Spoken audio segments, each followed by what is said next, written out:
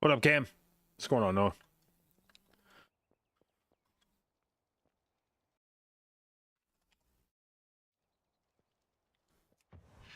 All right, I think we're supposed to be doing PTR keys, sort of as a group today. We'll find out.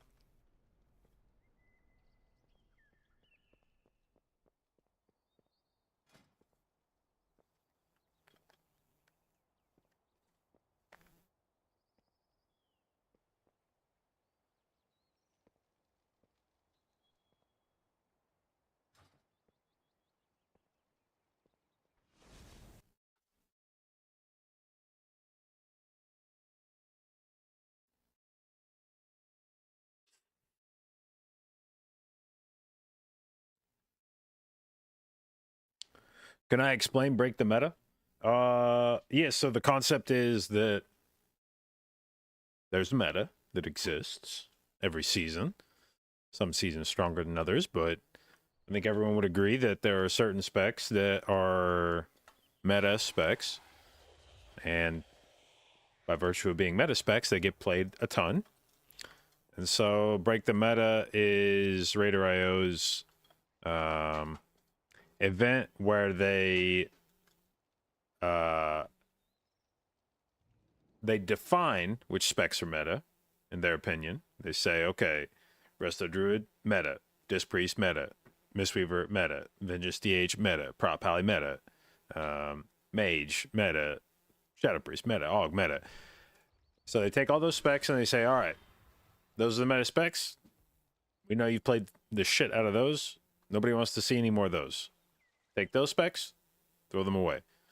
The remaining specs, so things like Holy Priest, like Holy Paladin, Resto Shaman, Guardian Druid, the stuff that you don't normally see played, Raider IO says, all right, we're going to do an event where you have to use those specs, the off-meta specs.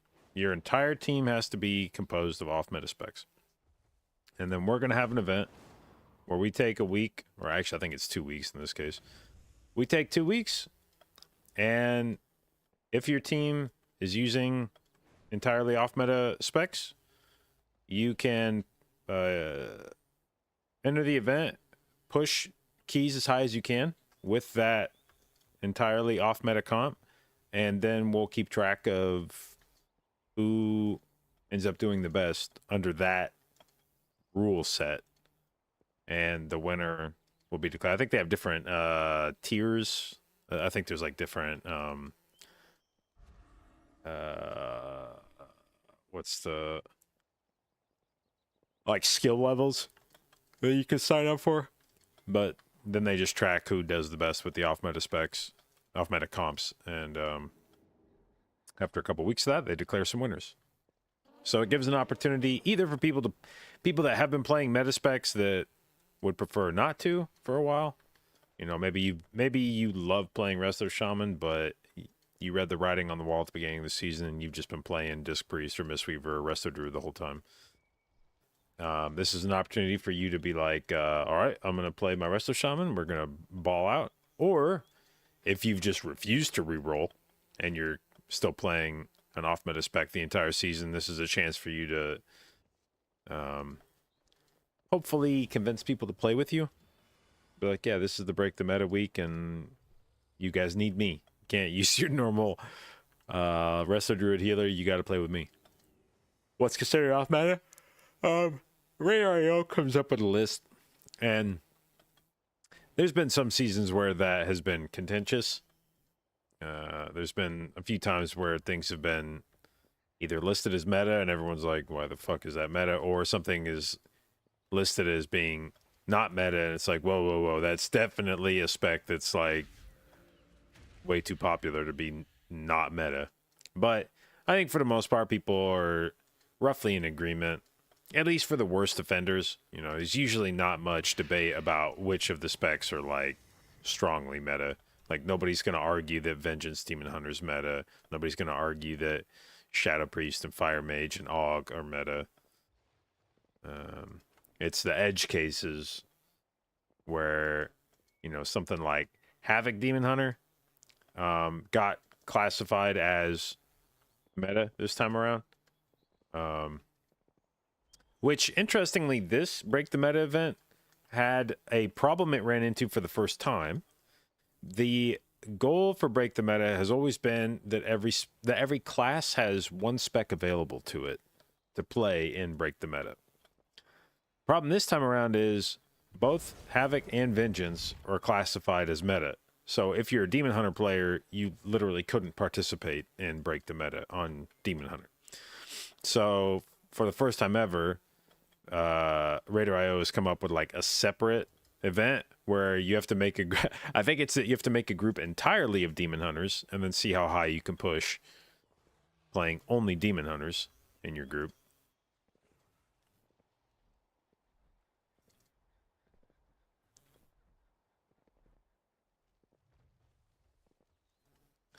What character do I think I'm gonna play for season 4?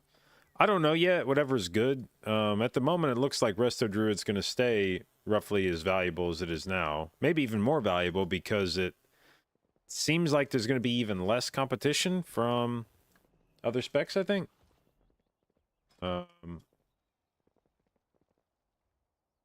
It seems like there will be...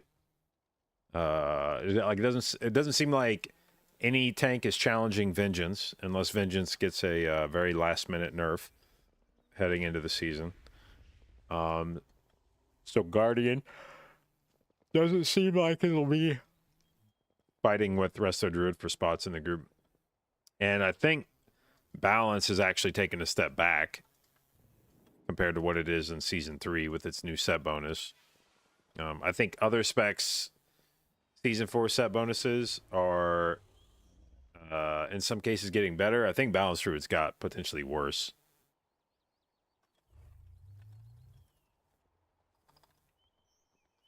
And then Feral is Feral. So I like nothing really changed for Resto Druid. With the spec itself, same set bonus, nothing got buffed or nerfed. I don't think any of the expanded trinket or weapon choices made much of a difference for Resto Druid. It's not like we got access to a trinket from season 1 that's like game changing for us. It's more or less like it's season 4 Resto Druid is pretty much just a continuation of season 3 Resto Druid, but season 3 Resto Druid is very good. And it seems to fit in with like Resto Druid seems like it'll fit in with many of the popular choices this season for season 4.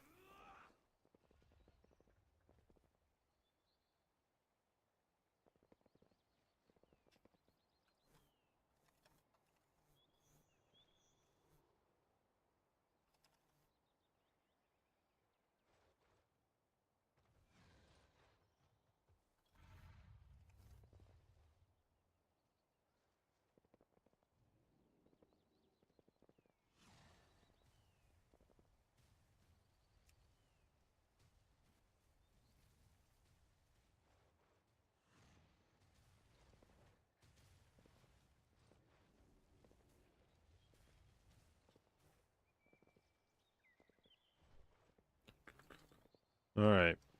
My group said that they're around, but no, I can't actually see anybody online.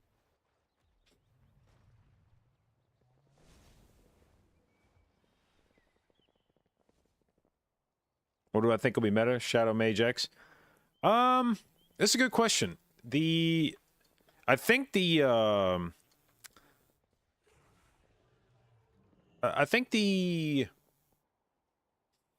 debate in the community right now is around whether Mage is going to get a spot based almost strictly off of like the value that it brings to the group apart from its own damage.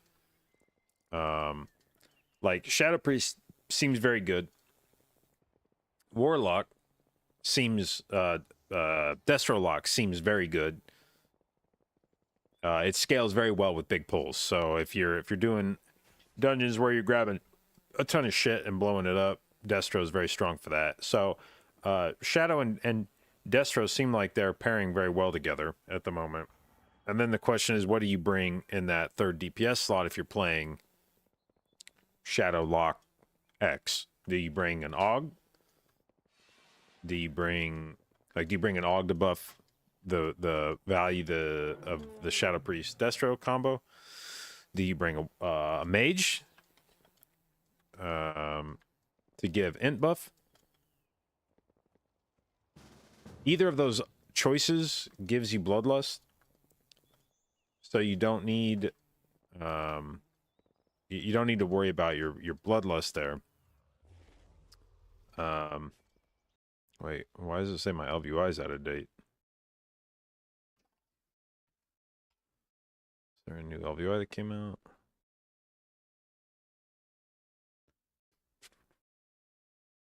LVI version updated on 4.3. I've for sure updated since then. Maybe I didn't update on PTR. Oh well, I don't think it's that big of a deal. Doesn't look like the changes were very big.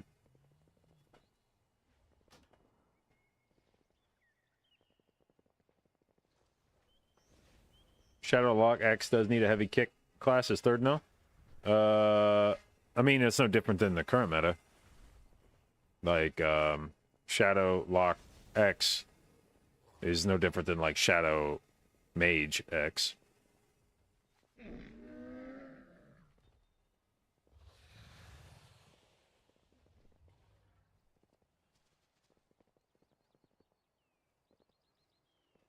Alright, our part of the goal for today with our team is to get Zev some experience in Season 1 dungeons, because Augmentation Evoker did not exist in Season 1. Also, I don't know that Zev played Season 1.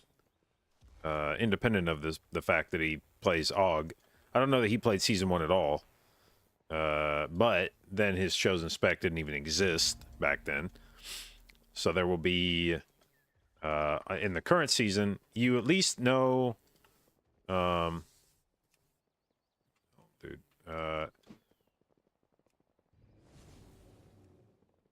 you've at least had a chance through Season 2 to see what Aug feels like in Brackenhide and Halls and, excuse me, not wait, what the fuck was Season 2? Sorry. It's Brackenhide, Halls, Nelth, and Oldemon, right? Yeah. Brackenhide, Halls, Nelth, Oldemon. People know what Aug feels like in those dungeons, but nobody ever played Aug because it didn't exist. Nobody ever played Aug in Nokud or Vault or Life Pools or Academy. So there will be some relearning. Now, Preservation Evoker was very meta in Season 1, so people probably have plenty of experience playing an Evoker in those dungeons. Evoker utility will not be a new thing, but specifically the things Aug brings to the group will be a different look.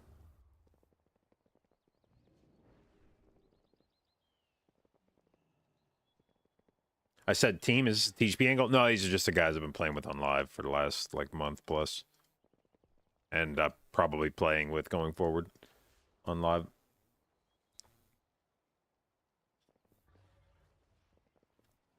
Have I dabbled with any other healers on PTR? No, I've been lazy, and I've been given little reason to think that I'll need to spend time messing with other healers. You know, my priest is ready to go on live. My Mistweaver's ready to go on live. My paladin has full mythic track gear. It just doesn't have the flight stones to put into it. My Preservation Evoker is my Resto Shaman's very neglected. But I've seen nothing on PTR to make me believe that I would need to put a lot of time into one of the healers that I haven't already put a decent amount of time into. I don't, barring some radical buffing and nerfing before season 4 launches, I don't really see a scenario where like Preservation Evoker or Resto Shaman jumps to the top of the healer ladder. And otherwise, I feel like I know the only other healer spec that I would need to spend some time brushing up on would be Holy Priest. If that became meta, my priest is ready to go. I just haven't played as Holy this expansion. But we spent a lot of time playing Holy at the end of Shadowlands, and when I've looked at what builds people are running in keys on Holy Priest in Season 3, it looks like it's actually fairly similar to the playstyle from Shadowlands. It didn't look like there was a lot of points invested into the AoE heals. It was still a lot of single target healing. I'm sure there's some new systems that would need to be... I'd need to get the hang of, but it seems like the spell selection would be similar.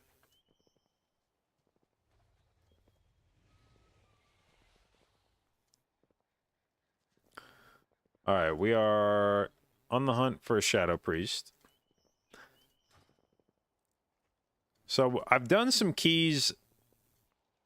I've done several keys on PTR with this comp, except Mage instead of Augvoker, and then Shadow Priest is the third. So a bunch of keys with Mage, Priest, Warlock. What I have not really done is keys with an Augvoker minus a Mage. And hopefully we can find a good Shadow Priest and get some reps in here, see what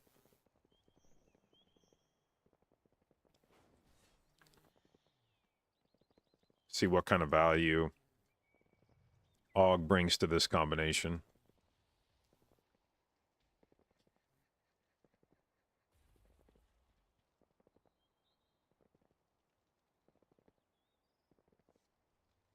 Isn't Holy Priest getting some big changes coming to Season 4? They got changes already at the end of Season 3. I don't think there's anything slated to happen in Season 4 that hasn't already happened. But they did get a fairly big change here, like it was like 2 weeks ago or something. 3 weeks ago.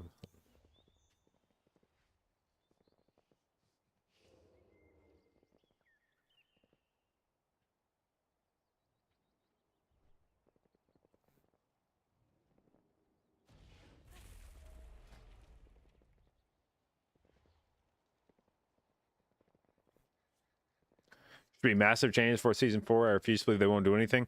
I don't know about massive. I would expect some class tuning, but you also have to bear in mind that we're probably looking at a War Within launch. I think Blizzard is on the record as saying late summer.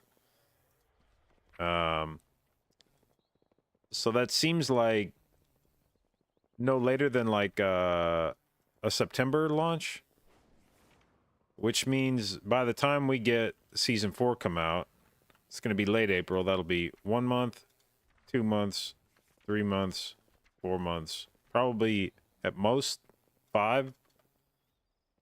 And more likely it'll probably feel like 4.5 because you're going to get the pre-patch at some point. For practical purposes, this will probably be like a 4-month season. I don't know that Blizzard gives a shit, to be honest. I don't know that they fucking care. And in this capacity, not that I'm a huge fan of them just, releasing reheated content and trying to pretend like it's a new season, but doing a big ass class shakeup in Season 4 for like 4 months. I mean, is anybody really even gonna give a fuck?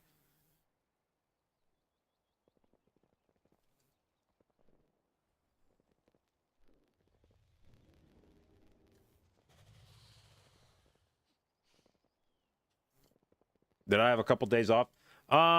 Sort of. I didn't intend to take days off the last 2 days, but I sat down and went to go find a group, and literally, my friends list on Live has not been more dead the past few days. I don't think at any point since like maybe late Shadowlands.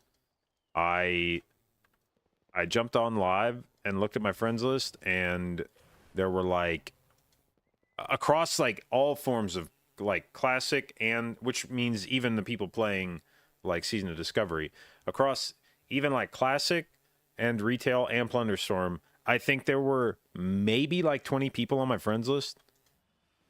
Like when I would mouse over my friends list like this, it would stretch down to like here maybe. And there's days where it goes like off the bottom of my screen.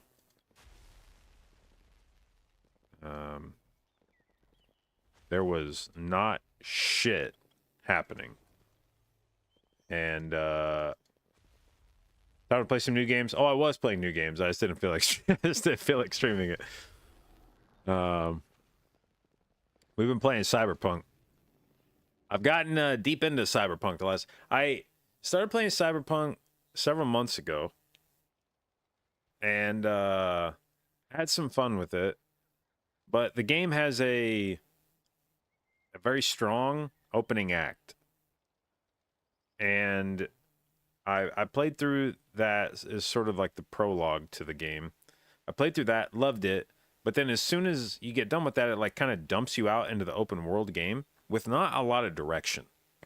It's just sort of like, here you are, figure it out. And when I got to that point, I immediately was turned off from the game a bit. I was like, what the fuck? I don't really know what I'm supposed to go and do right now. There's not a lot of hand holding. I was just sort of wandering around. And so I kind of stopped playing after that point. And then when I got the new monitor, then I picked it back up because I knew that Cyberpunk was a game that looked pretty good with, oh, cool. So we're not doing Shadow Priest, we're just doing double lock. Excellent.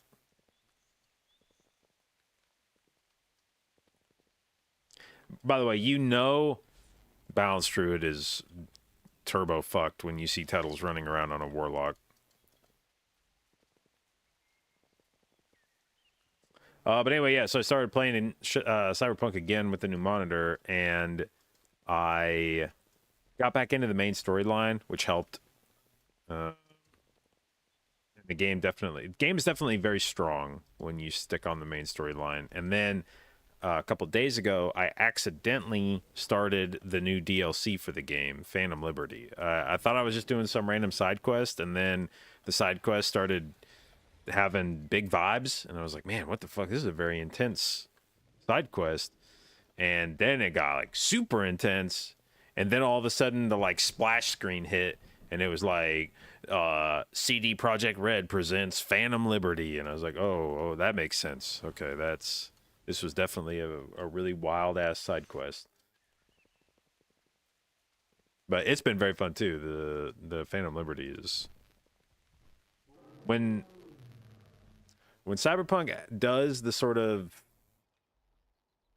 like on rails story experience. I really don't fuck with open world games that much.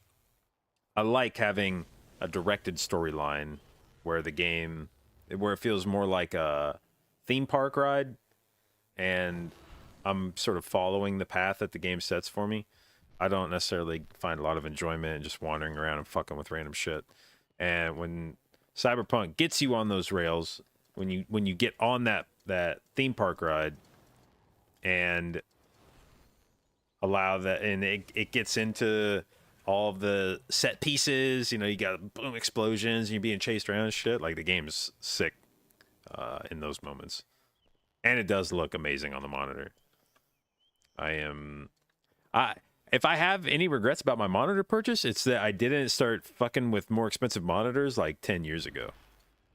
Seeing now the difference that good monitors make, I feel like I was depriving myself of an important part of my gameplay enjoyment by not having spent more money on my monitor sooner. All right, let's hop in Discord. Where is the dungeon? Hello? Anyone has the key, or do I need to buy? You need to make it. Oh my god! Then how do I do it? Oh no! There is an NPC. It says your key box, key, whatever the fuck it's called, and you buy the scrolls and you put them on the key. Yes, Why there's can I not teleport to Draken? It's that keystone map. Yo, J. Yes. Keystone Is that Bender. titles, JB? that is yeah. titles. Yeah. You should go play Boomy. Make him proud. We don't want to rub it in too much. Keystone container. Okay. Also, JB, we're discussing Yasma for next week. Mhm. We need two. I mean, I don't know. I guess we'll see how it plays out with 2 leaves, but it's either 2 or 3 leaves, and you don't need leaf on yourself for anything there, right? Like you just go bear and survive. Yeah, I don't think so. I shouldn't need it. So the idea is that we just rotate the leaves on whoever is getting the dot, yeah? Not to Sauron, the other one. We use our personals for Sauron. That way, 0 RNG and yeah, should be free as fuck. I know, where's the fortifieds? Oh, It's here. right before. Yeah. Oh, I got it. Yeah, I get it. I get it. Okay. What yeah, druid trinkets seem most likely best? It really depends on what you need from your trinket. There's good trinkets Okay, I'm so for good. different purposes. If you're looking for damage, the tome right now is like very good. Valorlos is still good. Augury's still good. I probably wouldn't use Beacon because Valorlos is just like better in every bosses respect. yeah. Gives you main stats, shorter cooldown. It does more damage What per stats use. do you play Zeph on Devastation? So Everything. the only time I would maybe ever consider Okay, using which Beacon stat would do you be want the most? in Brackenhide for last boss. If you needed 2 different on-use trinkets to kill totems, maybe I'd run Brackenhide Beacon is there. the- But yeah, I otherwise, yeah. First one to Okay. or Yeah, Rage Feather's I'm good. gonna put, So a lot of Narcon good different DPS there. You have trinkets. like If you're going for NPCs that give straight you whatever healing, stat you want, then 5% the stat sticks are good. Icon or Chromatic It's like, oh my Essence. God, right this now, is the Icon best. So you just scaling have is NPCs, it gives you ridiculous, stat, so yeah. you'd be using Usually it's Icon. mastery, But it's like 1.2k mastery or something. the Wait, I'm gonna tell you. the things that just give you Yeah, raw 1.2K stats are going to be really mastery. good for your throughput. And So then you if you're can looking pick for between like 5% survivability for each trinkets, stat then or, yeah, you could run Rage Heart 1.2K still, mastery? or Ward has been reworked. Ward of the Faceless Ire. It is now a 1 minute Okay. instead of 2 minutes, which makes it a lot more valuable as an absorb trinket. You get a lot more uses out of it throughout the key. And if you need a trinket that does more, or if you need a trinket that you can use on other people if they need to survive, then that's a good choice. Hang on. You made the key, yeah? 15 fort. Yeah. What trinket do we run around here? I guess, Tyrannical, just for the loose. If it's Tyre, we're gonna be dead all over the place, I think. It is okay. No, it's not okay. Trust me. if it's Tyra for what? If it's Tyrannical, we're gonna be dead all over the place. Nah. I don't know, when this key on Tyrannical in Season 1 was so difficult. Yeah, it Very was. still rough. But Now we're better. Druid has come a long way since then. Nice, yeah, I see. Although I Druid guess we don't die, don't but have a everybody dies. I guess we don't have a Shadow Priest, and I don't know the last time I did this dungeon without a Shadow Priest. It's Corrosive, yeah? Okay. Mhm. And I just start them, right? Oh, Yeah. And you click on the thingy. yeah. How wonderful. Something did it for me, some add-on. Yeah. If you have small wicks or little wicks, I think is in total. Alright, Zev, here's the poll that everyone nuts over in this dungeon. I don't. I'm dead every time. I fucking need this pool. I guess I bought all this, right? Yeah. Mhm. Magics of this place.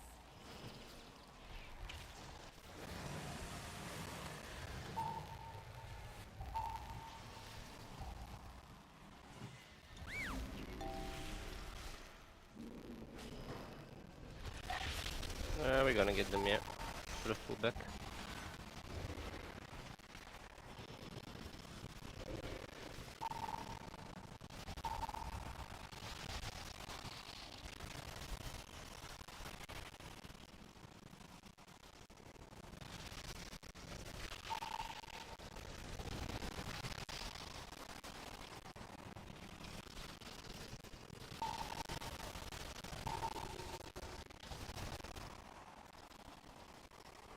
Does a pressing roar Invisible. drop all the stacks on this or only one? Probably all. I remember how Uh, it was in season 1. These skitter flies have a stacking enraged. oh yeah, I see. Do I even have? I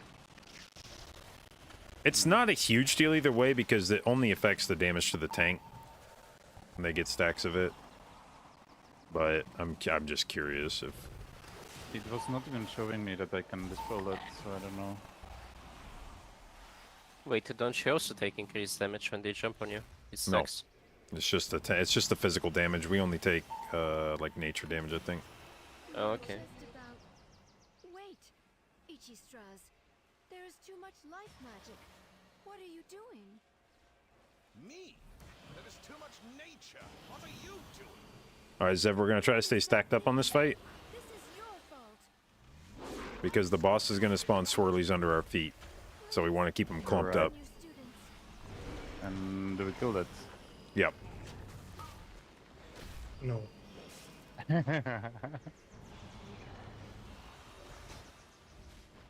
All right, stack now, and then go clockwise.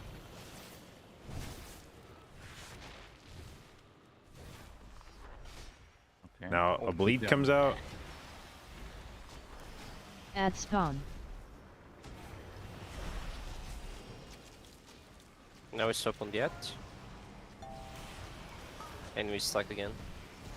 But now it's gonna spawn a circle and you need to stay inside to clear the AoE debuff. soon. Do you want to burst the big ads? Yeah, we want those dead as fast as possible. Kinda, yeah. And that's the wolf. All right, there's a big explosion coming now. Defensive. Okay. I don't have dispel poison, so Zev, if you It's do, okay. Oh yeah. Stack again. all right, that's the whole fight.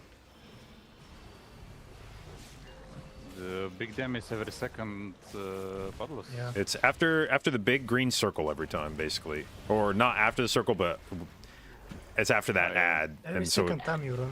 At spawn. so every time that ad spawns, we get this big bleed on us. Then we're trying to kill that ad as fast as possible because he drops a green circle that lets us clear the bleed, and AoE soon. then we're gonna get the big AOE, hopefully very shortly after that.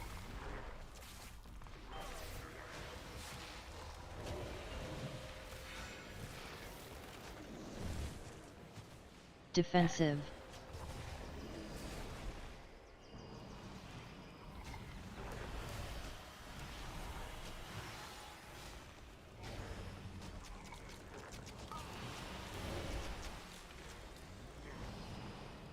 Now, the hard part about this fight on Tyrannical is that fucking ad just lives forever, and you basically struggle to kill him before the big AoE happens.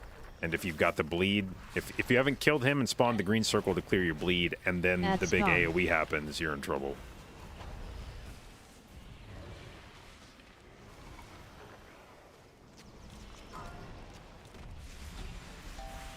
You AoE can just soon. play Dwarf and So I can Enjoy actually your dispel life. it. Is the bleed? Yep. My yeah, God. it's a bit. Invoker's broken again.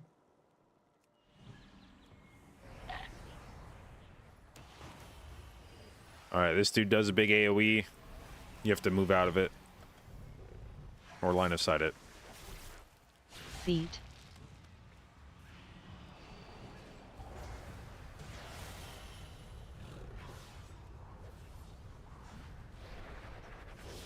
Feet. Also, we're gonna have to learn how to snap shit on the next platform.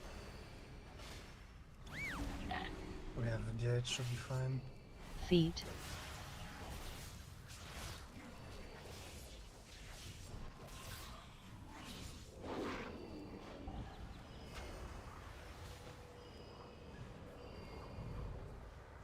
Yeah, we used to Feet. snap ops on this guy, but I don't know if we can still do it.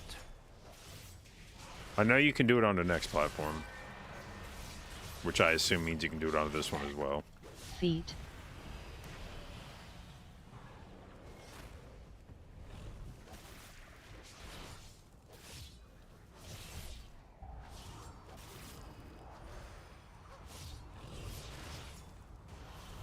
Feet.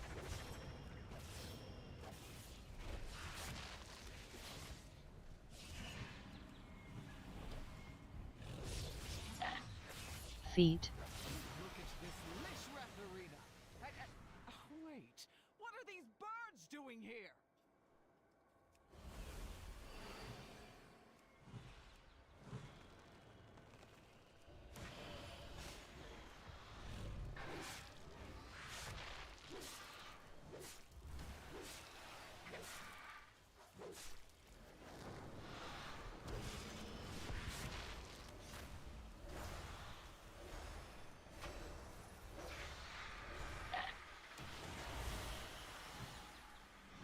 Can you bark me? Dispel. Evoke Hermit again. Okay.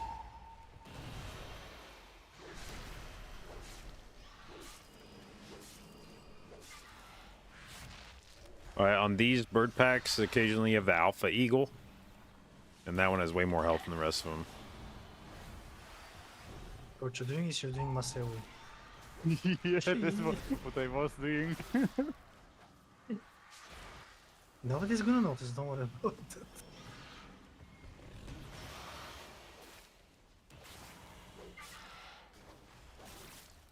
And then this next pack will have 2 Alpha Eagles, and then we get boss. Is this RNG?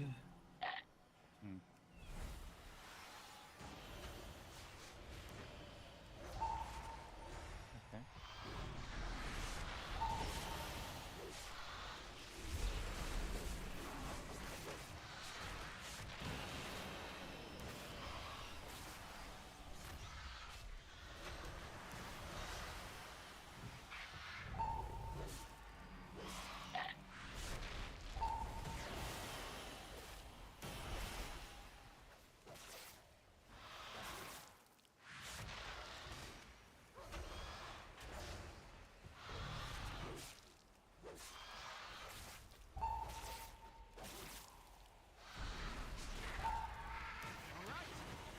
All right, this boss I will activate the goals for Lishrath does a screech every, I don't remember how often, to get her attention.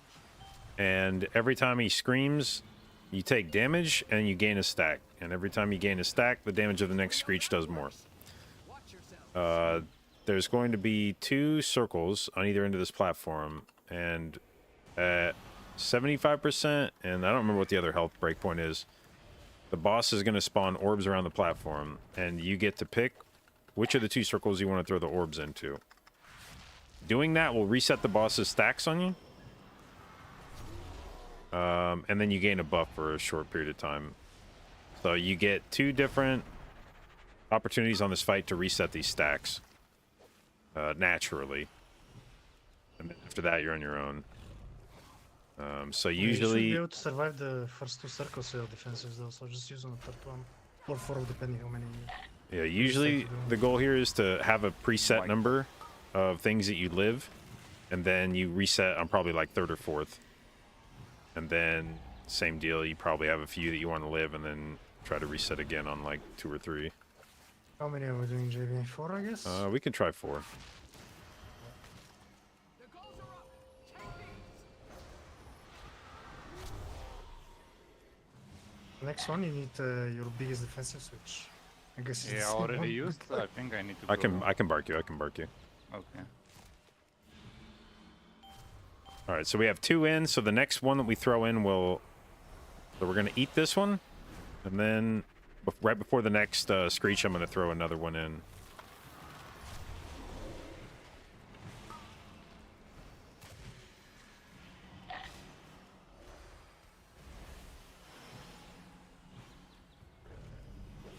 All right, throwing in now.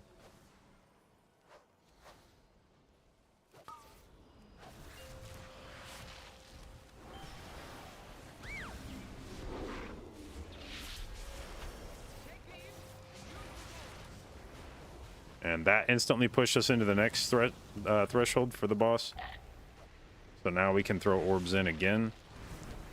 The next one that we do, so when we do the first orbs, when we do the first reset, it starts spawning fires. on the platform, so you can see that. So that's like the additional difficulty. And when we do the next reset, it's going to start pushing us around the platform. We're going to get winds.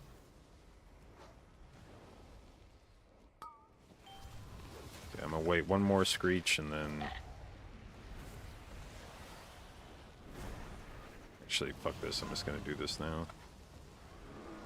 Alright, when we do the second one, there's going to be little balls that spawn around the edge of the platform. Those will give you a big haste buff and prevent you from being pushed around for a little bit. They don't last forever, but they're a one-time buff you can get. So try to find one of those balls and grab it. It'll have the little blue arrows over it. Oh, I took some other one.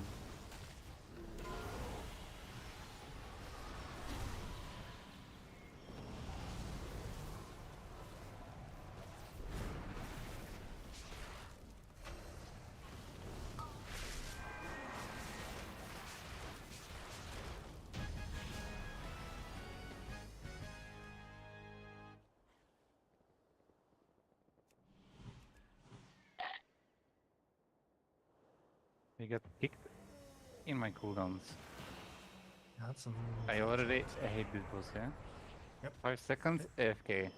Now imagine this boss with thunder and quaking. Mmm. Oh yeah. If you know, you know. If you know, you know. I'm gonna say. Alright, for this pack, this big dude, the Ravager, he's going to do a frontal. And you need to not be in it. Frontal. There's the frontal. He jumps on the furthest target, so what I'm going to do is stand over here and you can LOS it and it basically breaks him. Professor Max Dorman is almost ready for lessons. Do Frontal. I'm getting deleted. needs assistance with. Stop. Deschnacht. Oh, Yeah, that we need to stop. I guess I cannot solo No, it. no, it's my Frontal. bad. No, I stole the first one, but I don't think I can solo it. Keep an eye on it.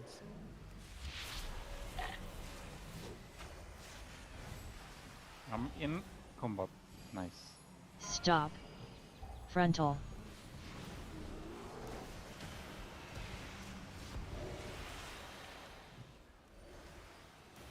Can I buy some funnel boys? Or pride damage, I mean. Frontal.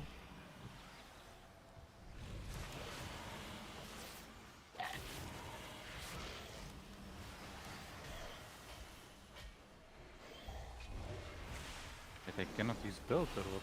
Oh wait, Frontal. I'm in combat. You combat with this guy, I think you cannot jump the platform.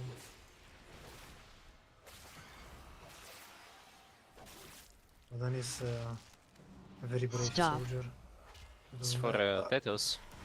Frontal. But I don't know how you we're can gonna from line this here. side. No, you're not. I was gonna eat it. Like brave soldier. Can I line on these? Frontal. Look at these boys. Stop. What's done? Boom! It was the Ravager or what one was that? The mist, Frontal. there is a scepter guy in these packs that casts an ability that we need to stop. It does big damn. It one did that much? Yeah. Yeah, it's Stop. so much more. Frontal.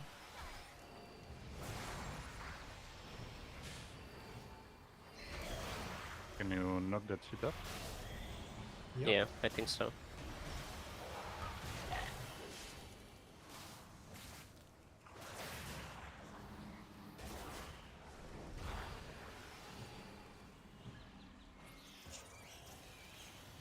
What's causing mirror images? Yeah, it's my trinket tome. We just lost boss. I can Or- just whatever. Okay, I lost now. It's a big boom for the boys.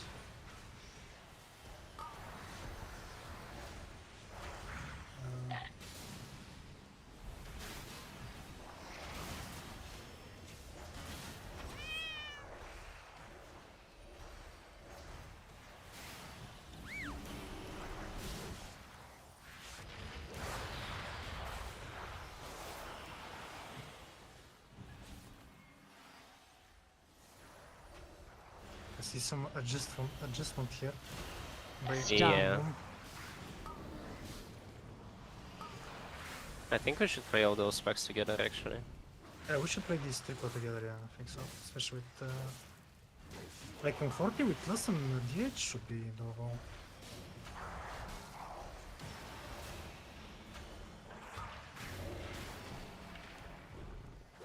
Stop. Or coil.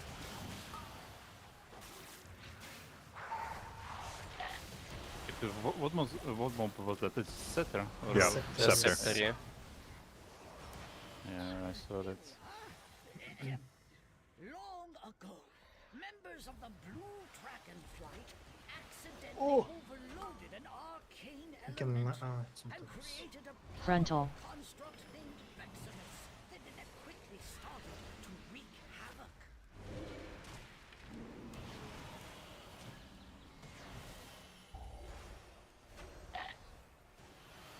Frontal.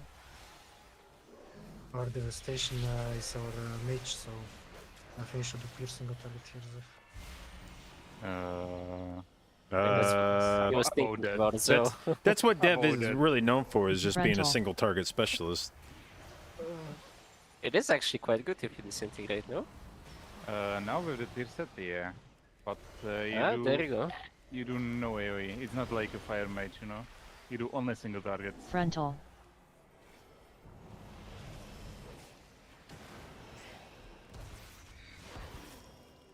I mean, that's how you learn the key like that. That's what you're supposed to be doing.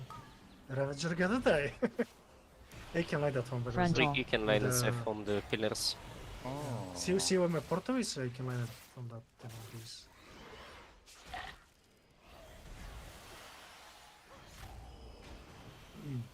Look at this professional American player. there. Frontal. Oh my Look what I can do when I have 38 ping. god. Okay. I mean, if we start dying with this fight with 38 pink,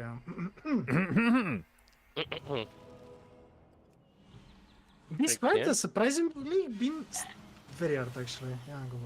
Surprisingly, I the mean, it's least still hard, surprising yeah, like- thing. Okay, I agree. It's just the fight is fucking hard. 3 seasons later. Do we soak that? Yeah, we don't want the Make it- orbs. If the orbs touch the boss, they explode and deal damage. Thing is, when you soak it, and if you get the bump now, you're gonna take 20% extra damage for the bump, but the bump kills, basically kills you. Yeah, that one. Look at how much damage you're taking. And eventually there is an overlap and you eat dig, basically. We need Mr. Petals to bust out the Defensive. spells, ideally. The overlap is preventable. You just let one. Yeah, you read the first one. I know.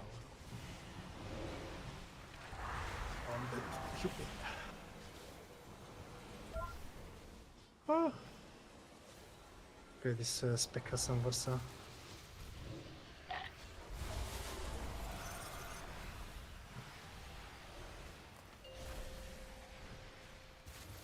And when you have the bomb on yourself, you don't want to soak anything, because you're just gonna die. Might be that. Oh god, dude. Oh, I don't have Yeah, fucking 38 health ping. pot bound. Defensive. Why not? That's very weird. Oh my god.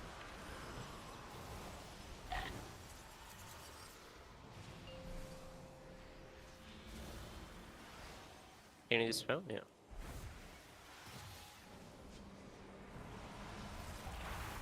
Oh my god, stop uh, selecting me, dude.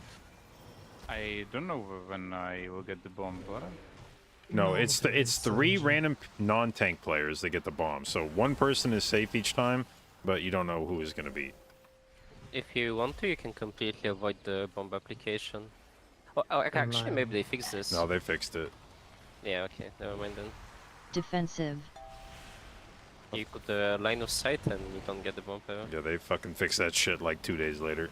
One day, yeah. not tank, so This is like going in? all of them. The orbs, yeah. Kind of.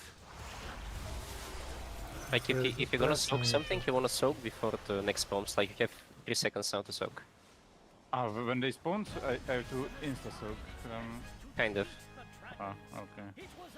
I mean, that way probably you don't have to think as much, because if you have a Warlock or Priest, which you're gonna have, very likely they can just dispel these. So they would soak for you. Or they would dispel. Maybe, actually, no, I don't think you can dispel it yours. Alright, Stop. we got a scepter here. I stunned the first one. I'll see if I can do so long, but I'm not sure. Anyway, I can. It's fucking 30 It's seconds. okay, I can stop it. It was just yeah. Stop. No, it's 5 seconds, so if I cannot. Oh, I maybe can, with the curse. I can settle that. No, but I can with the curse actually. With the curse, I should be able to solve it.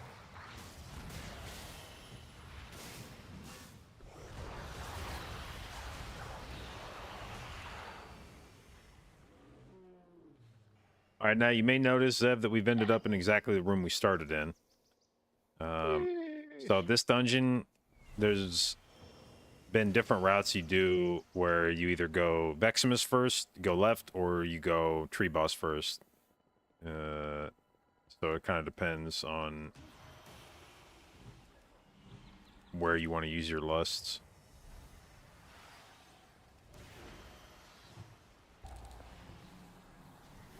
Alright, these dudes do a spinny thing that hurts like crazy.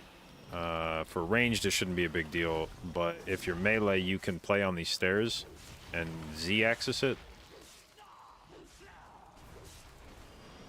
You can stay on the bottom of the stairs and circle around each other, like the spin.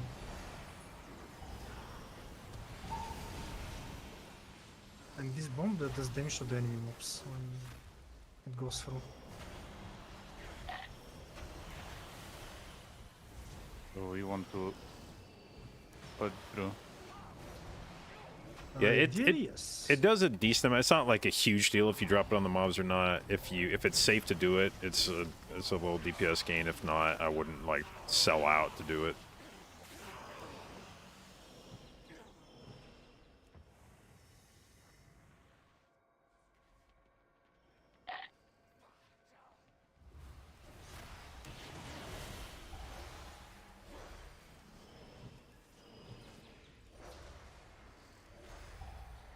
Ideally, we want to go on boss with those guys. Daily you I have mean, I a can priest, so you scroll. can steal the evoker and give you haste. Cross needs kicks the missiles. Yeah, that might be a problem, sir, actually. Don't No, rush. okay, don't not rush, for it, don't go. not for it. Because we actually don't have that many kicks.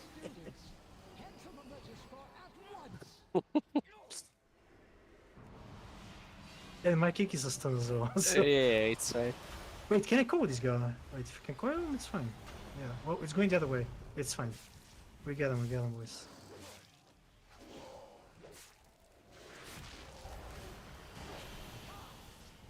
You can go now, I think.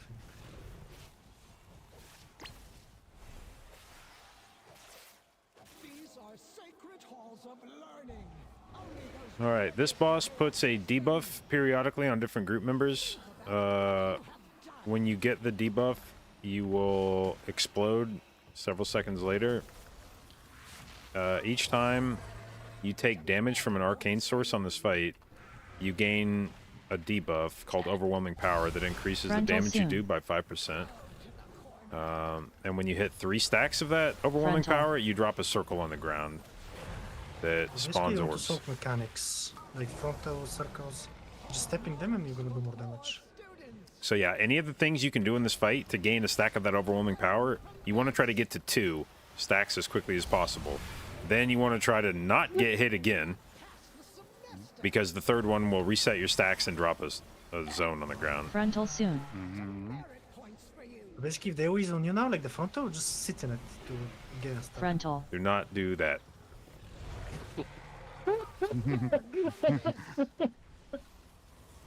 But what do you mean? It's What do 5% you more mean? Damage. Hello. What do you mean? It's damage, and it's his damage now, yeah. I don't know, I was just bloodlust.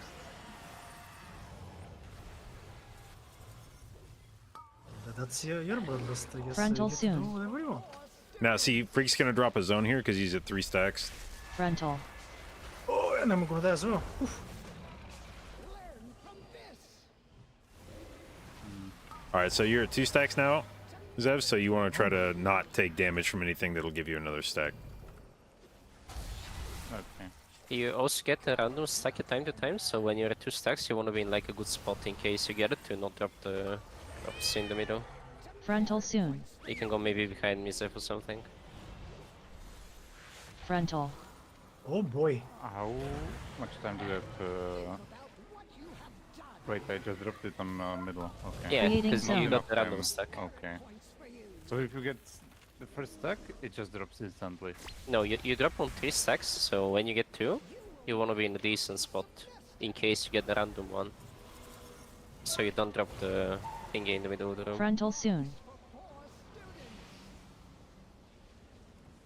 Frontal. This boss can.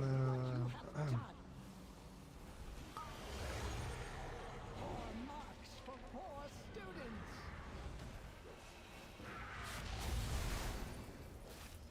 You will not pass the semester.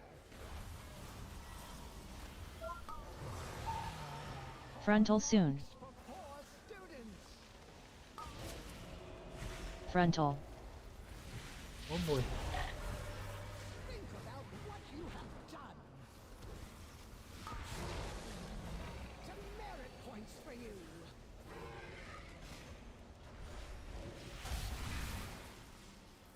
You will not pass the semester. Frontal soon.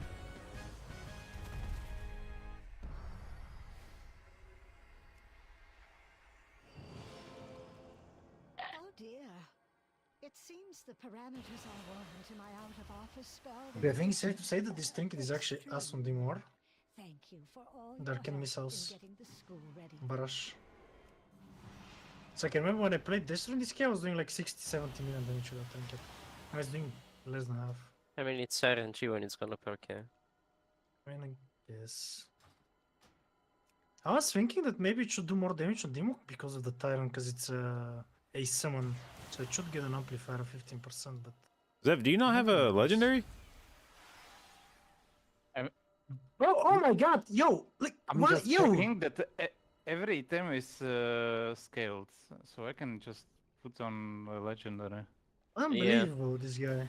You don't doing care less about damage item because level, I'm- just get good stats and it's gonna get scaled up when you enter the key. Mm. Is there PTR Okay, maintenance what do you today? wanna do I have next? no idea. What was in season 1? Azure Vault? There's no Yeah. Kud, there's Azure Vault, there's Ruby Light Pools. The last one, you're breaking up. I cannot hear you. I actually think Ruby Okay. Light Pools is chill. We got no Kud. I'm gonna make a key. Mm. Do I even have opens? Oh, that weapon is on vendor. You can buy offhand in the main city. There is a PvP vendor. You can buy it from there. And it's not only PvP offhands, it's they have a bunch of different stats. Yeah, I mean, like, yeah, like all sorts of offhands are in the PvP vendor. Cutoff prediction? Fuck, I don't even know what. I haven't been paying attention at all.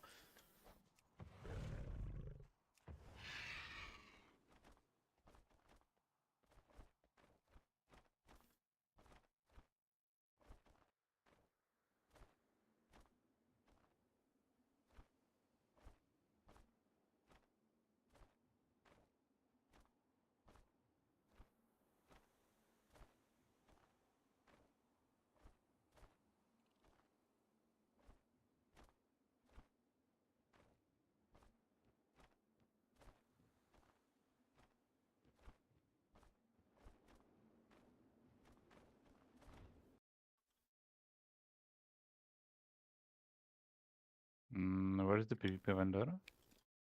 Should just be like right next to the. What city are you in right now? Here. Prevent? Look. Good. Yeah, it should be like right next to the Keystone guy. Oh, yeah, I yeah. welcome Onora's Oh. Yeah, yeah. rage. Oh yeah. When this the one. winds You are should set up your still, dragon riding I stuff, will Zev, because suspect you the need to play worst. in this Oh game. yeah, I need a health pot. Where the The fuck are my business health tree. pots? Shikar Yeah, I and have it, Omir uh, clans must Okay. rally to free her and defeat Balakar Khan. No, what I've been wondering then. Oh, it's because my all my Imbeciles. fucking macros got Thinking deleted. of, I huh? remember now. 2 minutes. I don't really care about the case even if I lose it. It'll be good. Let's go restock that. I don't know. Hmm.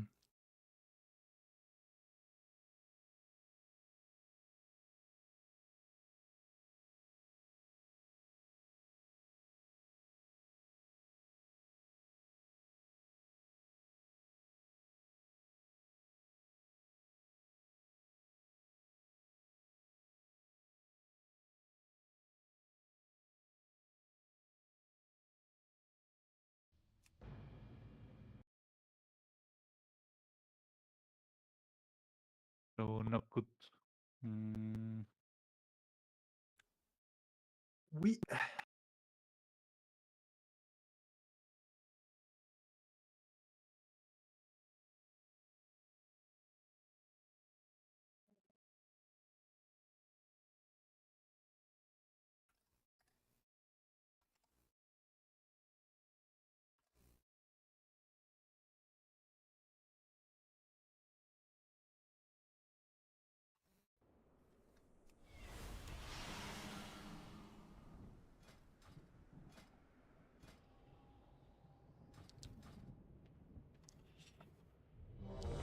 Oh yes, also, I was reminded in this dungeon, you can stand on top of the poles to stop the war spears, and anyone can do that now because everybody can use normal flying mounts.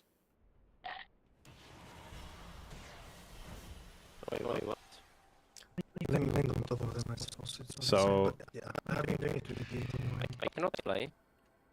You should be able to. It doesn't want to go. It goes for me.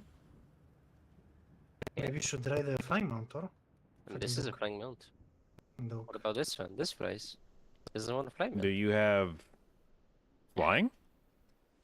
You should do your lore, dog. I guess. Look at this I mean, casual. I guess not. Fucking casual. What do you mean? I do have flying. Where do you even track whether you have flying anymore? All right. Yeah, that's content, boys. Oh, do you have? I mean, do you have the Pathfinder achievement, or whatever the fuck it is? I don't think so. Yeah. Well, I mean, it's Time to fine. get If it. you're ever gonna be going up there, we're gonna do it with Gateway anyway. So. Oh, I need to do this thing. I see. No. Okay, well, time to quest on retail, I guess. Well, instead of leveling Kata, I'm gonna be doing quests. Crazy.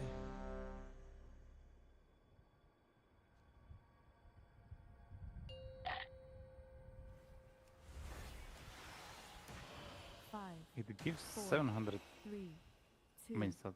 Shit. 1. And it's gonna give more when you like max level it, I think. Good.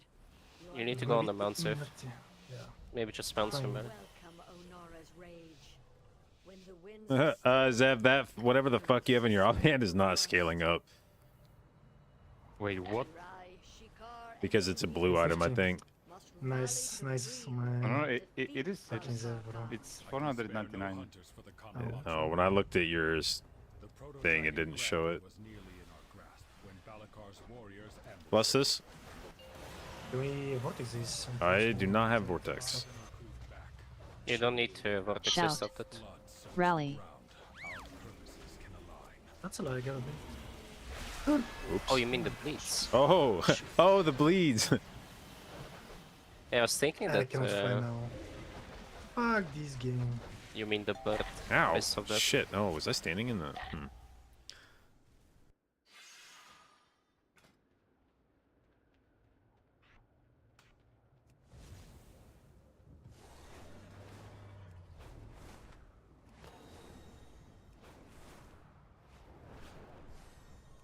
Can you dodge it while moving the charges? You can I don't know. technically. It charges to a spot, but it charges there very fast. So if you're like max range, I think Shout. you can maybe like cover out of it. On those spools, you want to do full wave reserve because it's All another right, training stack in reserve. melee. Wait, we don't even have a fucking war spear in Rally. here, do we? Shout. Can we pull more onto this, or do we need stops for something? Shout.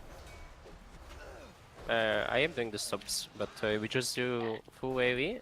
I mean, usually we used to pull this pack and... I'm gonna tag. I'm gonna tag the far pack Again. and see if it wipes us. Rally. They won't move. Yes, they will. They have, They do That's not cool. jump on us over here. no, Shout. they don't. They jump on the. You from don't the have step. that type Rally. of mobs on that pool. You have one more spear. Oh! I couldn't get the bird. What the something fuck? dead. God damn! How does this always catch me Shout. when I'm not looking? There is one guy shooting us from the outside. That's very unfortunate. Yeah, we cannot get him in. I know. Actually, wait. I cannot place my circle here. What the fuck? Wait, maybe if I outrange? Ah, but I need to kick now. I need kick. Oh. Yeah, I got it, I got it. I mean, I cannot walk the guy in yet. I know. Let him shoot it. It's fine. Shout. I think I can I get can this. move on top of him. I think I can make this guy run in. Rally. If I could place my portal up here, I could have went in and just coiled it. We want to stop the call. Shout. It's distribute the shout. That one that you need to kick, and there is a horn sounder. I think it's called. Yeah, You need to stun that one or something to Shout. not I can- empower the party. just do the Rally. kicks. I am sorting all the stuffs on those pools. They're so good. As Vengeance, you don't need any help. Yeah, I'm not playing without Vengeance this season, eh? Just like, Just Well, like we're not playing without Og this season. kick them up in the back, eh? All right, this is another pull. Another Shout. gateway. Stack in melee for this one. Shout.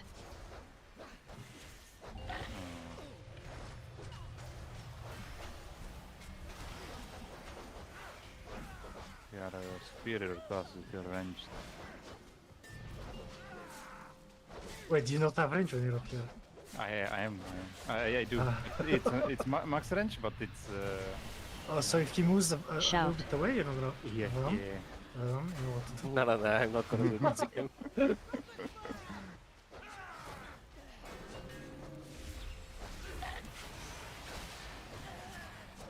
I think I can pull other trash over to this every time. I'm gonna try it.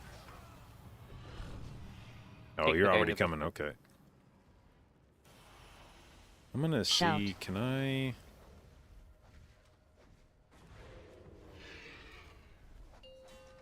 Rally. Or Jiggy just flew up there, yeah? Got it, dude. Like, Shout. Yeah, I know. that's fucking cheating, bro. Like, You can get on a fucking mount and do it too. I mean, combat, I cannot, like, in combat with the previous. Yeah. mod, Well, you that's know? because you Shout. chose the wrong race. Kick the guy. Oh. But yeah, all those pools are just Rally. full AoE on anything but the big mobs. And you chain fast. You change this, yeah, the big one. It's like in reverse. Shout. The caster. Once. Yeah. Yeah, the Yeah, casters even- you don't focus, you DPS everything By the else. way, if you ever have any good tech and titles in your group, don't show it. That shit's gonna end up on YouTube fucking 15 minutes later. Kick this guy. I mean, luckily we're not on the same region, so it's not gonna happen. Shout. But then come like slightly closer to me. Uh, I don't can you know. hit him there? Yeah, I just don't know if the war spear's in range. Also, Zev, care behind you. Yeah. Damn, I cannot hit. Oh, shoot. Wait, Okay, I this can is not- move it yeah, faster, this- 1 sec. Yeah, wait. We can make it happen. Shout. Cheating What about class. now? We're just cheaters. We're fucking Yeah, cheaters. I think so. always. It's just a matter of whether or not the war spears are in range to like Wait, jump but- on us. Yo. Yeah, okay, well, that works. I jumped, just jumped on one spot and I fucking fell. Haha. I don't like this. I will dispose of the outsiders myself.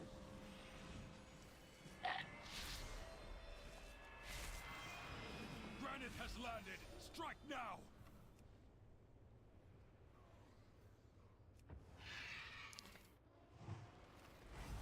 All right, now this boss, Zev, we attack it. It has basically a phase it keeps doing over and over. It summons this saboteur. That saboteur is going to run to a ballista. I'll stand it. If it reaches the ballista, it's going to start casting a spell that disables the ballista. That's bad because we have to use the ballista in order to stop a boss AoE that's about to happen right now. And I needed to heal you up more. Oops. I was gonna say, did you guys notice that JB is explaining healing mechanics to DPS? So confusing. Well, it's not a healing mechanic. You have to kill the saboteur. That's a DPS mechanic. That's Just tell him hit this. He's a simple-minded evoker, you know, like he doesn't understand complex tactics. Yeah, what he said, all right. So the first time that an ad comes out, we're gonna get 2 AoEs because it's not possible to stop the first cast. But after that, if we kill the ad each time fast enough, we should only take 1 AoE, and then the ballista should interrupt the second one every time. So you're gonna take this AoE, then the guy should die, and then the boss is gonna try to cast another one. Moving too fast or something, did you notice? It's just not slowed. Can you slow it with Yeah, I'm slowing it every time. Also, no, he's mega slow. if your group is god He's gamers, spinning. you can just CC the saboteur and not deal with him. The only thing that matters is that he doesn't get to the ballista. The easiest way is to kill him, but you could also just keep him CC'd forever. JB, do you remember? Like, do you actually know what to remember? Do you know how? Like, what was the double barista? Don't hit this channel one. You said to was? spam it, but they fixed that, I'm pretty sure. Can you- Like, we were doing it last week of the patch. Oh, Do you maybe. have sleepwalks there? Nope. Okay. I don't know if it works on those or not. It does. They're humanoids, I'm pretty sure. We can route the next one. Oh, Okay, somebody broke it. this It one doesn't doesn't really matter. matter. Yeah. Yeah, it's this okay. one doesn't matter. It's already used the top ballista. I tried spam clicking it and it didn't do a second shot. Or just on this guy and I mean, you can let it go through process that. But yeah, usually you play like 2 or 3 ads and then you just CC them until All the right, end of the mount fight. up. After every boss, you're gonna mount up in Dragon Ride. after the pack you're gonna mount up, unfortunately. And remember, you can use your vigor recharge ability for more dragon riding in here. Oh, he hasn't played Team Druid, doesn't know about it. Yeah, I've asked OP if I can join next week. Join Tinderwood. Yeah, because I've not killed that shit. Oh, I was memeing. You actually have not. Oh, Nope. So Defensive. Cross needs kicks. I can do next These orbs on the ground I don't give know. I don't know. I do. give damage, and Say no the more. and picking them up refreshes them. You should probably assign one person in the group to Defensive. get all of them.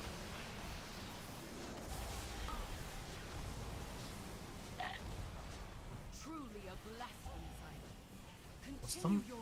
Oh my. Wait, squad doesn't work on this guy. GG. Mini boss. Wait, damage increased. And we need 5%. damage. We need Huh? kick. Exactly that. Defense. I don't know.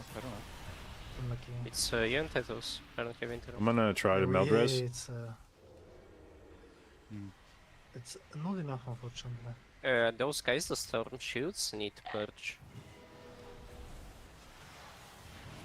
Titles department. Okay, welcome back, If the Zev. shield, if we don't break the shield, it explodes at the end.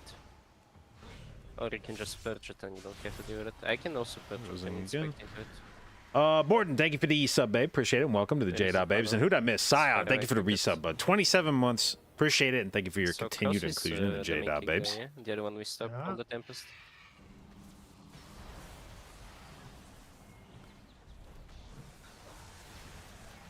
Defensive. So kick next.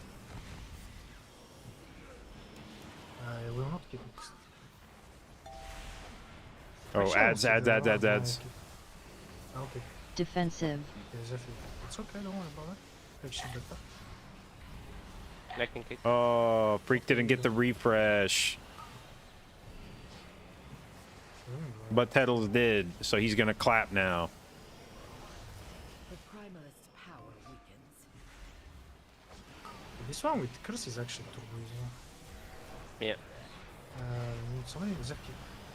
I got it. She don't have a kick here. I can kick. Zerk has a kick. Yeah. Cross is too many kick rotation, by the way, so... If you have too many... Yeah, but I think with curse you can do it with the range as well. Yeah, with curse is going to turbo easy this. But Warlock is getting nerfed next week, so... Yeah. We're gonna nerf the Destro and just look at Demo. Actually, maybe we can try me and Zeph on the big guy. Let me mark. Okay, I'll curse it. Okay, so we pulled. I kick. I'm gonna kick back, yeah. Okay. Because it will not. Defensive. All right, orbs are coming out soon. My kick. We kick last milliseconds of, yeah, of course. Me? Or... That was kicked. Defensive. Actually, I don't know if it's enough.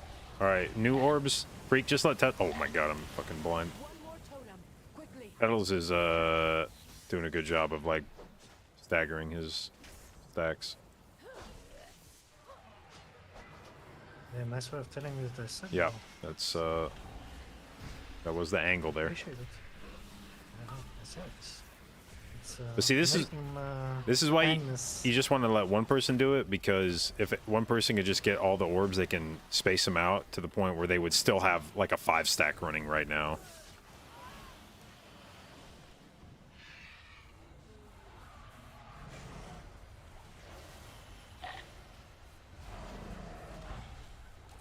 I hope he purges here, because I'm gonna win trouble.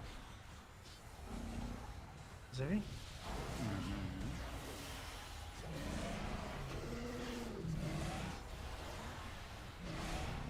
Me? Okay, you kick. Yeah, because it's not keeper. Just go.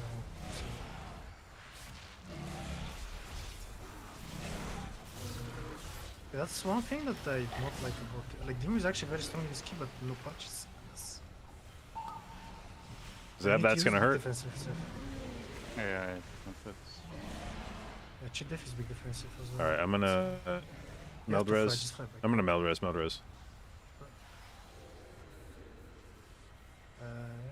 I'm gonna keep next.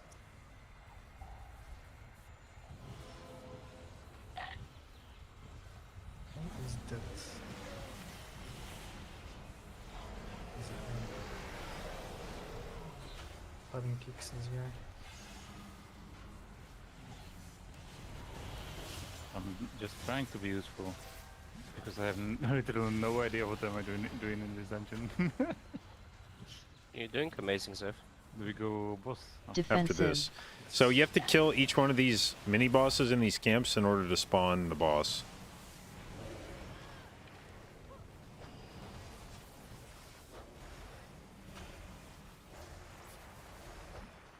All right, see, Defensive. Tuttles is being a bro now and letting you take all the orbs. I shot him the second one for him. And let him on count now. Okay, someone gets the Just, refresh. I'm not sure. What I'm not sure about is if you stagger these enough, if you can take these into the can go into boss, the boss. and refresh a stack off the boss. I don't know if it's the same debuff, or Pretty if, sure it is. No, we can kill the other guys and but we kill the totem, which we like we need to kill everything else, but the totem I suppose will to happen like that.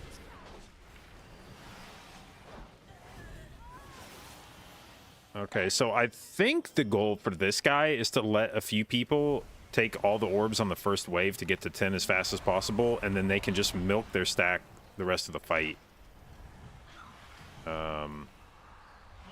And continue extending the 10. You just like take turns getting to 10 stacks as quickly as possible, and then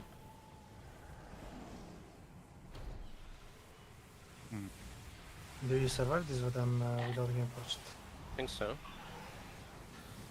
Otherwise you need to ask I that think was I'm the fine. department. If you hit them with the AoE Zeph, they explode. And you don't get anything. So in this phase, you wanna take an orb very late, and that's gonna allow you to extend to 10 stacks again the next time they spawn.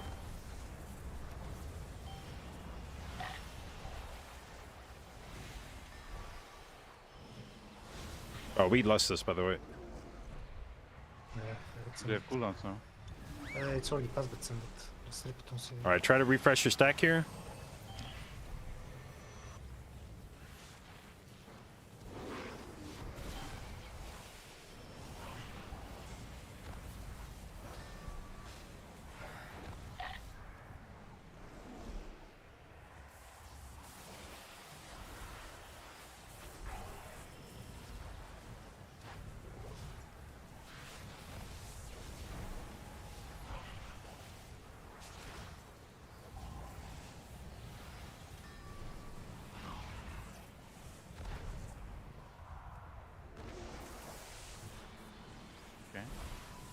Okay. Test if what's it called?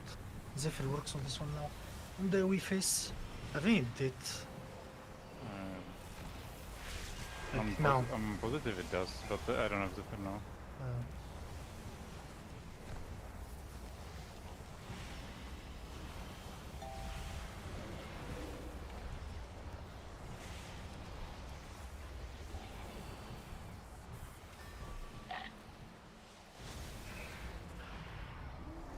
All right, this will be a tight refresh, I think. Fuck, I'm not gonna get mine. I'm so good. Yeah, this is the thing is if you can get a few people to refresh their stacks, that opens up all the orbs for everybody else.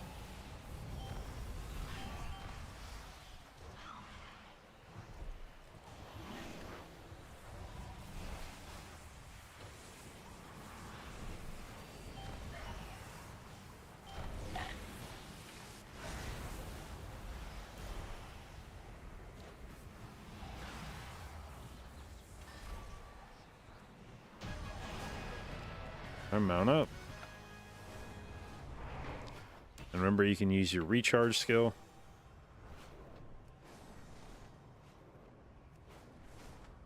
How did you die? Did you just drop? What happened? Why did you dismount? Clan Oh, Ukel has the phone. allied with Clan Nokud. He doesn't want to talk. They will regret It's over. that alliance. Wait, where do I? Desecrated the Okay. graves of our first Okay, so ancestors, Kos Tira needs and kicks Maruk. Zeph, and the Destroy these Uhunas grave robbers and need return the our stops. ancestors to their rest before they are Where forced is to the fight in fake? It's kind of Balakaz's far. He's Fine. flying back. All right, Where is- this area is the same as last area where we have to kill each one of these mounds. They have a mini boss in order to summon boss.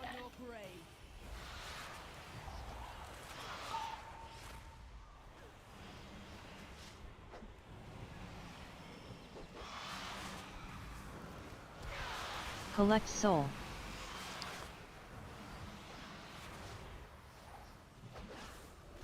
I had to take my soul, or? Yeah, you'll do Yeah, reduced damage until you pick it up.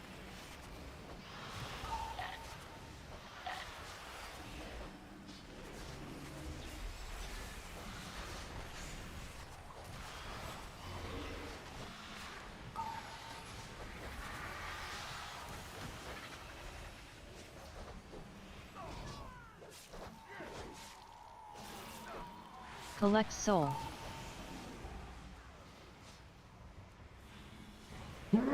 Look, The Pater is kind of hard though. Yeah, fuck it. We get it later, I guess. Again. I will stomp on your grave.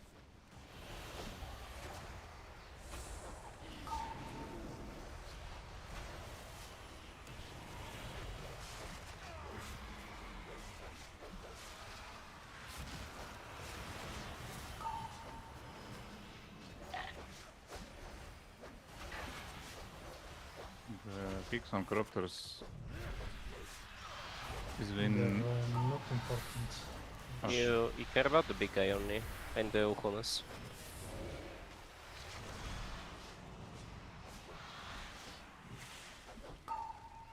The Raptors is only tank damage.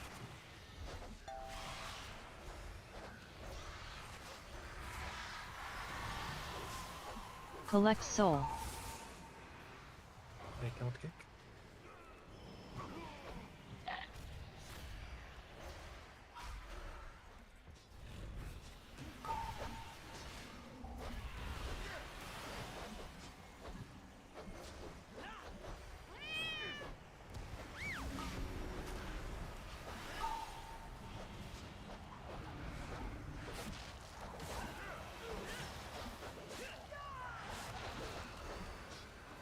Collect soul.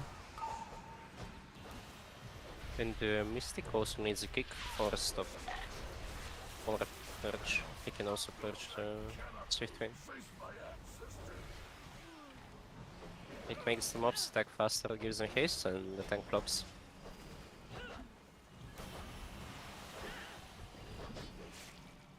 It's propaganda. Yep. That's a tank issue, yeah? We don't care about that. Yeah, exactly. You only have to care about it when I'm tanking, says Vadan. Yep.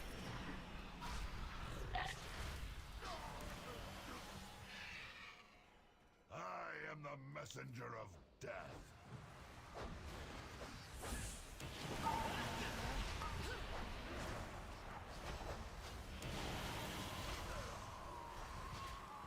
Collect soul.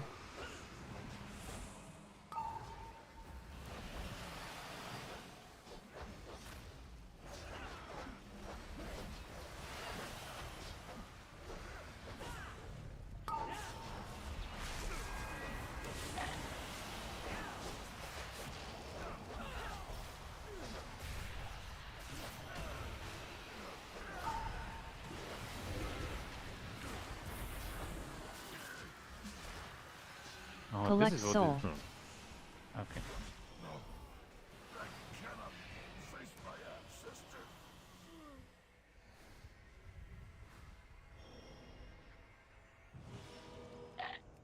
Engage, Vadan, engage. I am the messenger of death.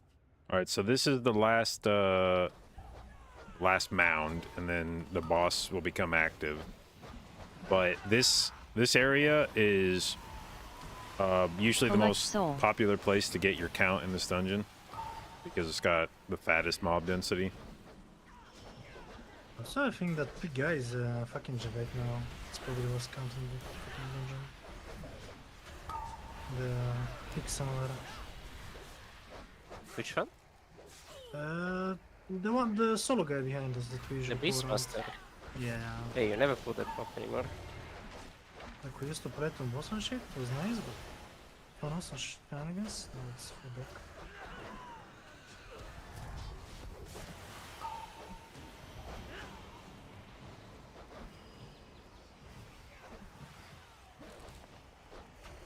Also, this boss has RP at the start, and it's not triggered till you get close to it. So at the end of this pull, you usually send someone, aka the healer, to get close to the boss. We're gonna do another pull now. Because like his cooldowns. And I think doesn't have cooldowns actually. Yeah, it doesn't matter, like don't look at my cooldowns, it's perma damage this pack.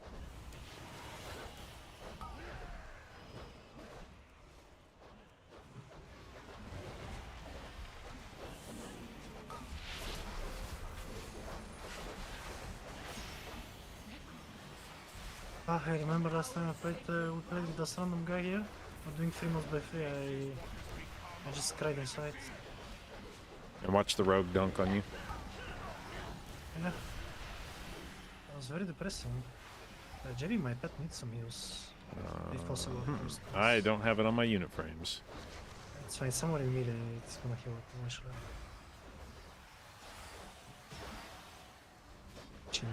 When the guy was playing Brewmaster, I don't think you can do those pulls on Brewmaster.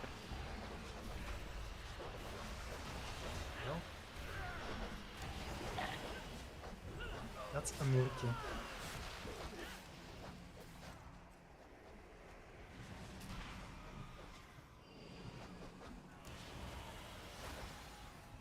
Just a tactical boost. All right, now this boss has a couple of deadly things. The first is that it just randomly shoots you with arrows and they fucking hurt. This quick shot. The second is every once in a while does a gale arrow. I think it's about once every minute, and that gale arrow does a shitload of damage. Very likely to one-shot you without defensives, or even with defensives sometimes. And you want to be stacked up with other range when it goes off because Gale arrows soon. here's the arrows. They're coming now, so stack up. Defensive. You need to use defensive right after if it's selecting you. Or like something to top you off. Okay, so those tornadoes went out, and now they're going to come back. So we're going to have to move from this spot eventually.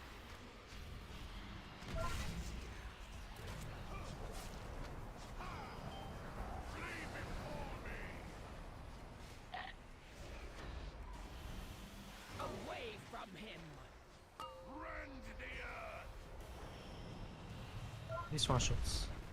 Oh, Wait, even the bottle? Okay. yeah. Yeah, the puddle you need to move out. But I'm pretty sure we used to not kick the knockback at all. So you don't get shot. Yeah, but eventually, like, it started doing less damage. The shot, the start. It was Gale arrow Alright, arrow soon. and 5. Stack. Stack on Zev because he's got shittiest range. Defensive. cool, actually. Fucking cosmetic was there. Why is it selecting you then actually twice in a row here? Is that just RNG?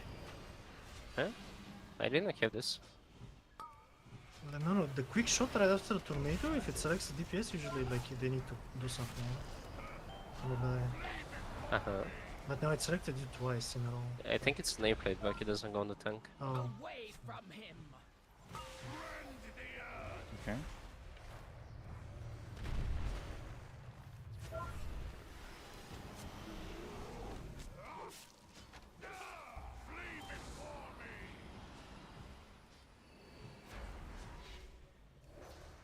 You ready to stack?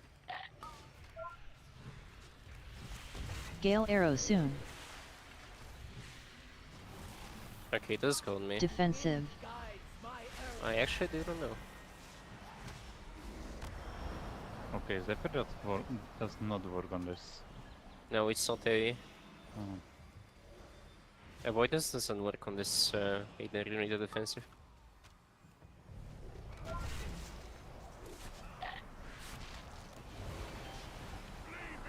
to explain this, Demo doing better to target than Destro Away from him! at times. Bro, I'm stopping this, I cannot cast. Implosion. Are you? Is it actually better implodes on 2 targets? Yeah, you have to. It's damage game. Alright, now we're taking a little shortcut to the last boss. My children. Normally, you would have to fly. There's like a force field thing around this last boss area. And if you try to approach it from any other direction but the one that we're doing right now, you get dismounted and you have to run in on a And normal die. mount. But if you land on this very specific spot over here, you avoid the lightning. It will dismount you very quickly after. You'll see what happens. So if you try to come in here from any other direction, it'll do that dismount to you much sooner than right now. But from this direction, you can get pretty close to the boss. Now, the last trick you got to do in this dungeon is when you pull this boss, he automatically tags these 2 mini bosses in front of him. So, if you don't want to pull these guys, and you don't want to pull these guys, they have infinity fucking Watch health. behind the patrol is coming and you need to rest some. Then you have to tag these, wait for the boss to get pulled, and then vanish them. So that we will need be. count, but we need to play them more. Oh wait, here actually, I forgot about it. Okay. Oopsie. Oops. Well, normally you would pull these guys.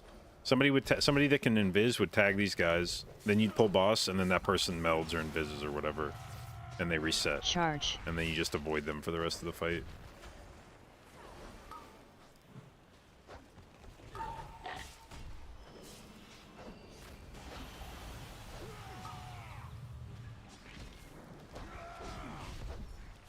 Charge.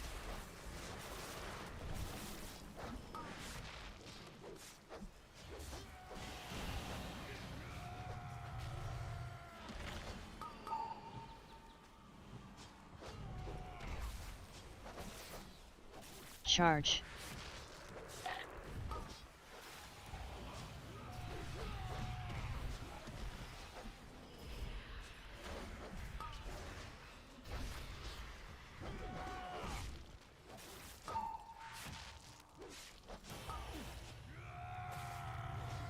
Charge.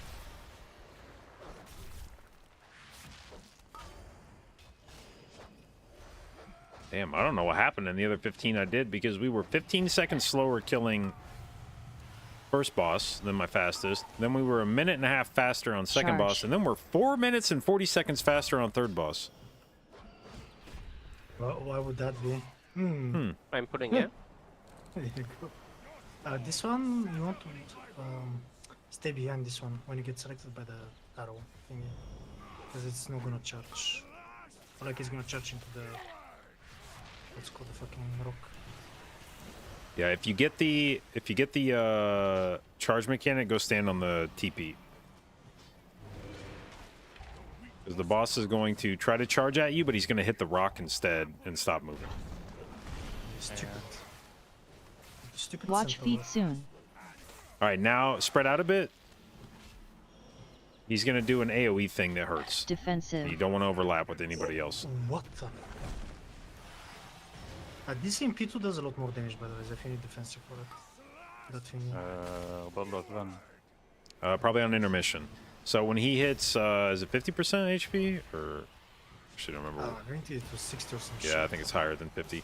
So at some health breakpoint, he's going to run to the middle and go invincible. And these 4 guys in the middle of their channeling, they're going to come out. And they're spellcasters, and they have to be... They're constantly spamming Watch feet spells. soon. They have to be stopped, either kicked or otherwise. And Defensive.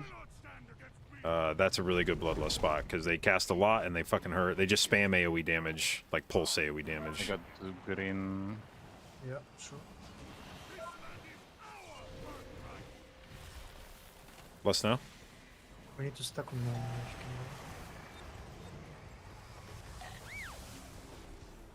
if you You don't need to do anything. I got them.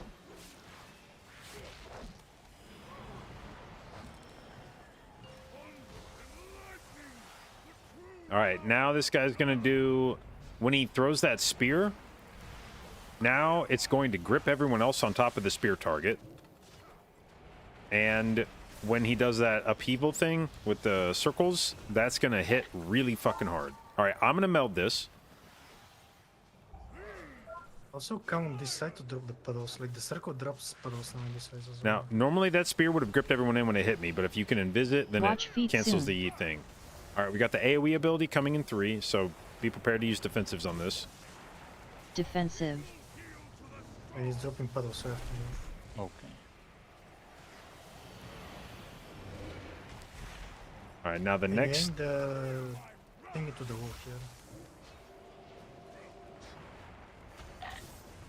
Yeah, same idea. Try to, if you get the spear, try to backstop him. Put yourself against a thing. Okay, Titleist can't get rid of this, so we're all about to get gripped. You need to run away faster. Watch feet One soon. thing you do evoke, so do Alright. that. Or then AoE thing in 3, so try to have defensives for that. The bark. Defensive. Yeah. And you needed it.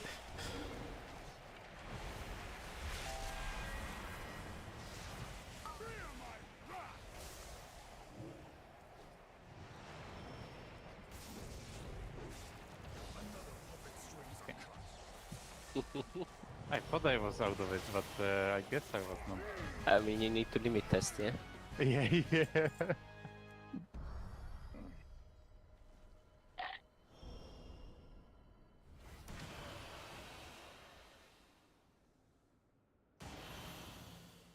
Actually, if you have somebody to purge around in this dungeon, I think Dim is better than Destro.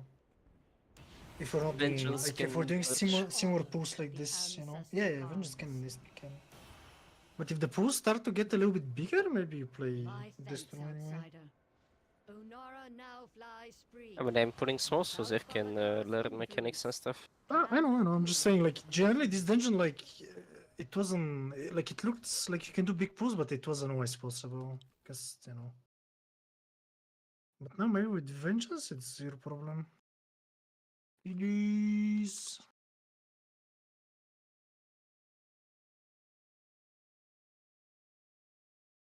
And unfortunately, that might be my last key, sadly, because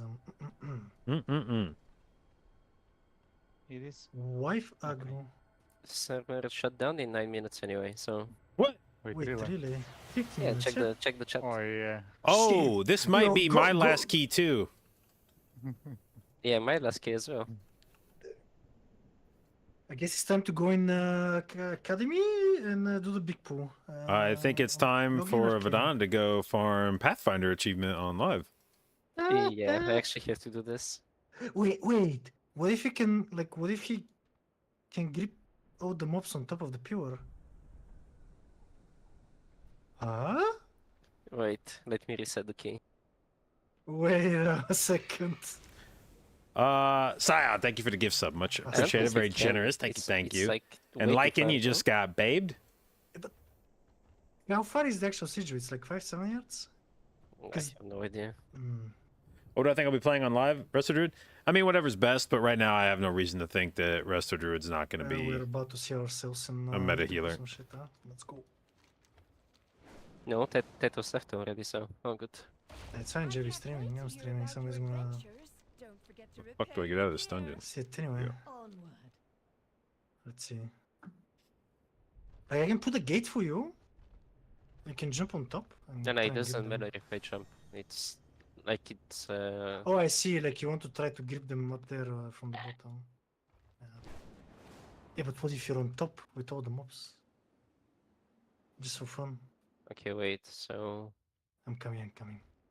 Do what must be done. We must retake our weapons of war and drive the Nokud yeah, back. they don't want to go. When granted Or do they just do the slow walk What thing? if you're our purpose What if you're up there? Try just Time go grows gate. short. Ride the Shout. wings of Well, now I don't have a Olympus sigil. to reach them quickly. I mean, you can just wait.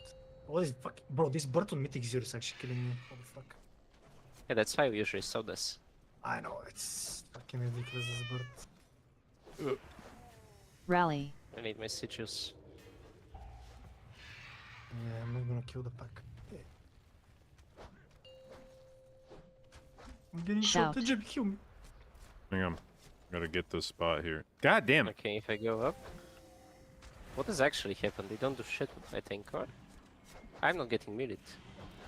Yeah, you're Rally. not gonna get melee. Like what happens is like the mobs are not doing like some of the mechanics when you're up there. So the problem is what And you if just anybody- can't Everybody do. else is closer. You just can't generate aggro from up there. Shout. I see it. I definitely Rally. don't think you generate that. Yeah. I'm tired. Okay, Shout. okay, listen. Vengeance they're really definitely cooking. doesn't work, but Rally. Blood Decay should be able to Oh give my! them. Login fast. If everybody stands up here, does it matter?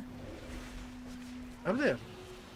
I mean, what happens is like you're not getting any of the mechanics here. Like you can get shot from time to time, but the circle on the ground doesn't hit you, and obviously the bird can go up. But If you have We're stopping all it. ranged, I wonder if you can just go up there and I'm pretty sure we can. Like we did it You season can, 1. yeah. And I think that's gonna be the play, so you don't have to Yeah. do with anything. And you can also, whenever it's close now with Vengeance, I'm pretty sure we can have like 2 packs near the pure kind of, you know what I mean? Like, so it's not always 5 mobs, but instead it's like 8-9 mobs, and we like you could pull from the dungeon that way.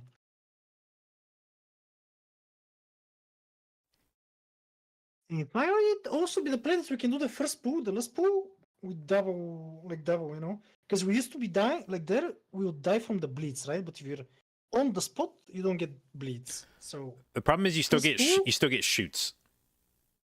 We tried we tried let's doing this in a do- different group, and everybody just you can get like 5 fucking shoots on you at one time, and you just flop. no, that's a little bit unfortunate. But I guess it's tyrannical maybe that you do that one fortified. You just I see just single.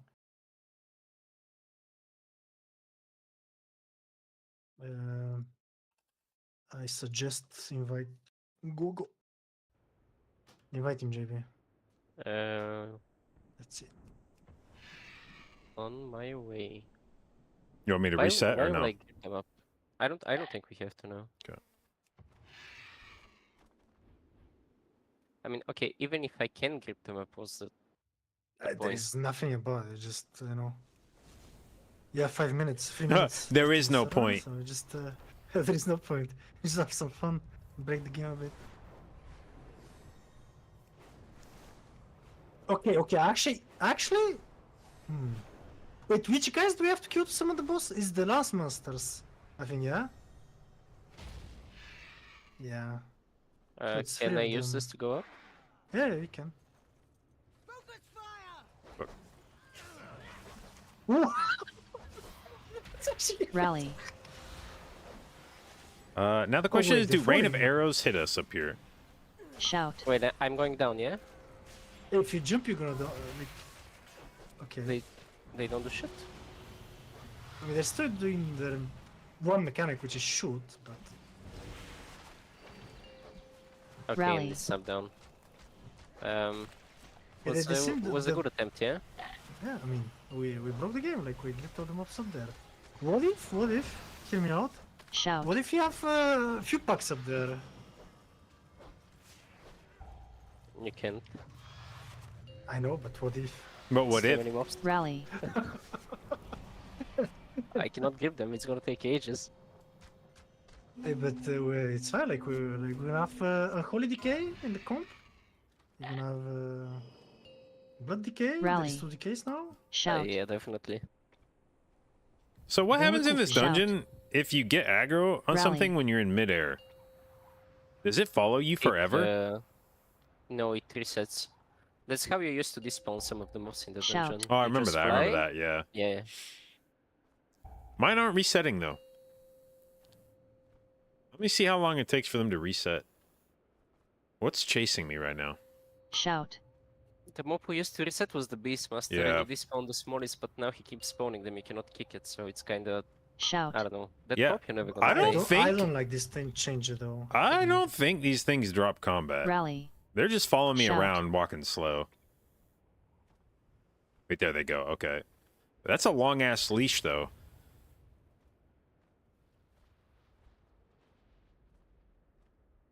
I think you might be able to stack these mobs up in this first zone if you can just live. Like, if you can live the pull, I think you can just fly over them, run to the next pull, wait for everything to, like, stack on top of each other, and then go. It's just a matter of whether you can then live whatever the resulting pull you've put together is. How long would the shot guys live realistically? Like the shooting guys? Especially if we're focusing them properly. Like we need to survive for what, like 20 seconds maybe? Max? Yeah, I'm not sure. It would be a And it's while. gonna be difficult on fortified like 100%. The problem is that they can just RNG blast one, but like the very first round of shoots can just have like 5 or 6 shots on one person, and like I don't know that anything short of an immunity is going to keep you alive through that.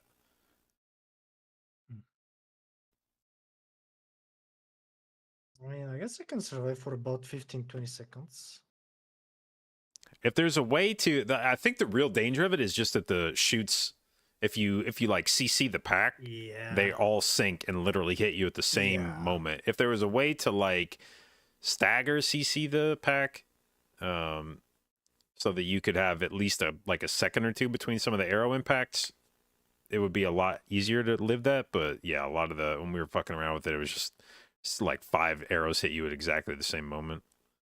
If you use single stops, yeah, but all the We don't stops that single mentions stops. his is Yeah. AoE, so it's gonna sync them. If we're playing Destro, they'll get even more synced.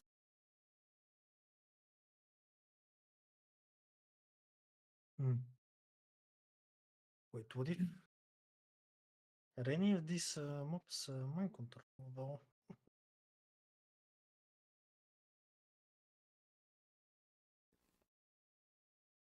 Logging on retail to inspect.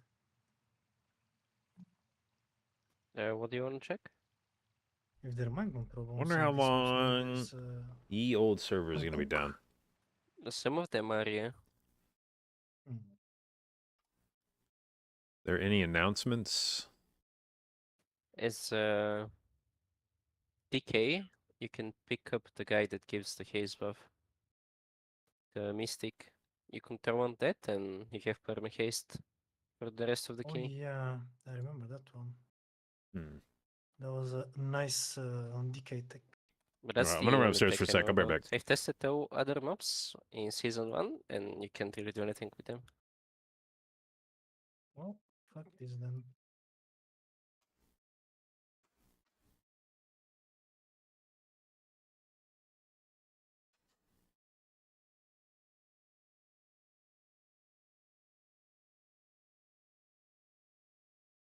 What time are we banging tomorrow actually?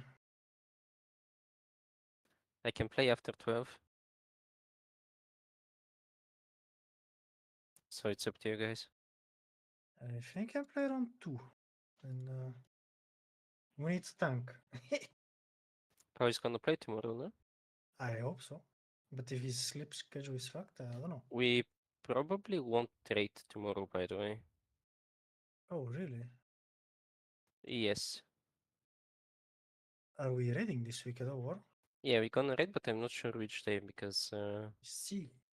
So it's more than we just have a weeklies we tomorrow. have a tank engineer missing, and one option is early tanking me healing, or just waiting for the tank engineer to be back. And I'm not sure which one we're gonna do yet. See.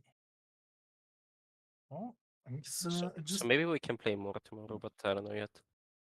yeah, just back 2 p.m. then. I can probably even do 1:30, but I don't know what's convenient for peeps.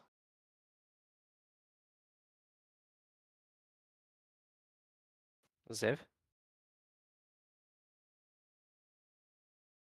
He's been AFK muted. Maybe he doesn't know he's muted. This dog. He's had enough. 2 kills was enough for him. Too much His stress. keyboard turned off. I was. I'm gonna dip to right in the Discord. Pitch tomorrow. Yeah, I'm out as well. GG's. Enjoy. GG's, boys.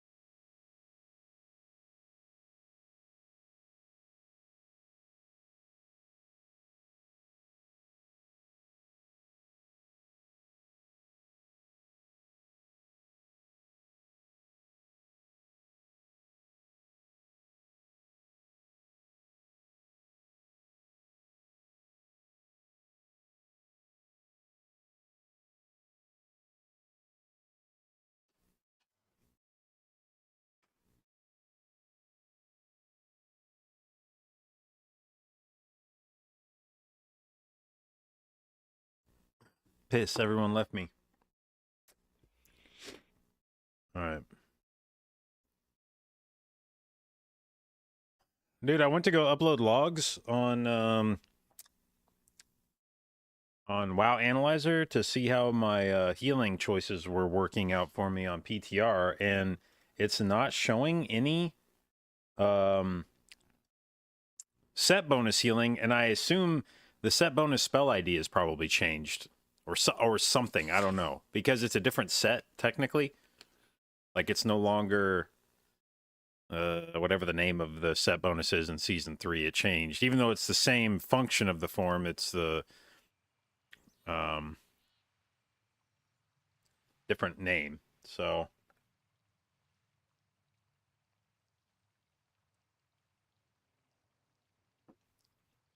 my set bonus is not being tracked at all. But otherwise, we can look at how this is from No Code. Where was do we have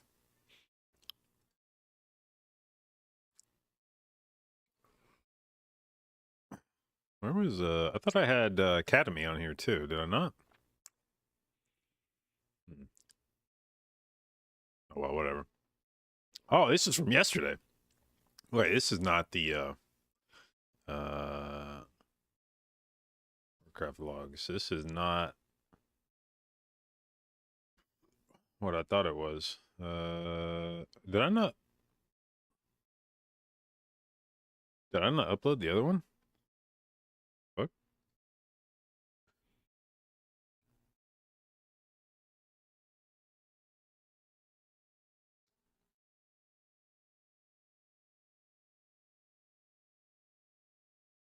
Let's see, was this the log from today? No. You, PTR, go.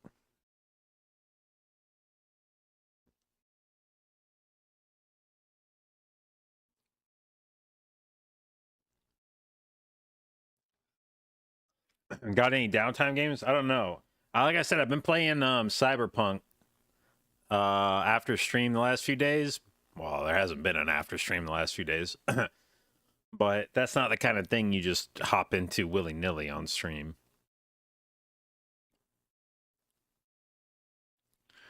All right, Algathar, how did our... Actually, we'll just go back, take this. Wow, analyzer.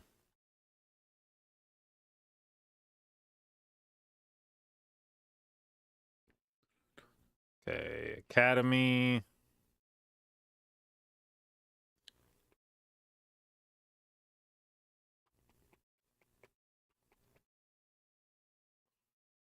All right. Usurped from Beyond. Bro. Which fucking guy in our dungeon was wearing the fucking Sark cloth? That's some rat fucking behavior. -9 crit over time.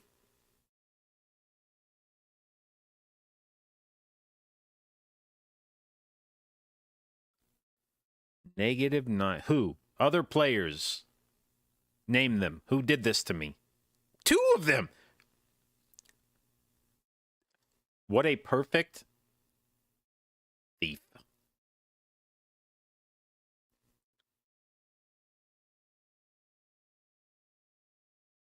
What a beautiful encapsulation of... Well, I want to screenshot this. This screen...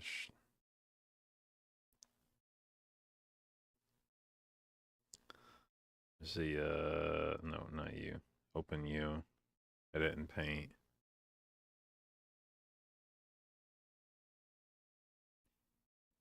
Let's, make a...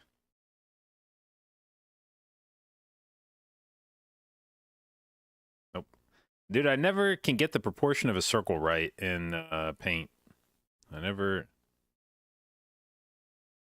Actually, no, we're not going to do this. We're going to do an arrow.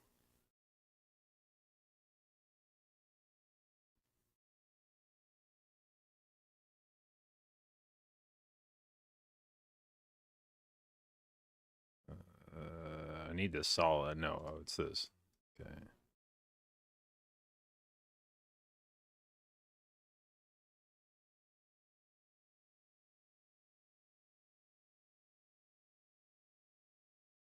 Oops.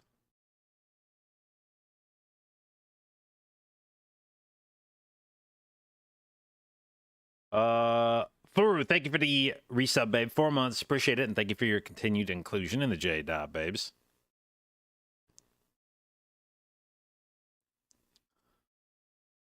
Okay, let's save this. Now we gotta do a tweet. Hang on. While I'm doing this tweet, I'm always terrified when I go to do a tweet with my display capture on that I'm accidentally gonna like show fucking DM or something. So let me do this while.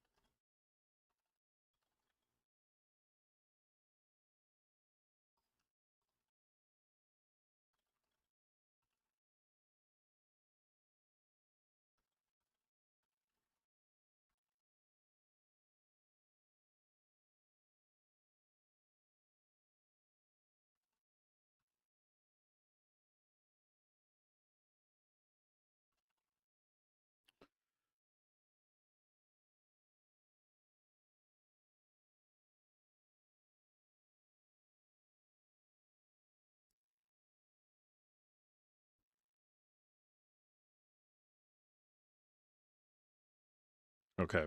Tweet is out. Excellent. Now we're gonna post this in our fucking team chat too, because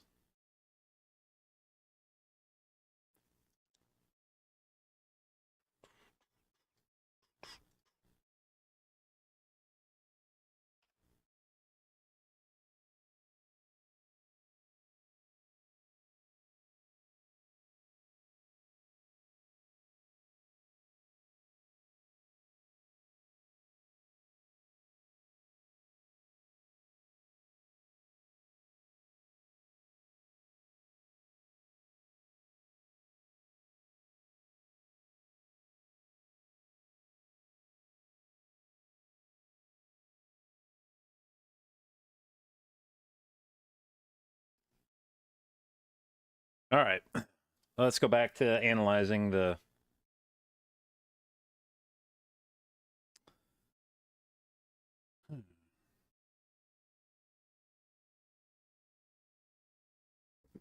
It's actually crazy how much of your healing Adaptive Swarm does, kind of like behind the scenes.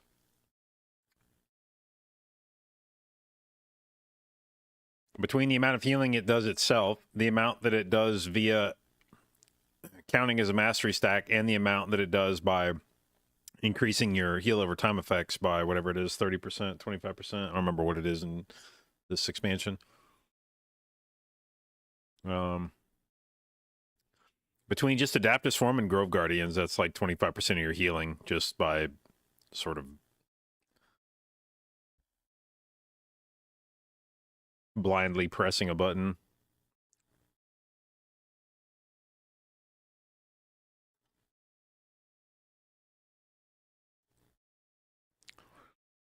Whiskey, thank you for the resub, babe. 2 months, appreciate it. And thank you for your continued inclusion in the jdotbabes.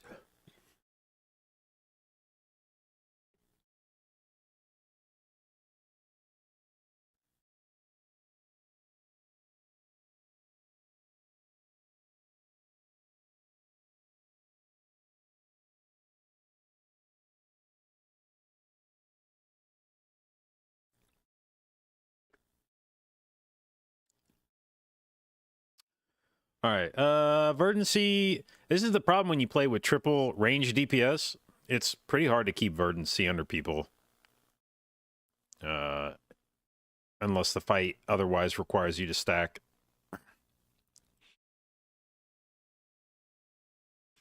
Let's see.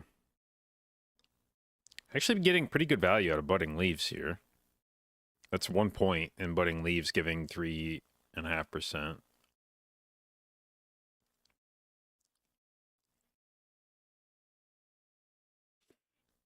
Senward actually not doing... I probably just am not pressing it enough is the problem. Soul of Forest kind of doo-doo, actually. I legitimately feel like if I didn't have to take Soul of the Forest, I might try to make a build that didn't have it. I'd at least play around with it.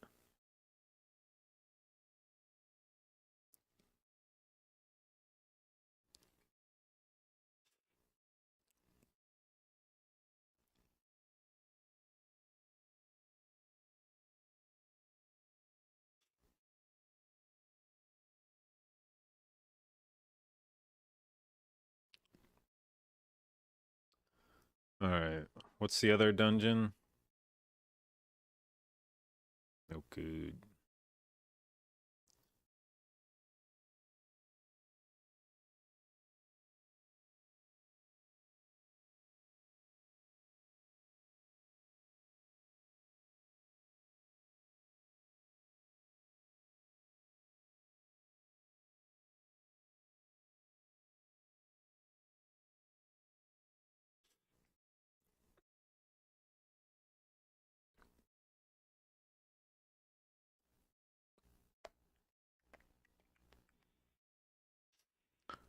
Ah, Lucy, thank you for the gift subs. That is very much appreciated. Very generous. Thank you, thank you, thank you.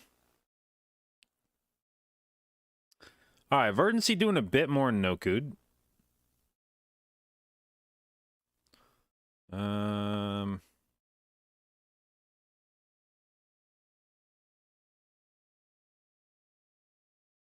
Got even more of my stats stolen in this dungeon. -10.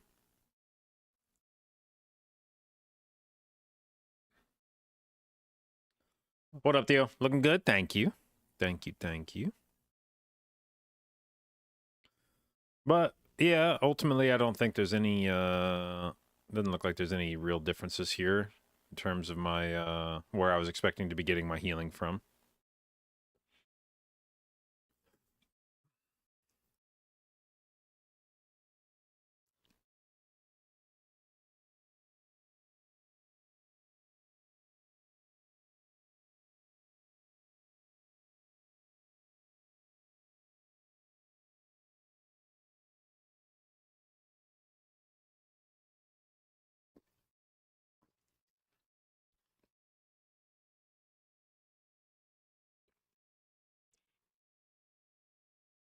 Stellar Maelstrom, 12 out of 18 casts. Can be improved. There's like no way. This has to be. This must have been because of like flying around and shit. There's no way I actually had this thing off CD for 2/3 of the dungeon.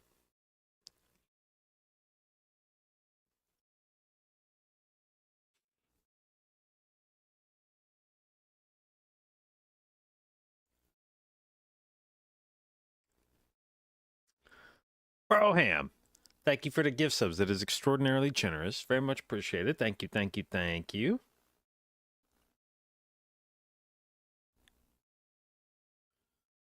All right, do I get a sense that this realm is coming back anytime in the near future? Have they addressed it at all on Blue Post? It looks like no. Unfortunate.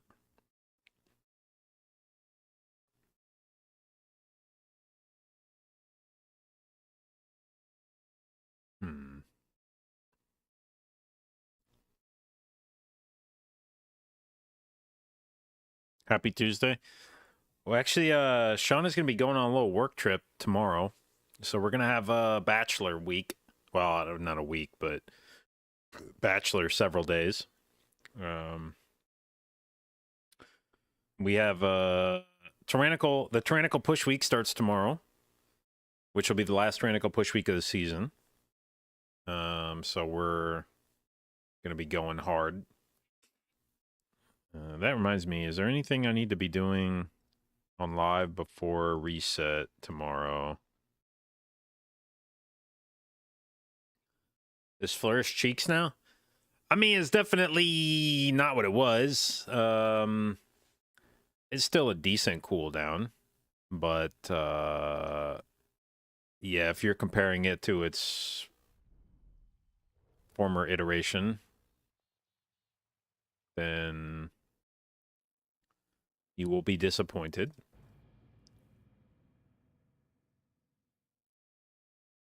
Everworld, we take VI. I played around. Some druids do. I played around with it a bit. I don't like it. And it's not even a matter of like VI versus Flourish to me. It's just, I don't think VI is an especially useful button in keys. There's almost no point where Flourish could be bad enough that I would rather have VI. Because I just don't feel like extending HOTS, like extending one set of HOTS is like that big of a deal for what I'm doing.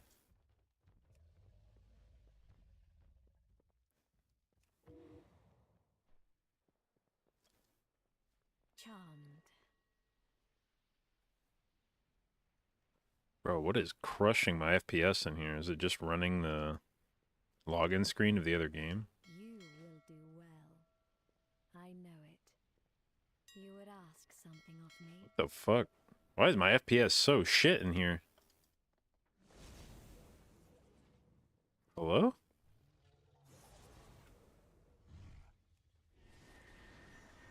Did something happen?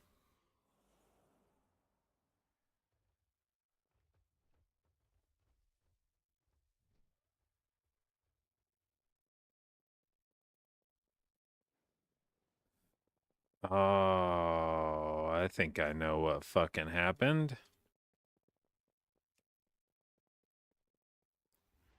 I'm gonna guess that I reinstalled GeForce Experience and it applied a whole bunch of bullshit fucking settings to the game. God damn it.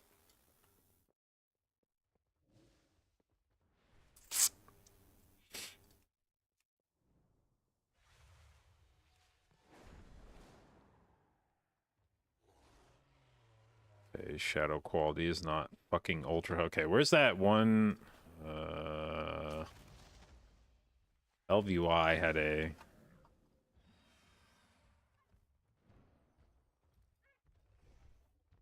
an article. Where was this?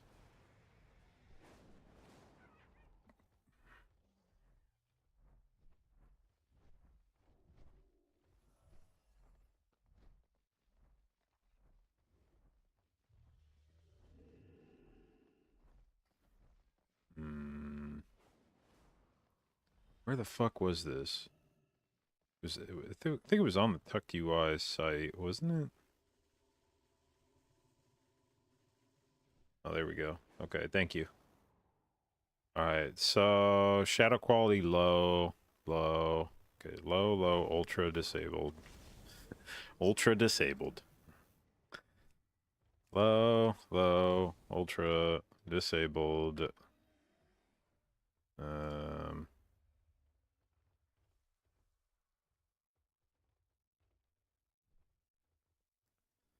Disabled, disabled, high, high.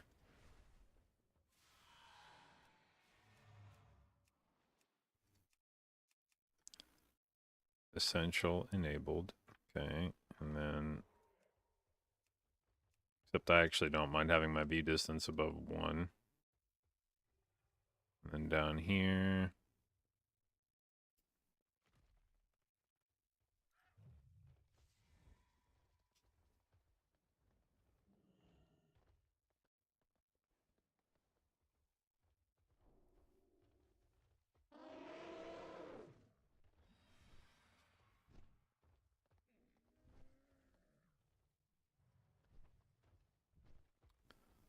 Let's see.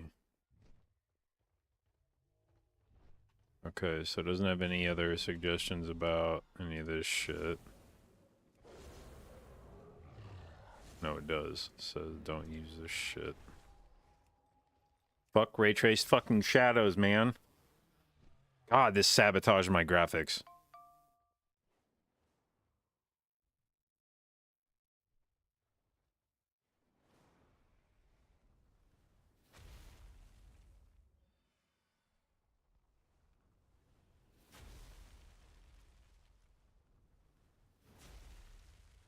Okay. Ta-da! And we just gained like fucking 40 FPS. PTR is up again. Fuck yeah, dude. Alright. But the question is there anything else I need to do on live this week? I could slam 2 more keys for another vault slot. What would I even want from vault?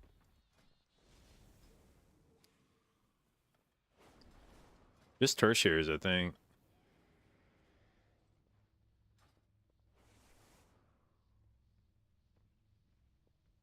low latency mode. So I've fucked around with the low latency options in game, and I ended up coming to the conclusion. I used a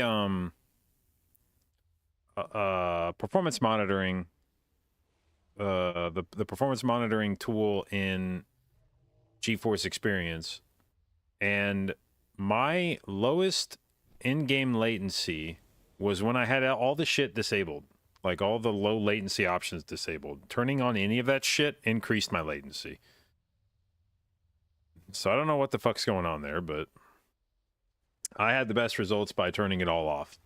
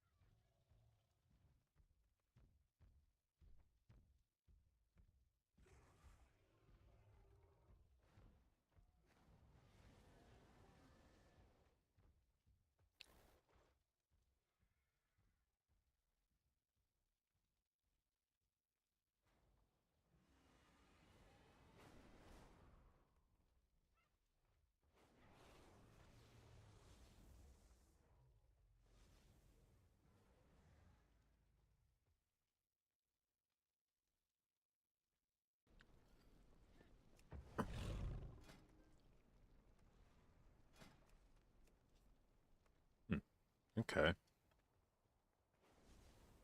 Aventus wants to do 15s, huh?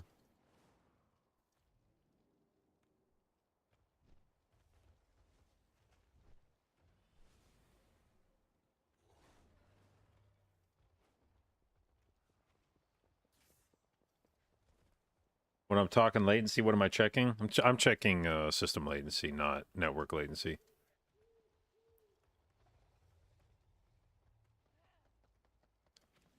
All right, I guess we can sign up for this. There was a I actually saw a video from Gamers Nexus like a week or two back where there was a beta version of Performance Mon 2.0 that attempted to introduce some new ways to capture system latency, but I can't get it to work on WoW. I don't know what it's weird because it works on the login screen of WoW. Like if I'm running Performance Mon 2.0 and I load up WoW and I'm sitting on the login screen, it'll show my system latency, but as soon as I actually log into the game, it just displays zeros. And I don't know what the fuck is happening between going from the login screen to the actual game client that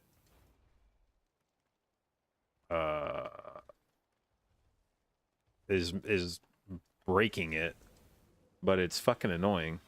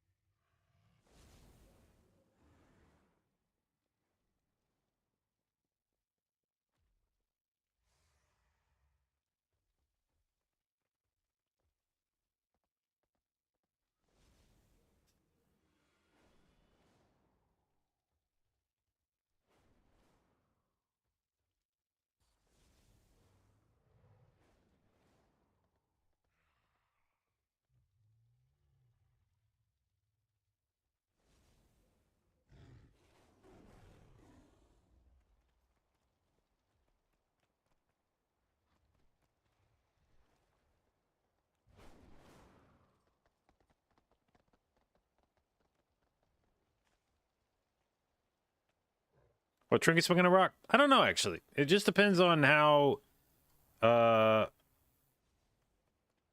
It depends on what you need from your trinket. Like whether you want damage or healing or defensive utility. There are a lot of trinkets that are good at what they do this season, but they do different things. And it'll just be a matter of which one of those things you need your trinket to do.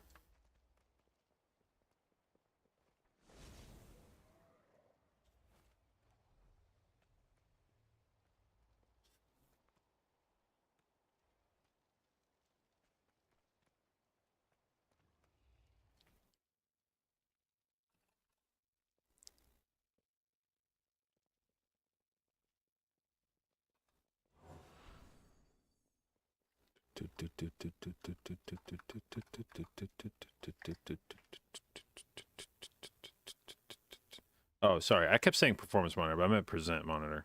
That's what I meant.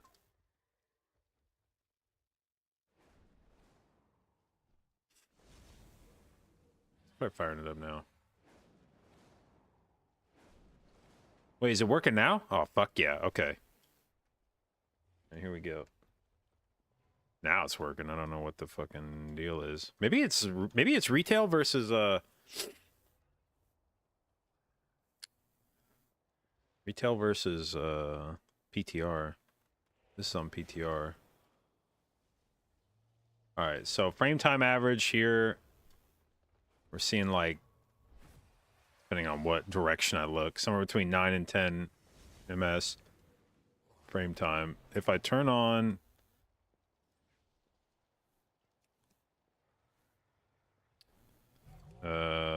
so if we go built in, what does that do? Seems like nothing.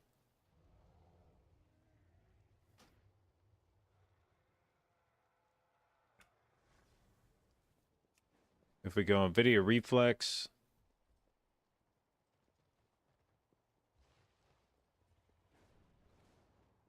I don't know, I'm still really not seeing any difference.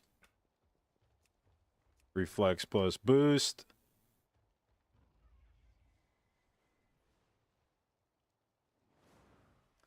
It all seems like the same goddamn frame time. Like it's just sitting mid 8s.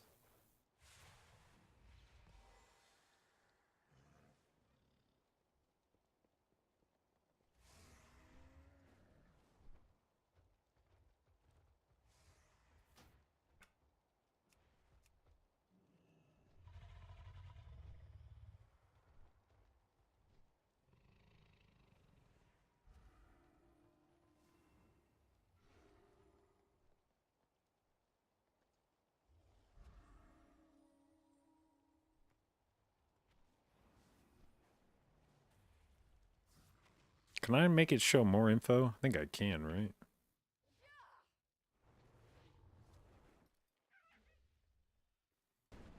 Why is my thing not showing up?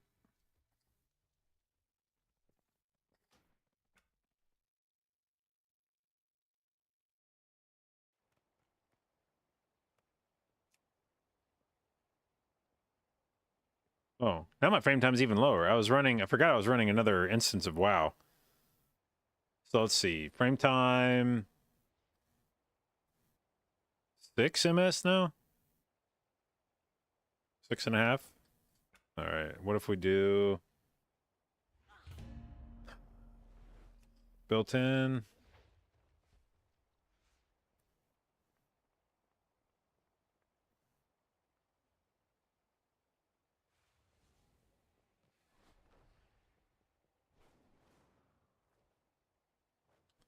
Okay, now it's like above 7-ish.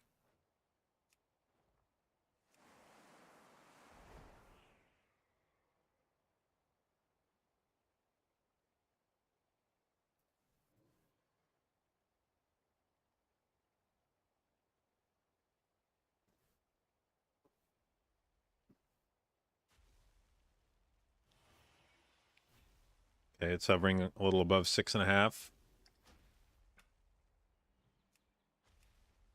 Reflex and boost. We got anything here?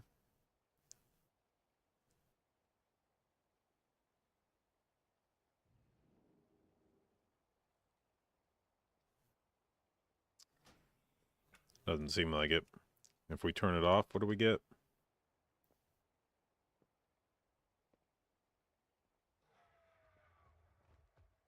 That's over 7.5 now.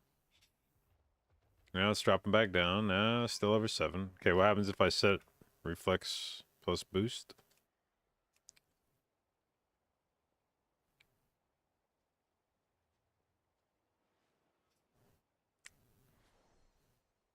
Dude, it's hard to even tell what's because of my fucking latency options versus just as people move on and off my screen.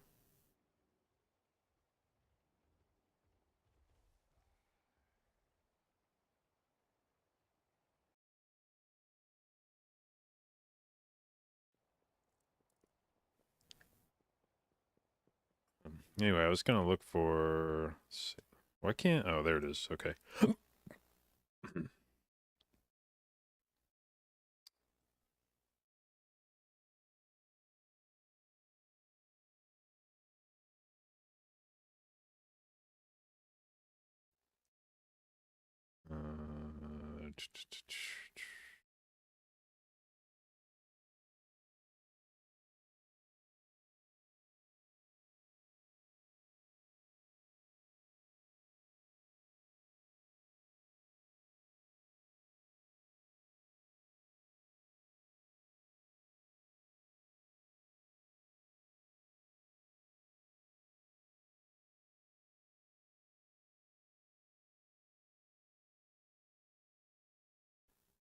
Okay, here we go. Now I've got it as a separate window. That's cool. I like that.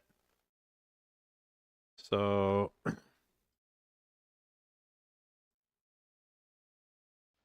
oh fuck, if I run in a different window, then my background limiter kicks in. Unfortunate. Guess I could just tell it to not throttle in the background.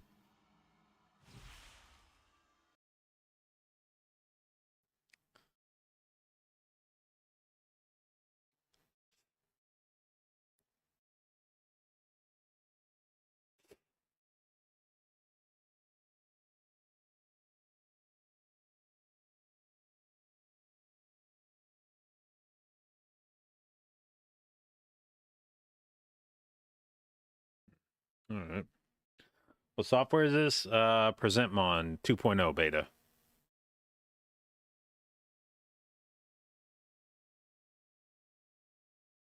Thought I swapped an AMD GPU. I did, and then I ended up swapping back to a 4090. The AMD GPUs in one of the other CPUs that we're using, primarily because I was having issues with there was something that was causing AMD driver crashes in WoW, like one a day. That was really fucking annoying, and I could never figure it out. Is it just a monitoring program? Yeah.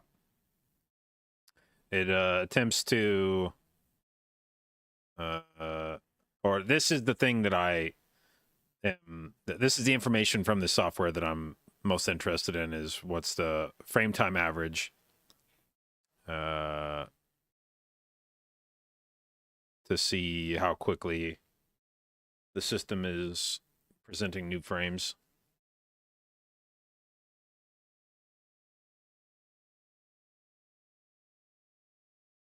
This is the next evolution of measuring system performance.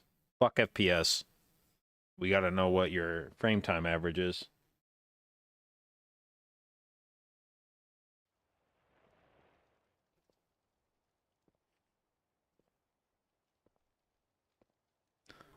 Do I know when PTR ends? I don't. Blizzard has not really communicated shit. Or I should say, they did communicate that they were going to be taking down Mythic Plus after last weekend, and they never did that. So not only do I feel like Blizzard hasn't given a whole lot of indication of how long PTR is going to stay up, but the little indication they have given has been wrong.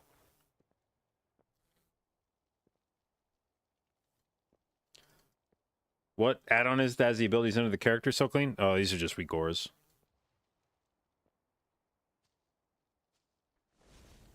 How do I get such low latency in Europe? No, these are NA servers on PTR. God, I wish I got 37 to EU. That'd be sick. No, this is too... I presume the PTR server must be, like, in Chicago, I think? Because I swear when I would do MDI practice on Tournament Realm, my ping was closer to, like, 80. And I think those were the West Coast server clusters. But 37 feels like it's somewhere else. I don't think I should be pinging 37 to the West Coast from Chattanooga. Where's String Vendor on PTR? So it's in the capital cities. Oh, dude, I forgot we got new Great Vaults on PTR because it's Tuesday. It's in the capital cities, and you either go to, if it's Alliance, you go to Stormwind, and it's in the Trade District. Or if you are Horde, you go to Orgrimmar, and I just so happen to have people in the party in both spots at the moment. This is helpful, and it's around here.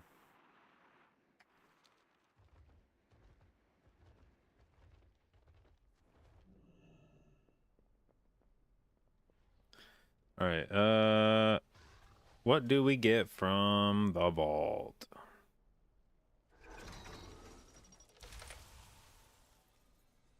Not shit. Let's go.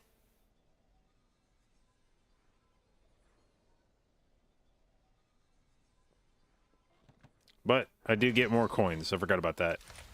PTR right now, I don't know if it's going to go live like this. I hope it does. Currently on PTR, the sockets for this season only cost 3 coins, and you can earn 6 a week. So if you get 3 vault slots unlocked, you can buy 2 sockets per week.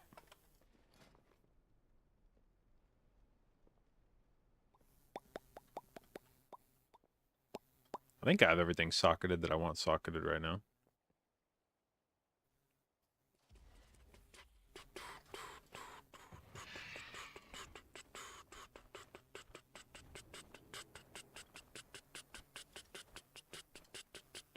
All right, we're going to be doing Oldemon. I think I've only finished Oldemon 1 time on PTR. Actually, I think I've only done Oldemon 1 time on PTR.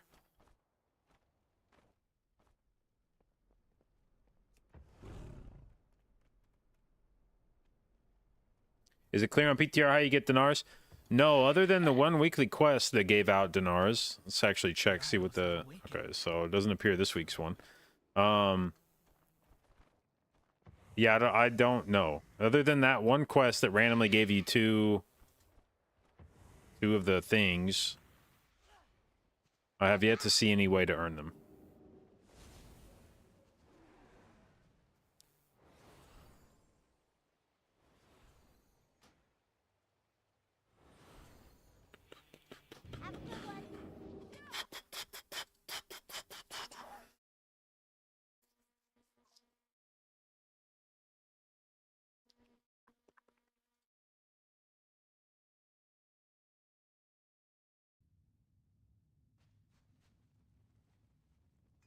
Rhythm and dancing Find that of passion through the night. It may contain the knowledge we need to regain our strength.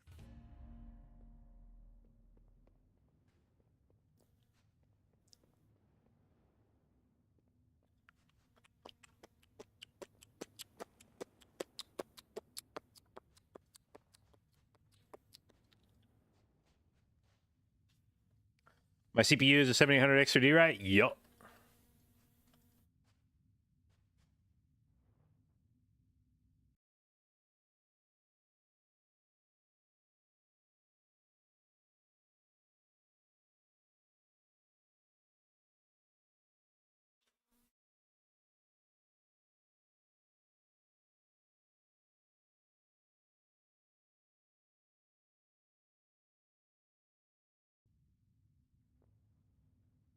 I look like Neil Strauss. Let's Google it. Neil Strauss. I mean, bald guy.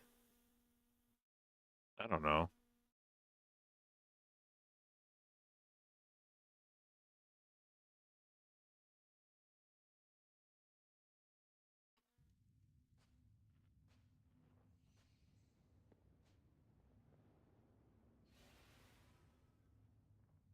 Upgraded and FPS went burr. Yeah, the X3D chips are fucking wild for WoW.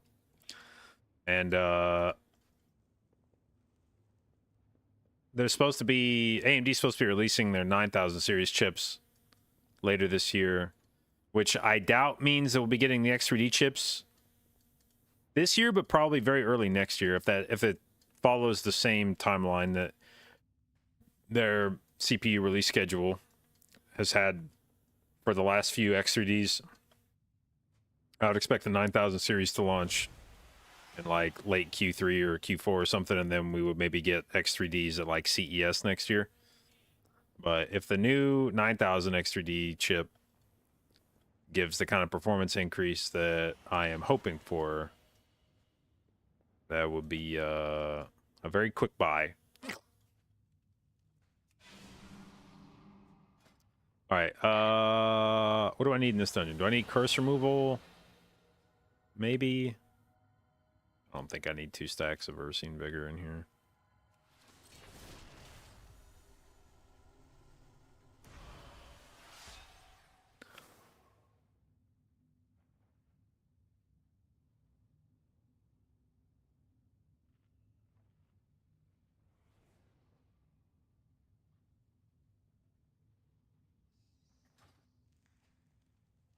Riding the X3D chip till your daughter goes to college, and then you'll build her a banger and upgrade for yourself at the same time.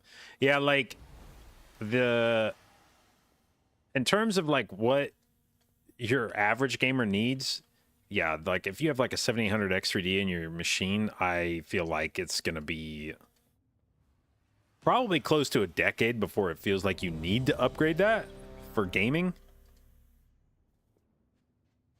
I'd be shocked if we had the kind of like performance increases in chip technology over the next 6, 7, 8 years that would lead me to think that we're going to need something better than an X3D, a 7800 X3D for like another, another like 10 years. That thing just chews through modern games. To reclaim our legacy, we aspects must restore the powers we relinquish to defeat Deathwing. Within the depths of Uldaman lies a vault that holds a disc of Keeper Tyr's memories. All right, a little fear on the boys. And bring it back to you. It may contain the knowledge we need to regain our strength. Oh yes, I forgot. I lost my health stone macro, and I never replaced it. That's a lot of gathering to do.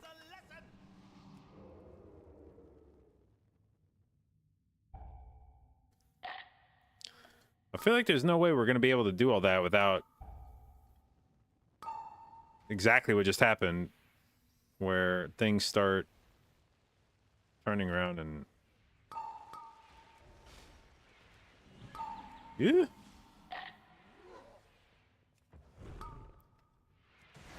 But maybe.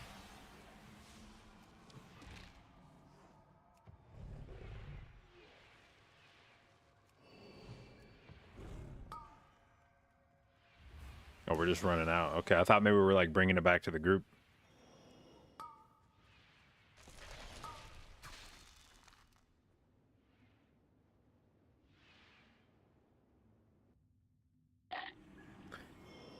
Daughter to sophomores start getting interest letters from Ivy Leagues, and you're at a loss. A loss of for what? A loss of how to fucking properly celebrate?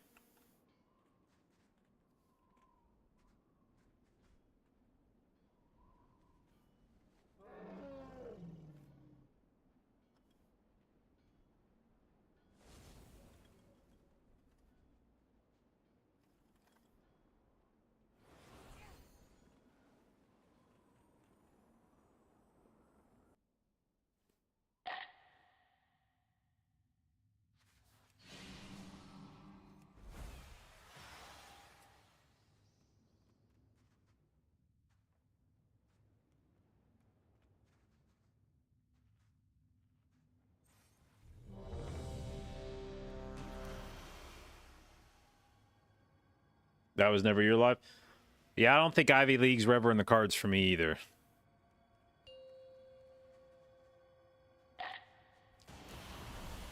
I actually did get a bunch of schools offer me like enormous scholarships after I took the PSAT. Because I scored high enough to get national merit semifinalist. But the problem is that process ends up turning into national merit finalist. And I was such a dog shit student that I didn't make the cut to go from semifinalist to finalist. And as soon as schools figured out that I was that lazy, all the scholarship offers immediately disappeared. When I didn't make the cut from semifinalist to finalist, everybody that was like, yo, we'll give you like a full ride. And I was like, oh, that's sick. And then like, wait, not finalist, just semifinalist? Yeah, never mind. Actually, no scholarship offer at all, you little rat.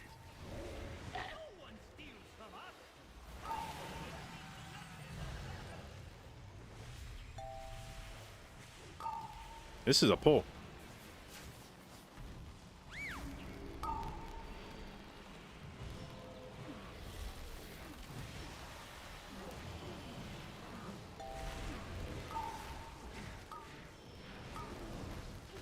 Bro, oh, my macros didn't, oh, that's why this is, the macros that I re-imported didn't save because I got knocked offline when the servers, instead of logging off myself like a good boy, I let the game kick me offline, so the macros that I re-imported didn't save.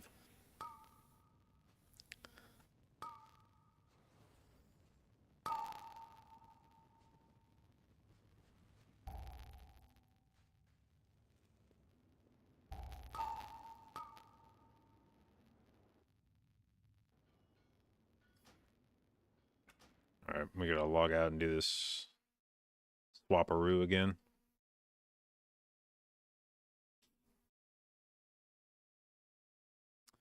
Retail, WTF account, macros.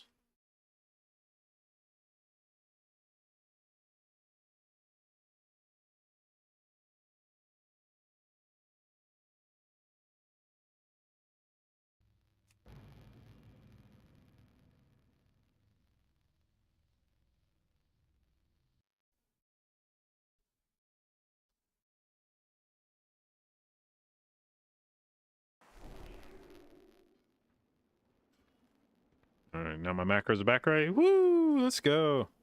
Alright.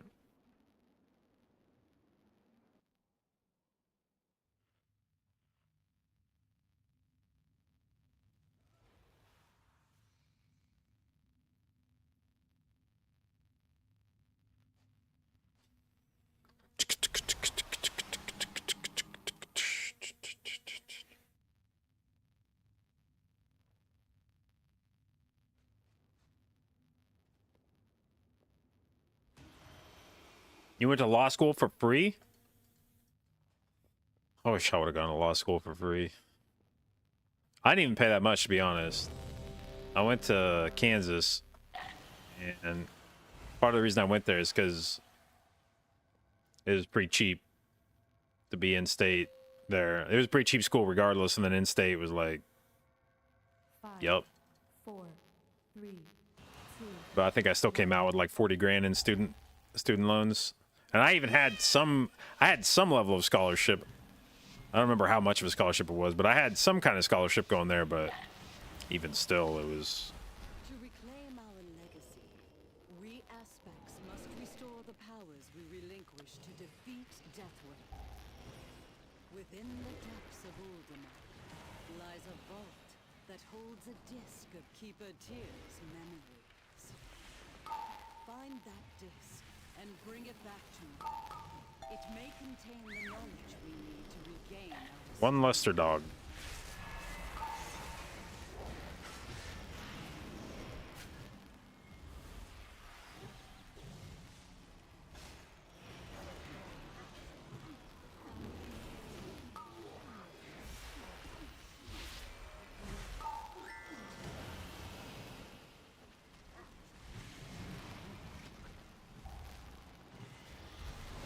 Oh, wow. How the fuck did I get caught in that? What? How fucking fast does that Range. resolve? Holy shit. Felt like I was moving pretty fast after it showed up.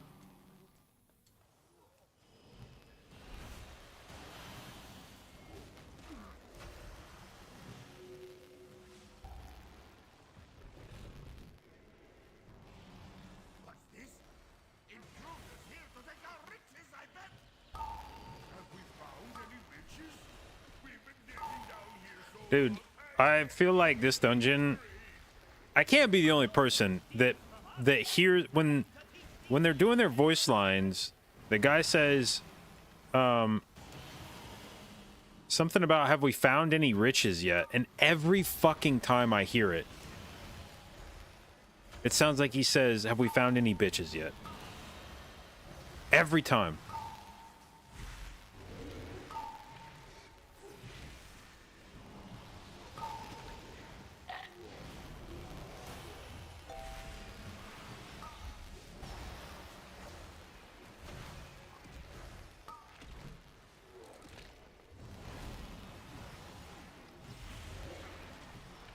Rage.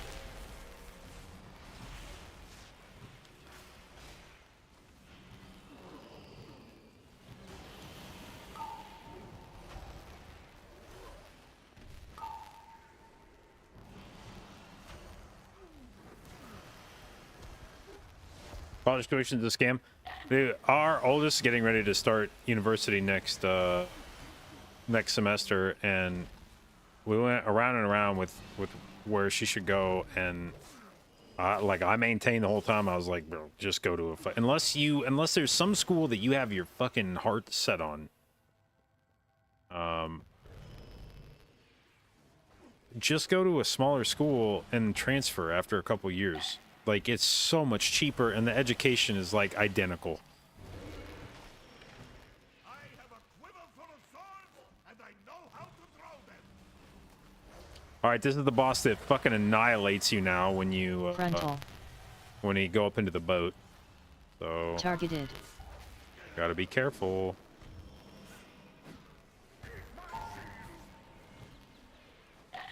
Arrow. Here we go.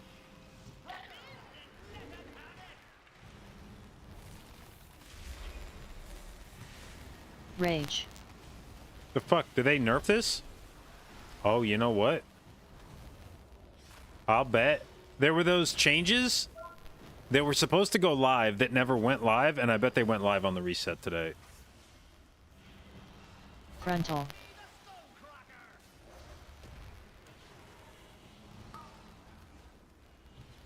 So I was like, God damn, this guy didn't do anything. Arrow.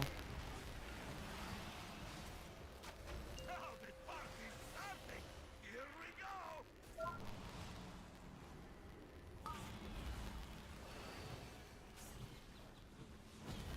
They call me the Skullcracker. Time to move this thingy.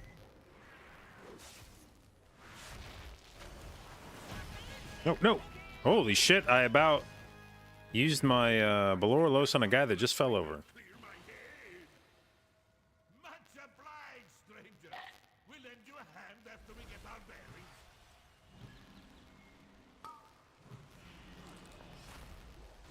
bearings. Wait, a mystery refused to cast leg sweep that you called for during crushing depths. I mean, there's definitely probably more information required.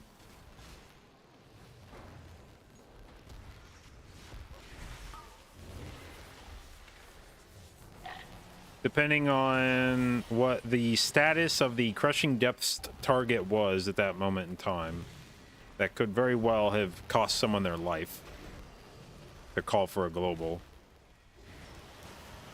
while healing up crushing depths. But without knowing more about it, it would be tough to say.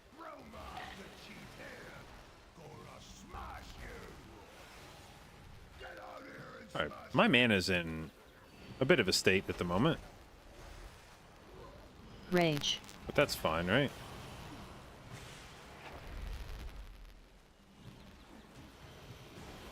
Totem. Okay, throw rocked for how much?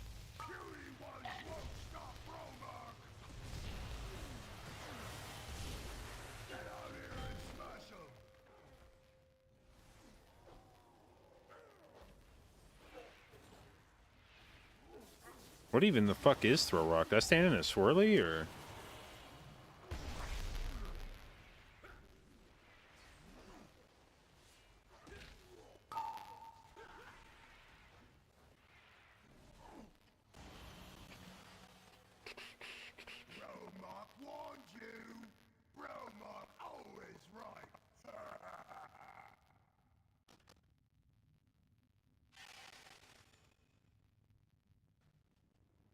Actually, it's kind of a good thing that we wiped there because I had to pee really badly when we started that boss, and right as the boss fight started, I was like, Jesus Christ, am I actually gonna have to wait a whole dungeon to go pee? And the answer is no. I actually only had to wait about 30 seconds to die. So be right back.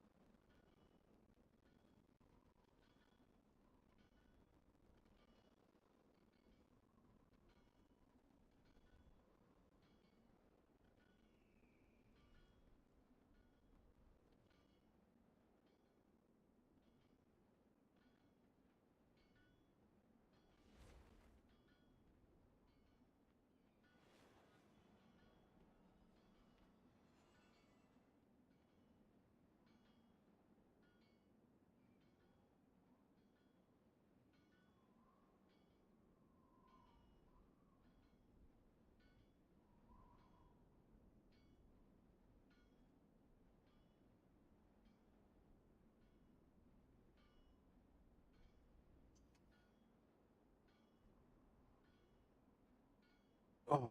Okay.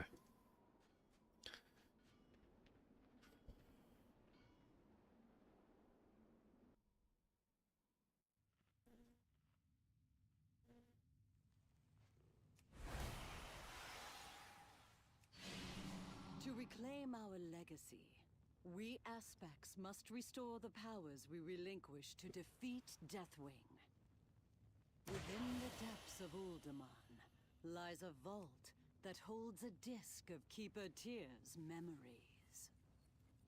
Find that disc and bring it back to me. It may contain the knowledge we need to regain our strength.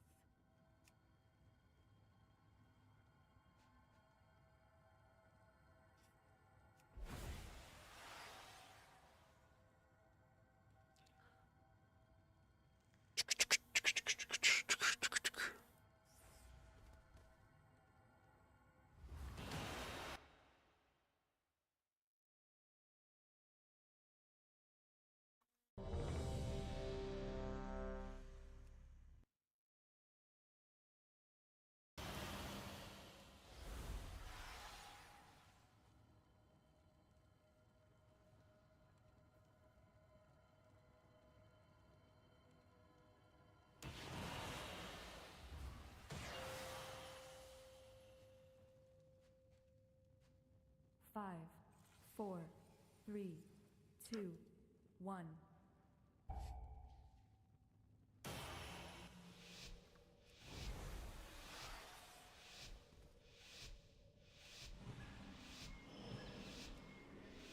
To reclaim our legacy, we aspects must restore the powers we relinquished to defeat Deathwing. Within the depths of Uldaman lies a vault that holds a disc of Keeper Tyr's memories. Find that disc and bring it back to me. It may contain the knowledge we need to regain.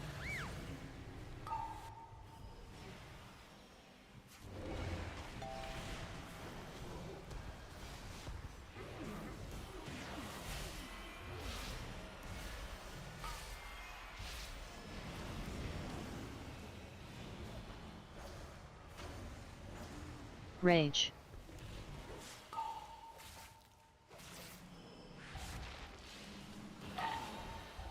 What's this? Intruders here to take our riches, I bet! Have we found any riches? We've been digging down here so long, I can't even think straight. No one steals from us! Time to teach these lunkheads a lesson!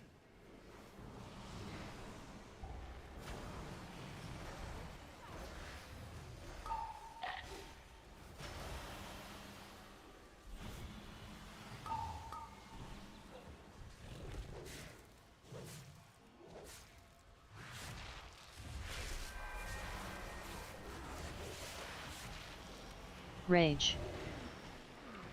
God damn it. I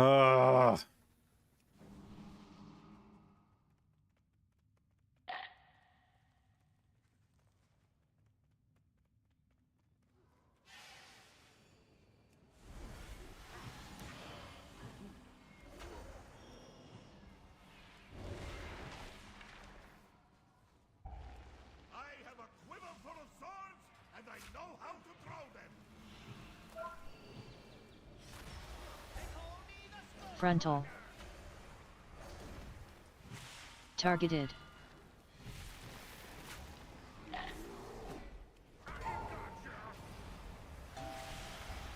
Arrow.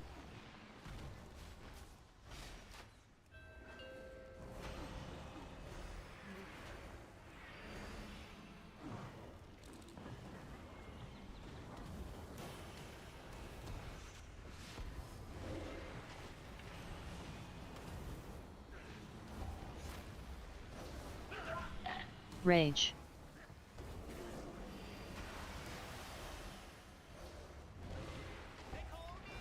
Frontal.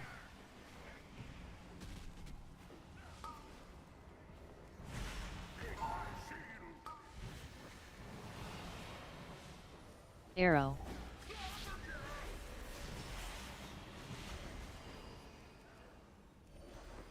Frontal.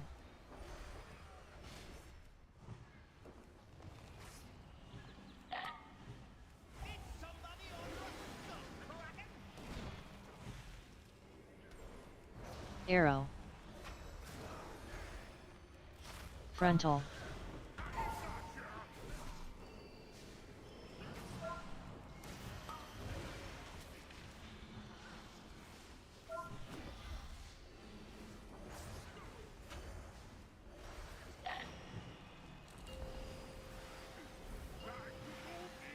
Now the party's starting. Here we go.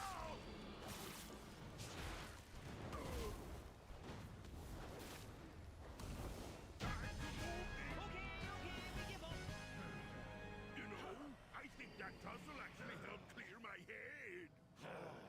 Much obliged, strangers. That go. What happened? Did I stop casting? Why?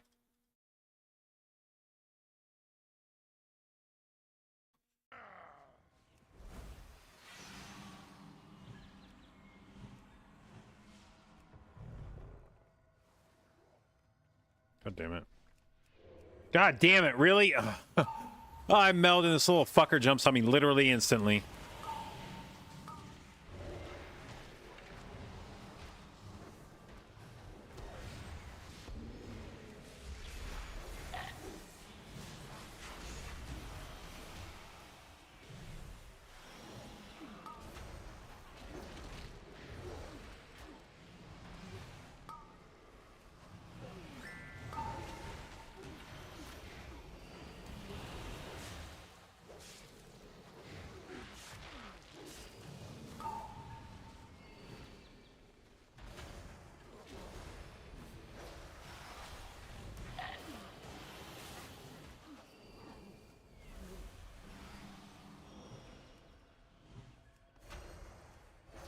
Roma, you cheap hair.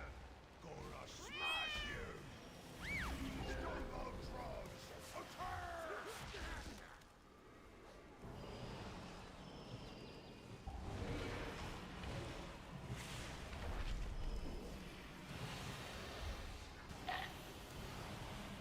Totem.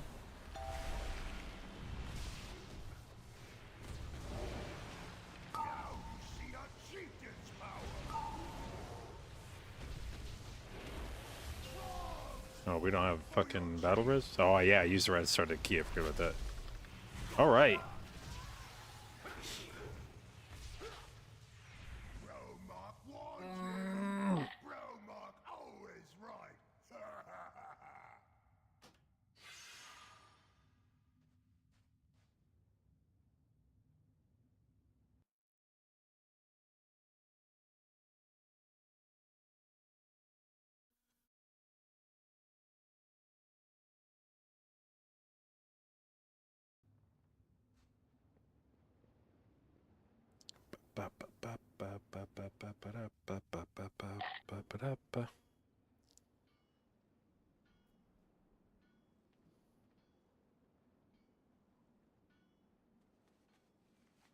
Looks like Oldemont as fun as ever. Yeah, and this is actually nerfed compared to what it was last week. Nelly deals for a friend of the Grummles, like you.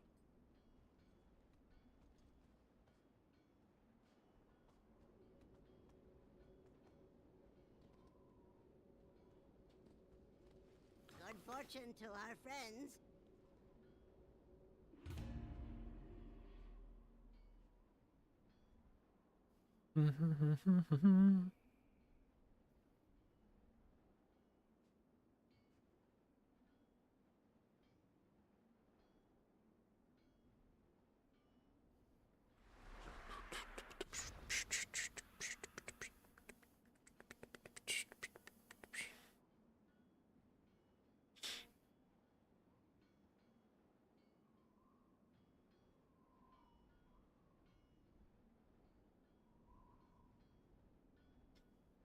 PTR isn't down? Nope.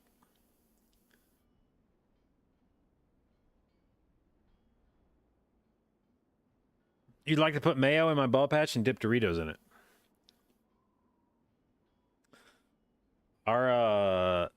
Is mayo good with Doritos? Also, I think I just realized my camera's off. Yeah, must have gotten bumped. It needs to go more this way. Not too big of a deal though. I can do that after stream. No, it's nasty. Let's see.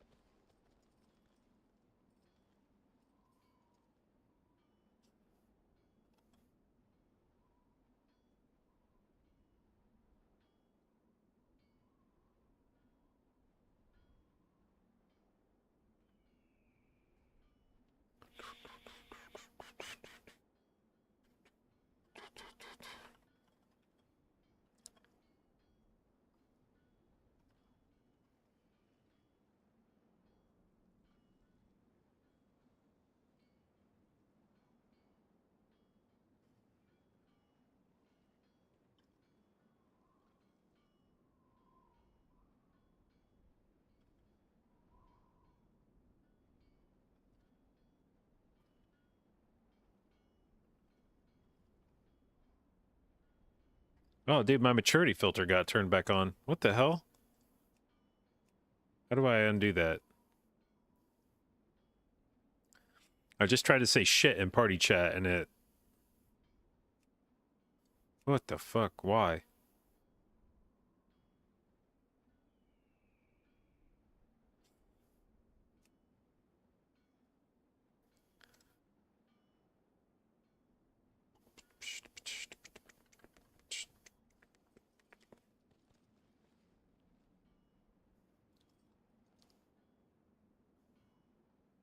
It's from Plunderstorm? Oh. Well, I did do like 1 hour of Plunderstorm, so maybe, yeah.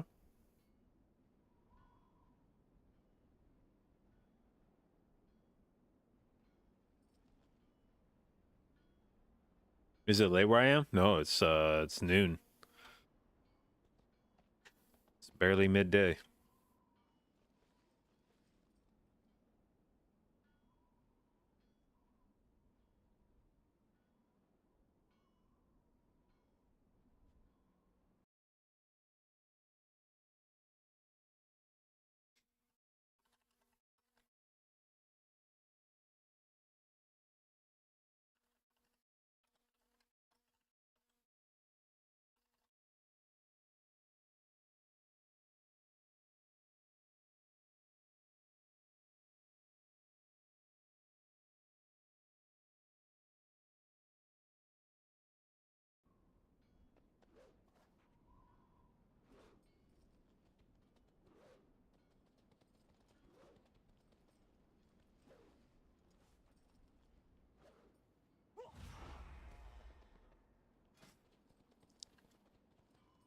What triggers I think will be good?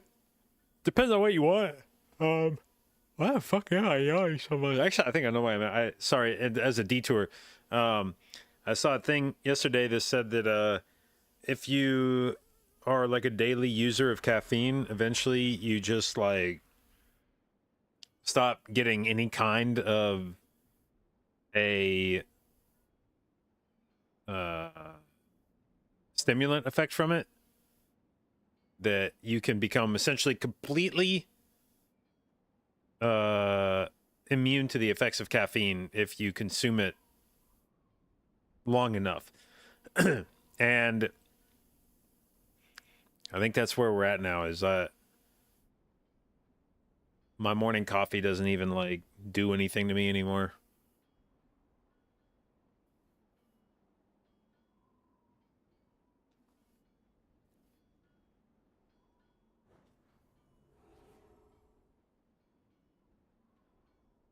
Or I'm old and I need a small midday nap. I actually get better sleep now as an adult. I get so much more sleep than I ever got as a student or while I was working.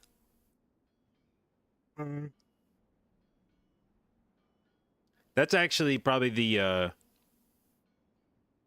healthiest thing about my life at the moment.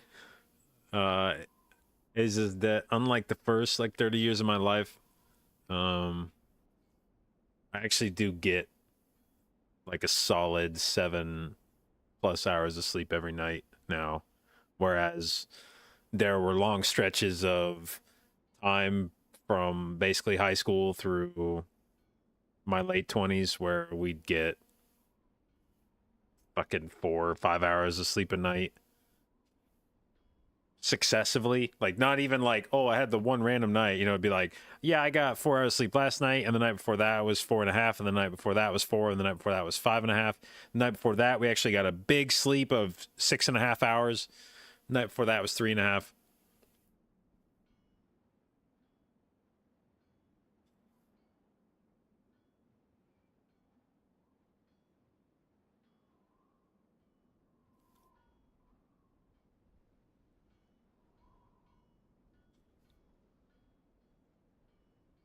Can you tank for me? I don't know. Sign up.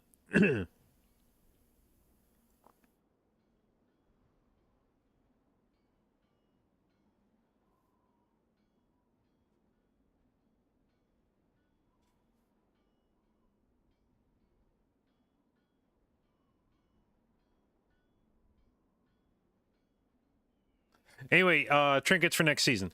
Depends on what you want to do with them. There are a lot of useful trinkets next season. It just depends what you're looking for from them. Damage wise, I've been using Tome. It's very good. Valorlos, very good. You could use Augury, Rage Feather. Those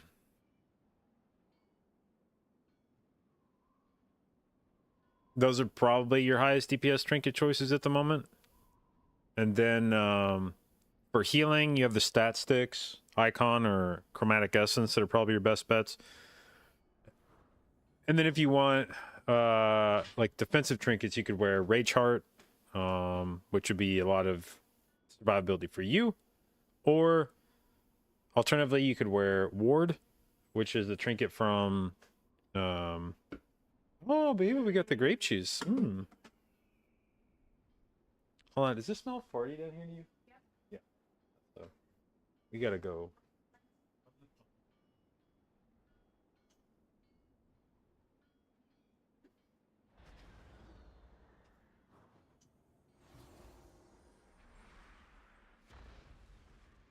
All right. So you could play Rage Heart or Ward for defensive trinkets. Ward is the trinket from Aberrus that got reworked. Well, not really reworked, but had its cooldown cut in half from 2 minutes to 1 minute. And its effect was reduced by some amount. It was actually a buff sort of overall to the trinket because they did not nerf the effect by half. They just cut the timer by half and then reduced the effect by like 40% or something. But it's now a much more useful absorb trinket for the rest of your party. Where you can every 1 minute gives somebody a fairly potent shield. I think it's at 528 eye level. I think it's like 600,000 HP. I think when we're at 528 eye level, we'll probably have like 1.4 million health or something. So it'll probably be close to like 40% of your health every 1 minute. And you can put it on anybody in the group.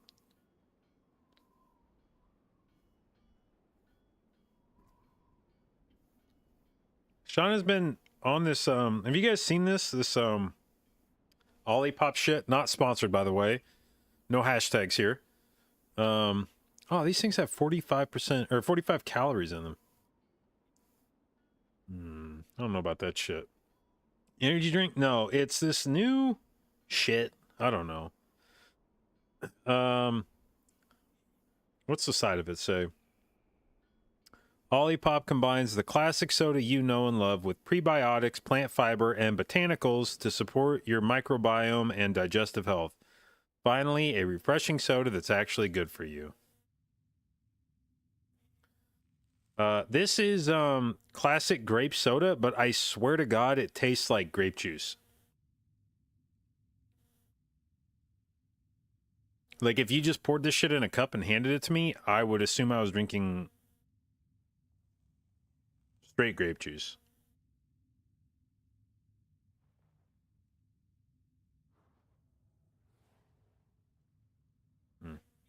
Sean has tried to get me to try several different kinds of this Olipop shit. I have not liked any of them. They all taste like flat soda to me. So this one, she finally was like, try this one. I was like, oh wow, that one tastes like grape juice. And she's like, she was basically like, haha, finally I got you. But every other flavor I've had from them, I'm just like, it tastes like a soda that got opened and left sitting around for like 12 hours.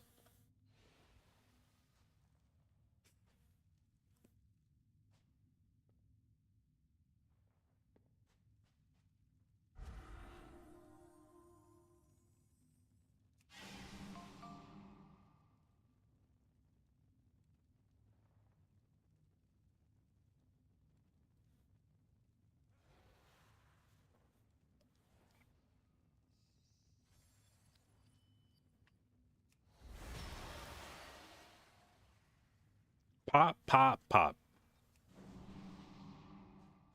Pop, pop, pop.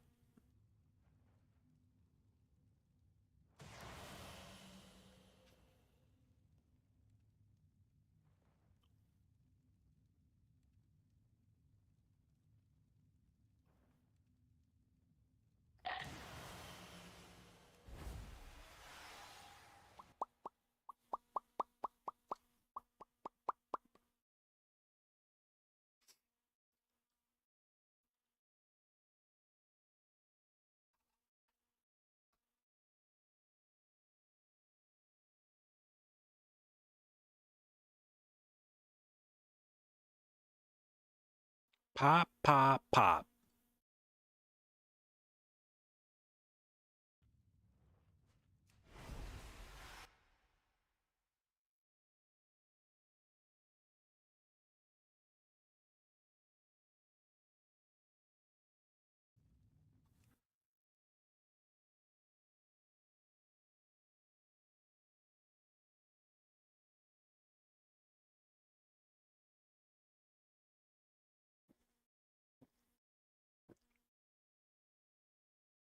Five, four, three, two, one.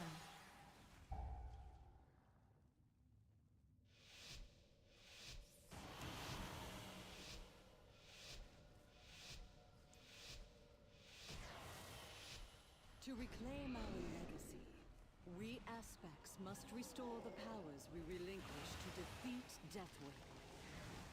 Within the depths of Uldaman lies a vault that holds a disc of Kiva tears. Okay.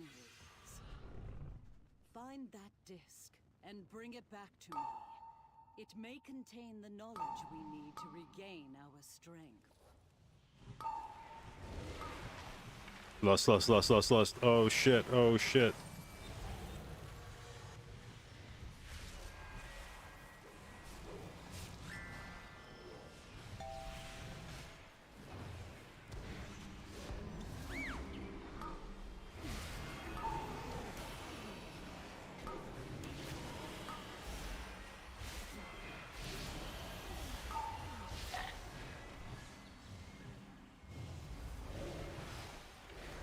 Rage.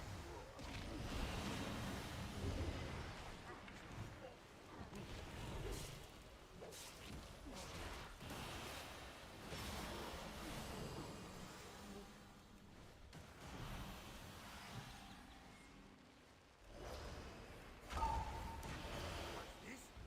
Intruders here to take our riches, I bet! Have we found any riches? We've been digging down here so long, I can't even think straight. No one steals from us! Time to teach these lunkheads a lesson!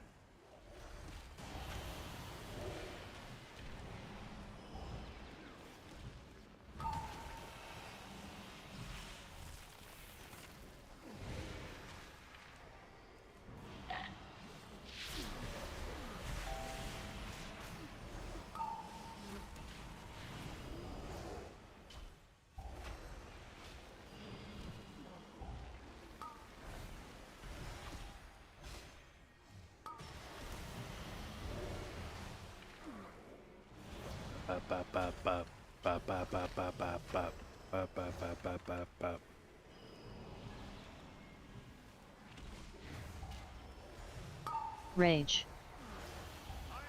Oh shit! Get ah! And I know how to throw them!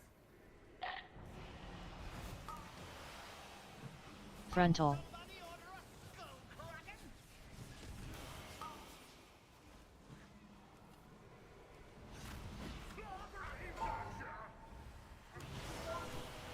Arrow.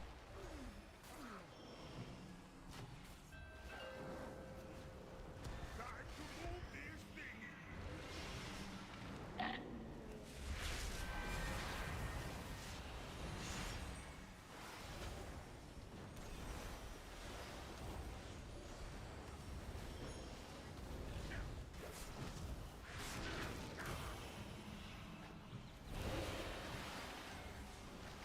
Frontal.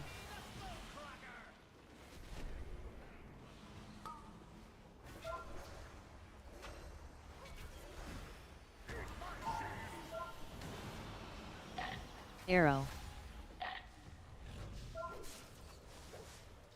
Frontal. Targeted. Bro, calm down. Somebody order a skull kraken!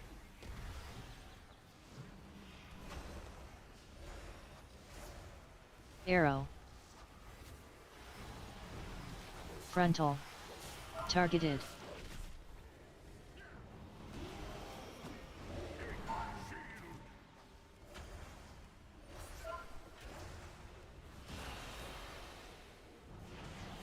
Call me the skull cracker! Now the party's starting! Here we go!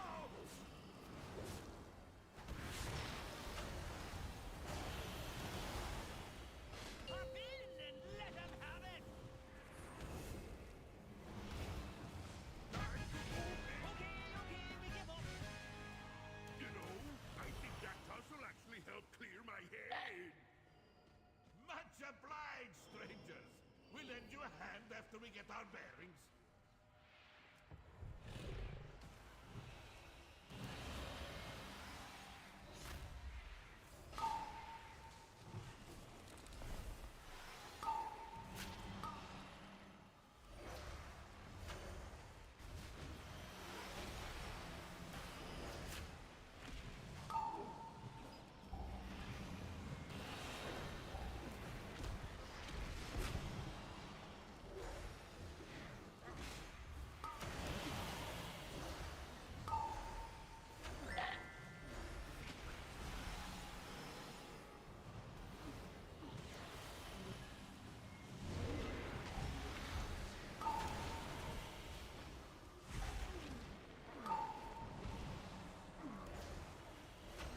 All right, let's see if Bosco's better Rage. this time.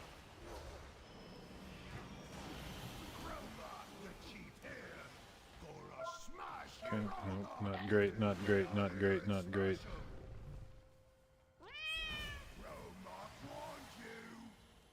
Rage. Always right.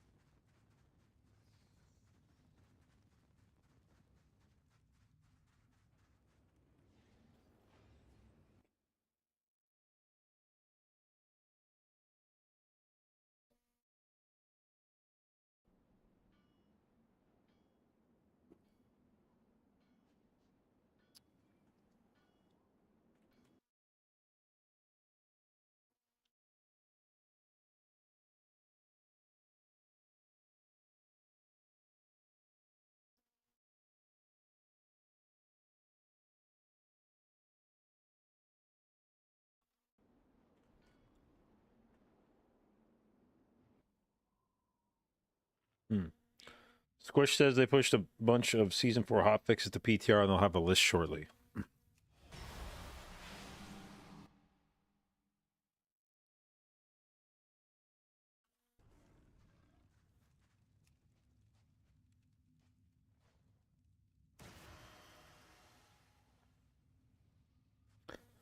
I assumed when he said that he meant the dungeon hotfixes, but I guess he didn't specify dungeon hotfixes. Maybe there's more than that.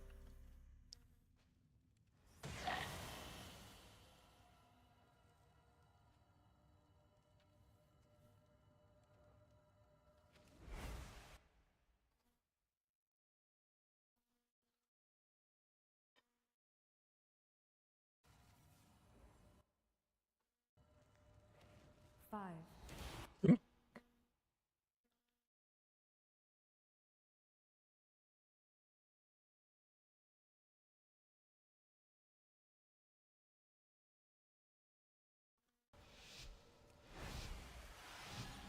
To reclaim our legacy, we aspects must restore the powers we relinquished to defeat Deathwing. Within the depths of Uldaman lies a vault that holds a disc of Keeper Tyr's memories. Find that disc and bring it back to me. It may contain the knowledge we need to regain our strength. Oh shit.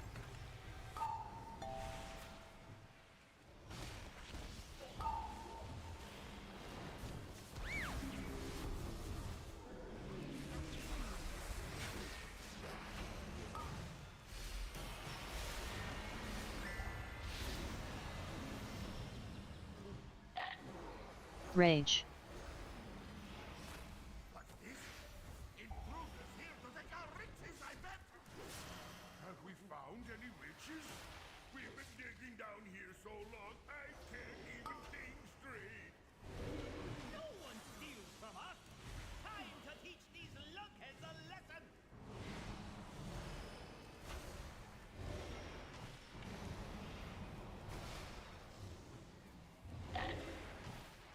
I have a quiver full of swords, and I know how to throw them.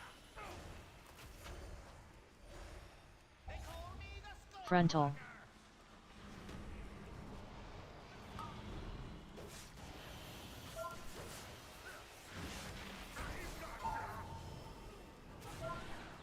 Arrow.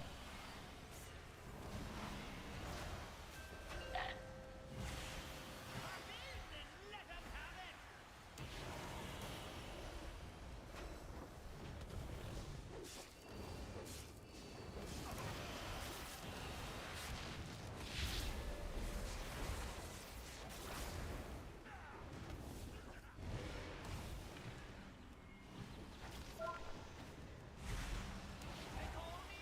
Frontal.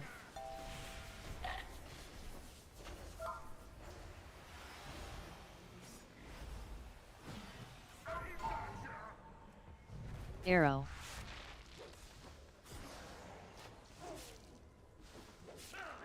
Frontal. Targeted. They call me the Skullcracker!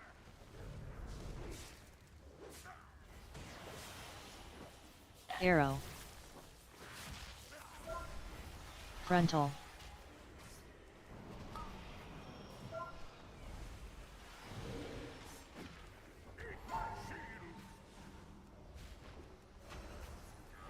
Pop in and let 'em have it!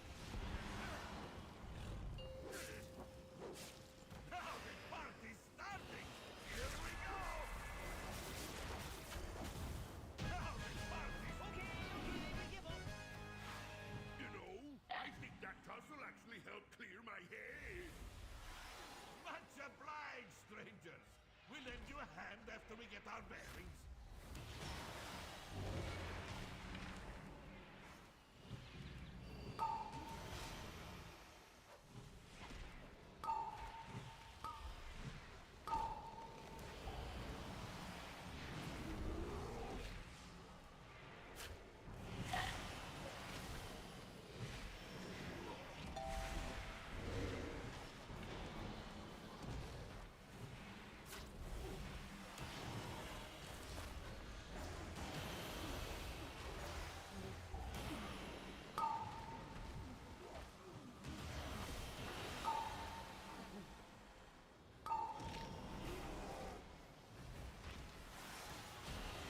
Boom. I think tank got stunned.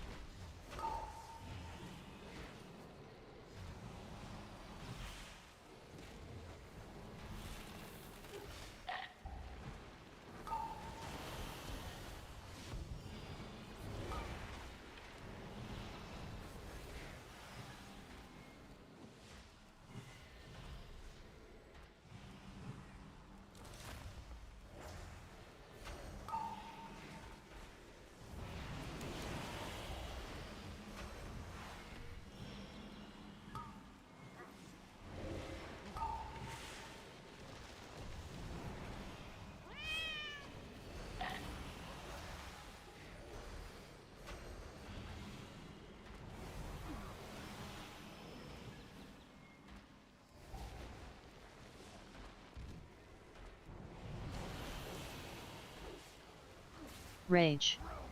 The chief here, or I'll smash you! Stonegold Trogs, attack!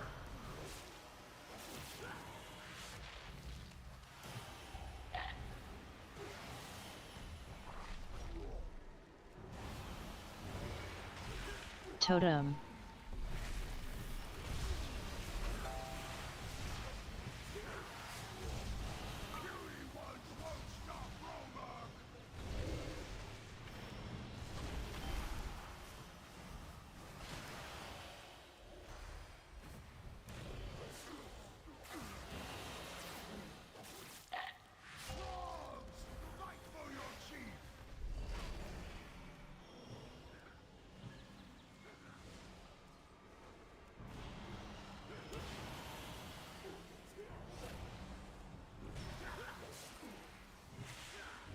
Totem.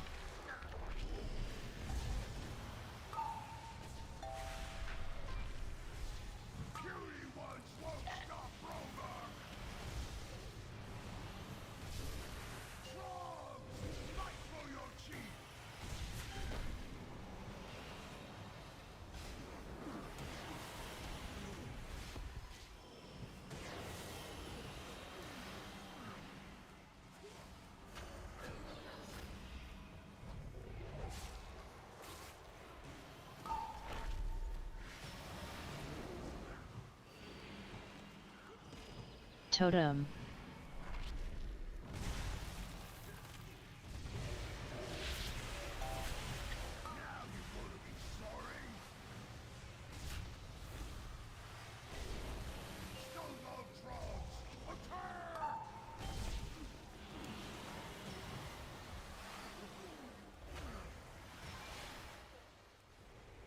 Ow. Don't do it. Don't do it.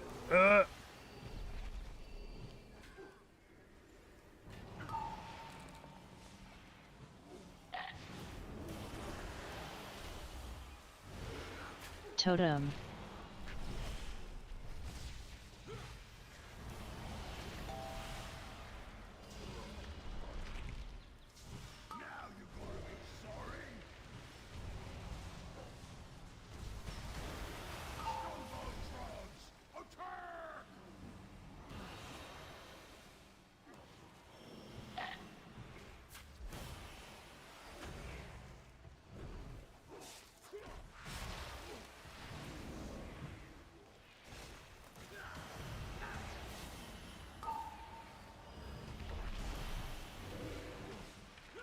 Totem.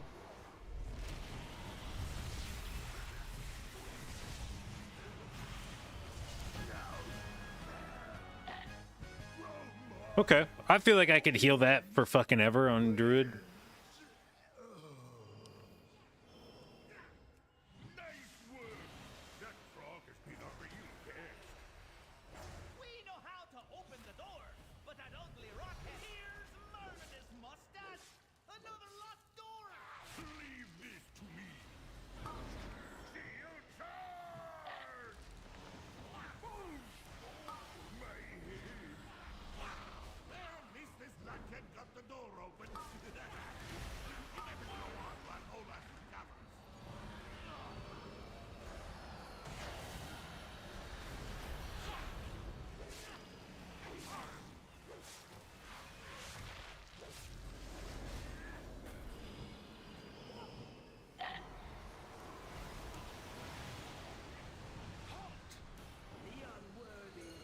We're gonna drink a little bit here.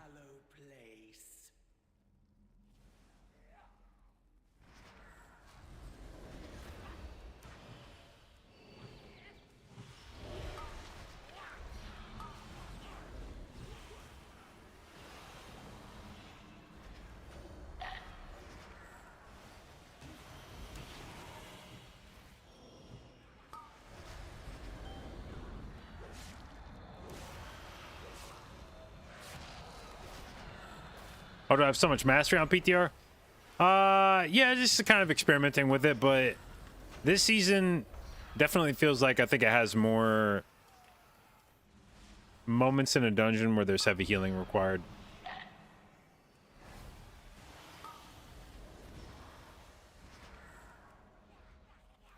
God damn it, I'm LOS.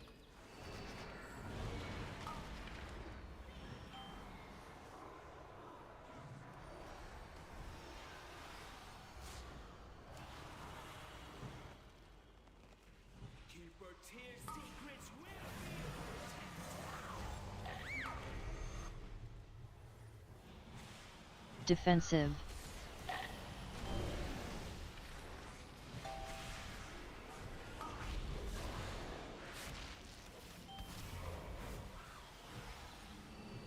Defensive.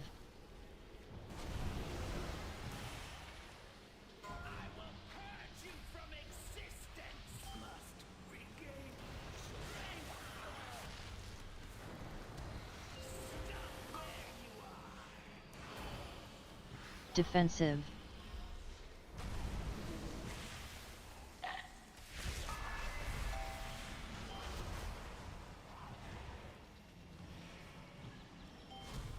Defensive.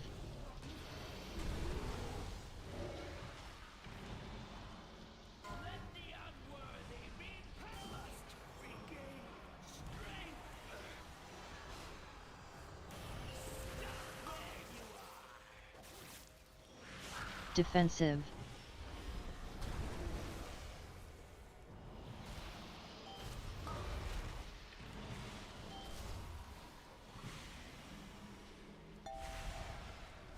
Defensive.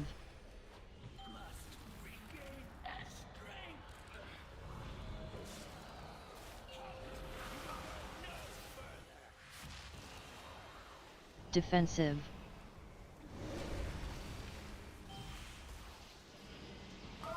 Dot.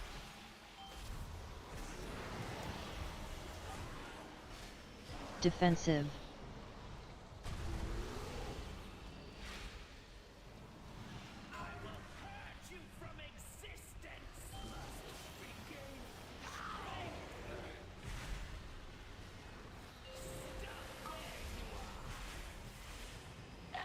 Defensive.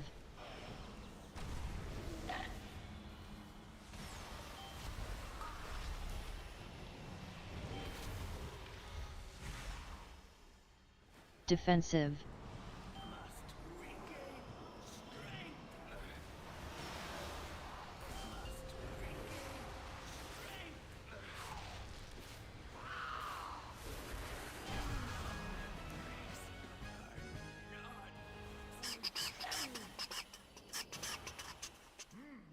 Some kind of library.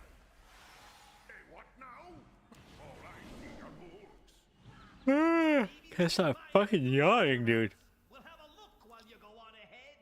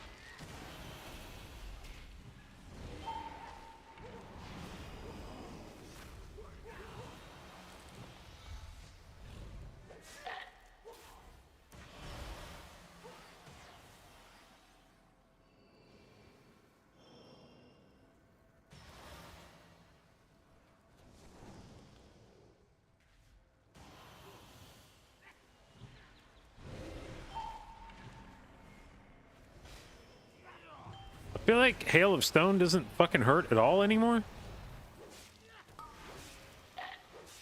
I've been noticing it go off a few times in this run, and if I didn't know what I was paying attention to, I wouldn't really notice people's health going down.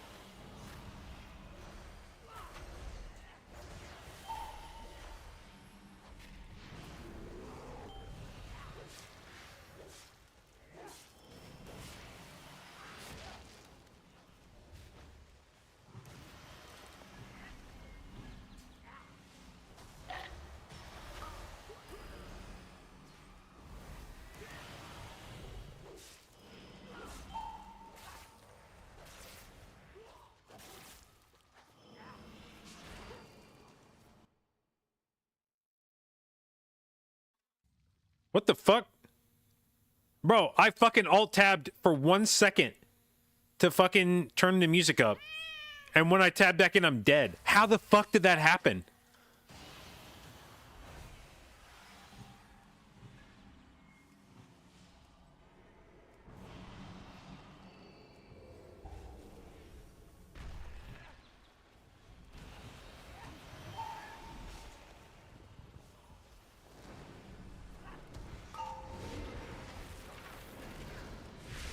Holy fuck.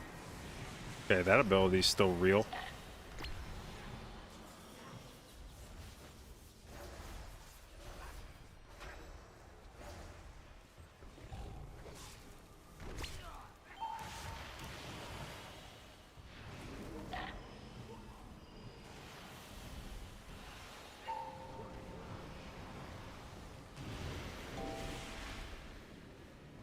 Oh my god, okay, I gotta prepare for... Oh, shit.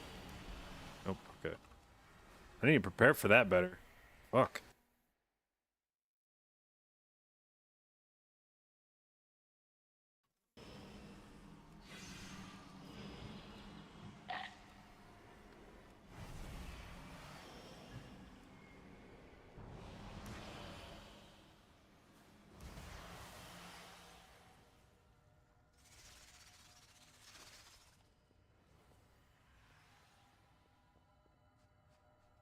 Okay, we go everything with boss, apparently.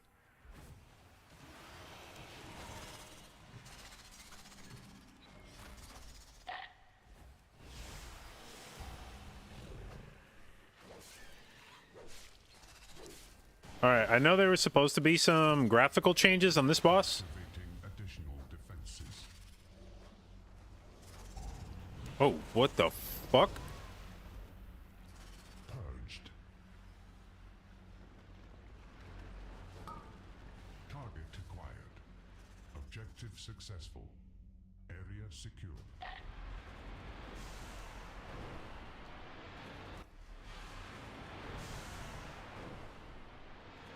Oh shit. Oh shit. Oh shit.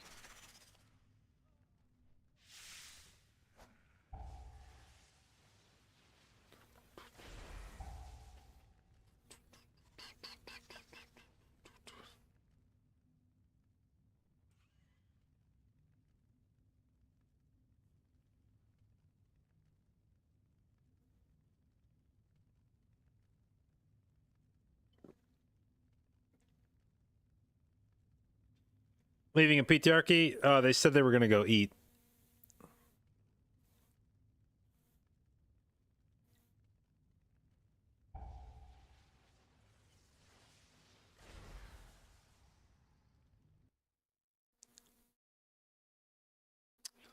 Alright, let's see. Was there anything on this list of hot fixes that is new?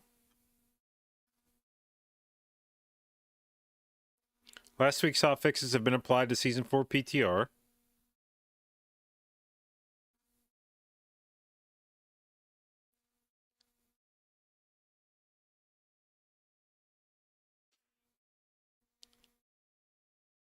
No, I think it's just the stuff they announced last week. Okay. Even still, those were a lot of good changes, so I'm glad they're finally on the PTR now.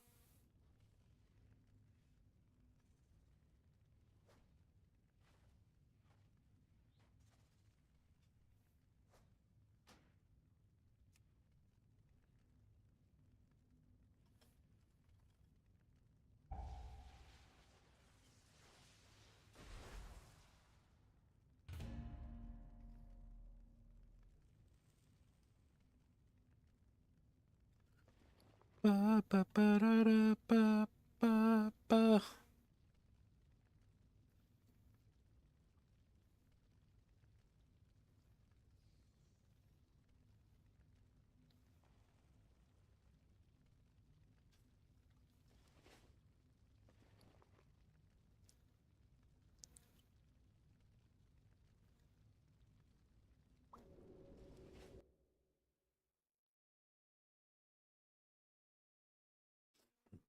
Oh, unannounced stuff below the blue post.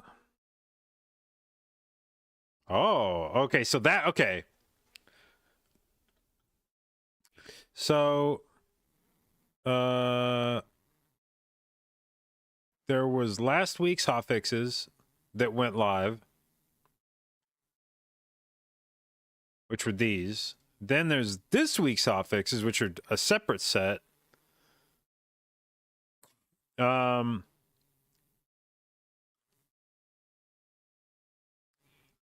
So let's see. I need to turn this down a little bit. Withering damage, which is the totem that was like doing infinity fucking DPS.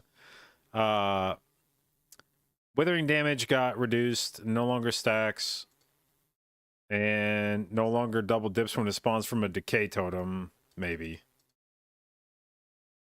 And then the necrotic breath that was sniping the fuck out of everyone last week now has a 45-degree angle instead of 60, which is, I mean, it's, this ability's still not great because it's still uninterruptible. It's still hard to see, but at least it's not quite as punishing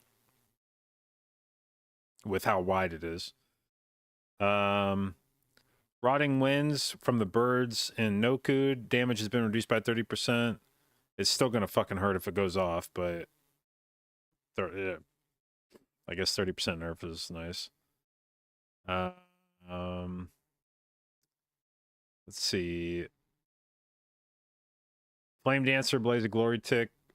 Initial tick removed. So now when you kill the Flame Dancers and they do their little shield thing,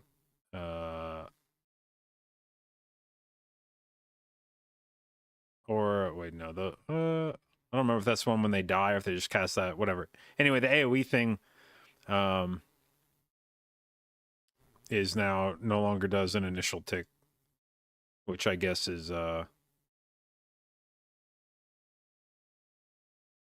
useful. And then Oldemon, this is what we noticed on the first boss. I guess last week the AoE from the longboat had been nerfed by 50%, and now it looks like there's another 50% nerf on top of that.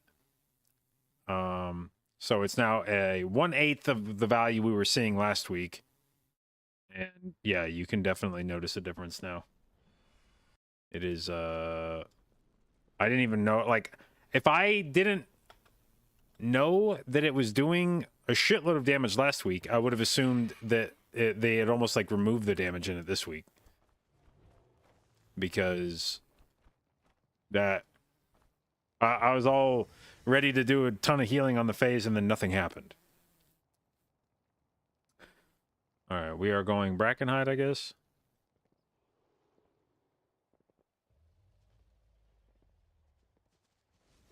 Interesting.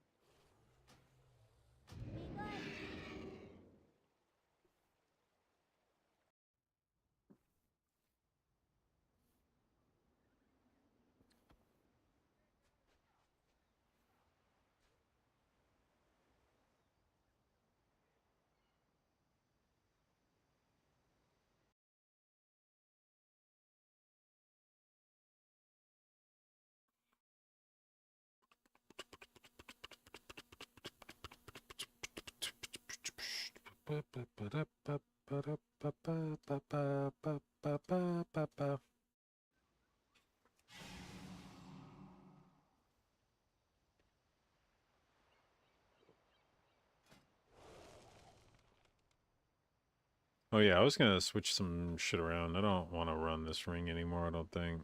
We'll go like,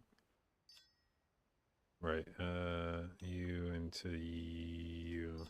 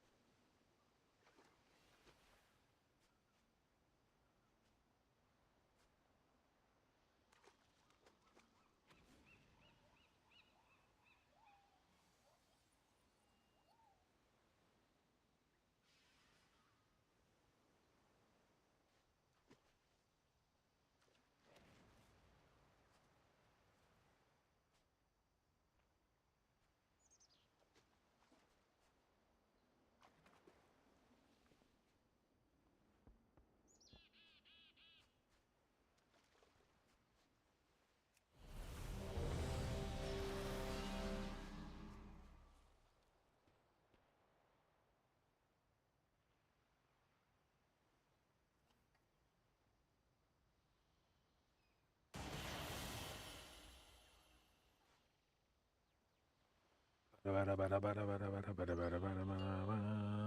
what a fucking countdown. Was that a 1 second pull timer?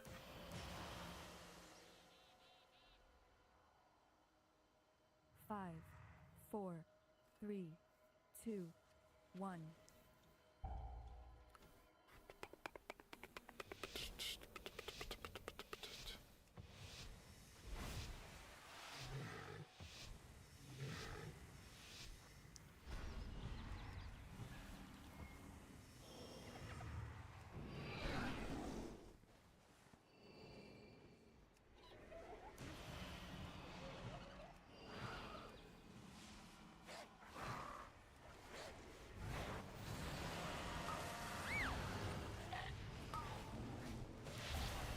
Okay.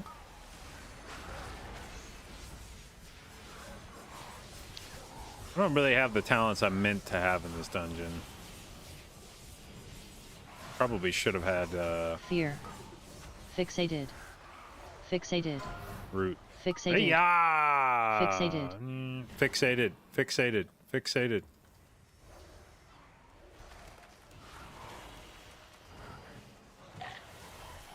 Fear. Fixated. Fixated.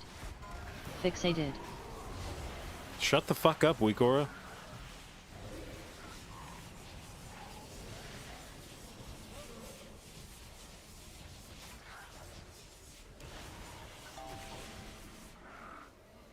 Fear. Fixated.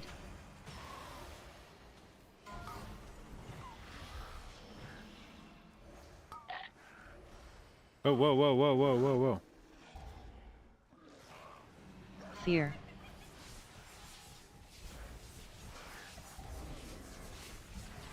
Uh-oh. Hold some boys. Oh, only one boy. We somehow just got the hyena? The fuck? Alright.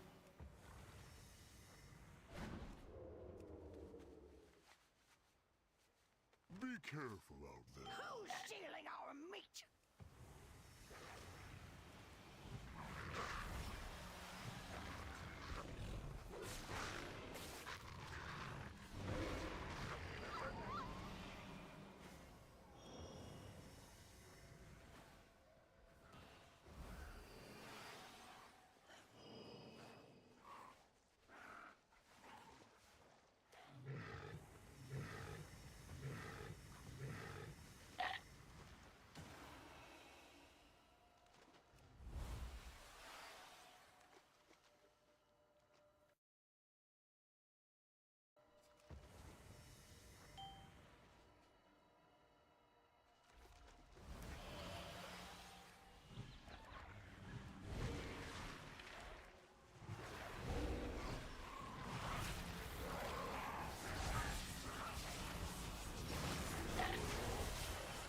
Fixated.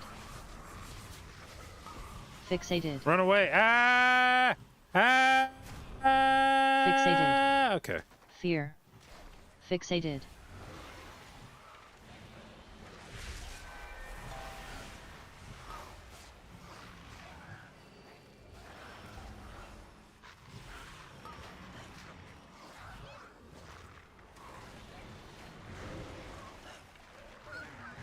Oh, we pulled more. Let's get it. We win these.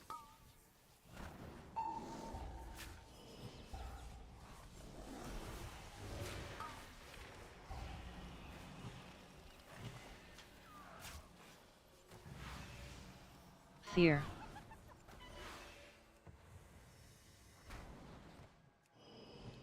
Let's see. How do I do this without pulling all the rest of the dungeon? Oh, shit. Run along the bark. I mean, the... Ah, stop! Dude, you can't keep netting me like that. That's bullshit. I'm over here trying to make fucking plays.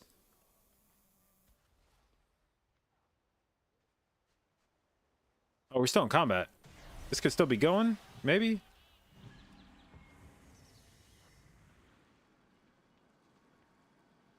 Oh, yeah.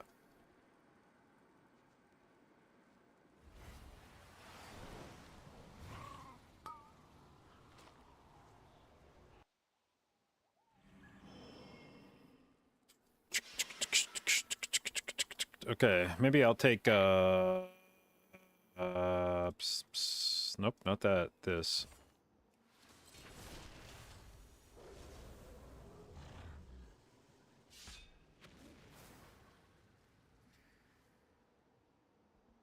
We're gonna take all the CCs in here. Fuck this.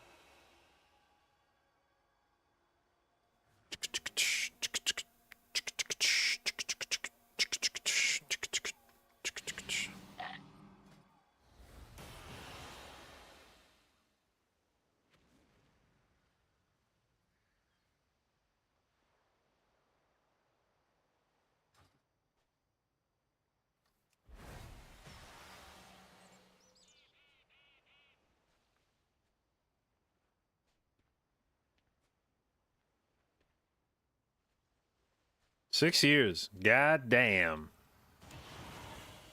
Dude, sometimes I forget that I've been streaming for 6 years. It's weird because in some ways I feel like I've been streaming for like 16 years. I really can't remember what my day-to-day life was like before streaming. But then in other ways I still only feel like I've been streaming for like fucking 2 years or something. 4, 3, 2, 1.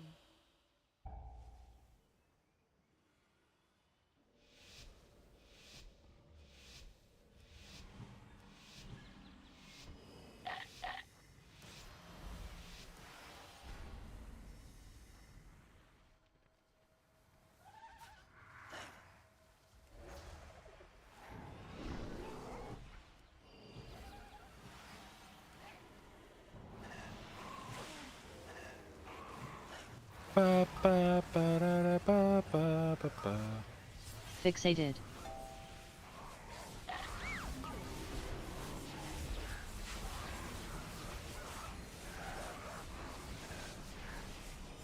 Fear.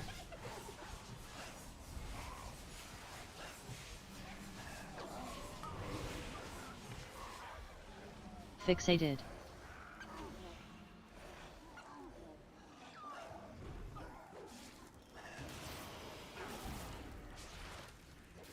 When you're next to me.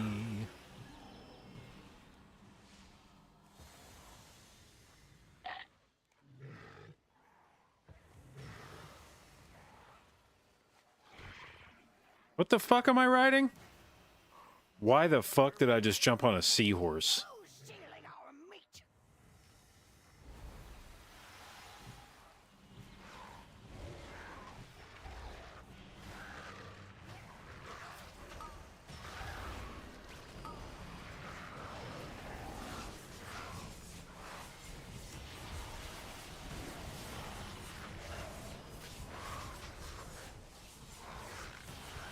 Fear.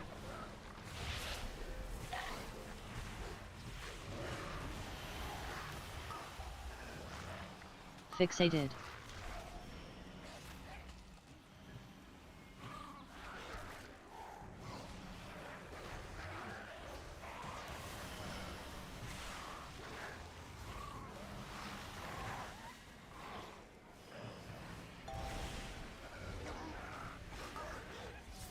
When you're next to me.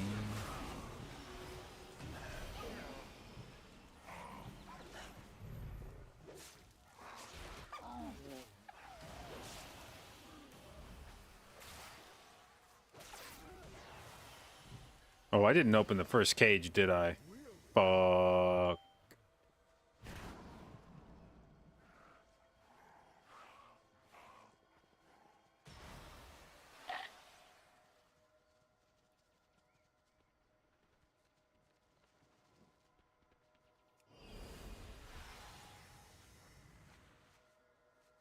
Now I ever meet thieves. Kill them. Ruin them. Destroy them.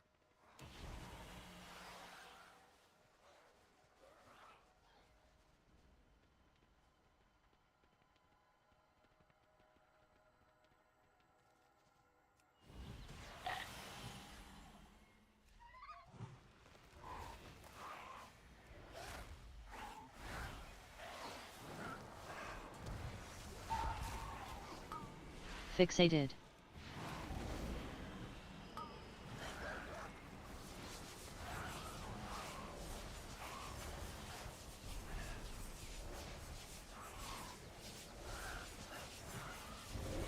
Fear.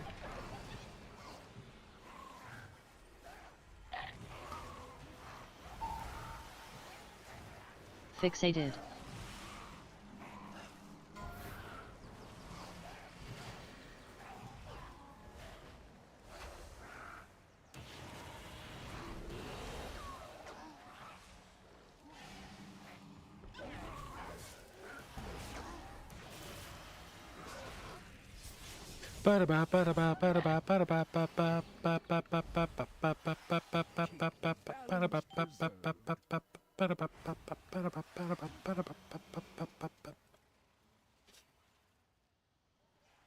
Here, come for us, meat thieves. We rip you apart. What you waiting for? Bring us meat thieves. Rip them apart.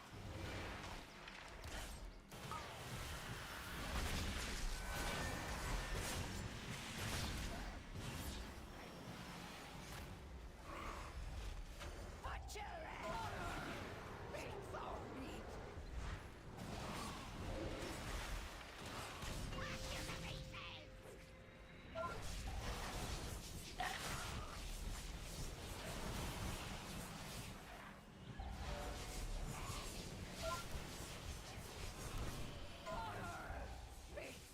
meat.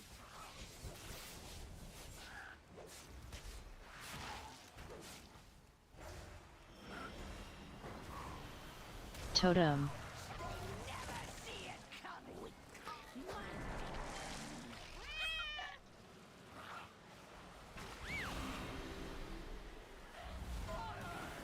It's all meat.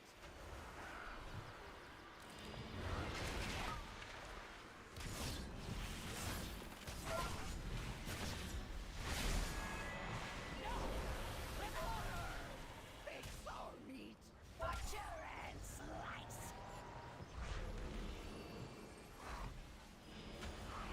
Whack you to pieces.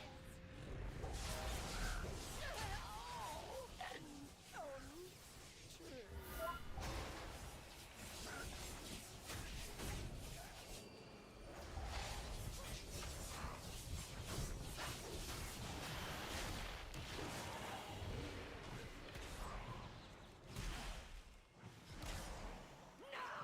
They never see it coming!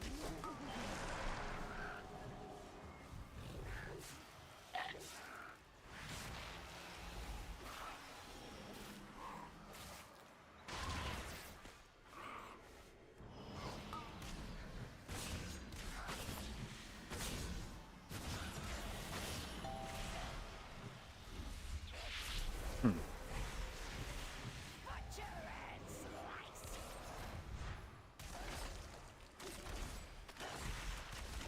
Oh.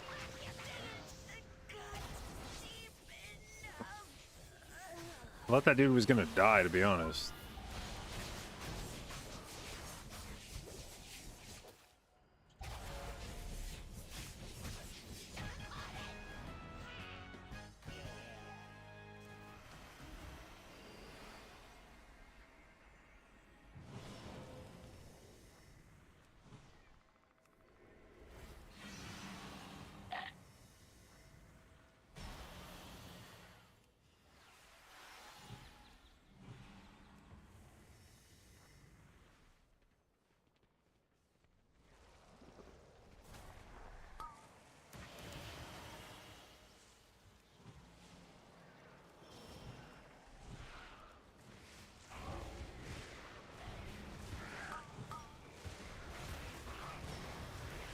Frontal.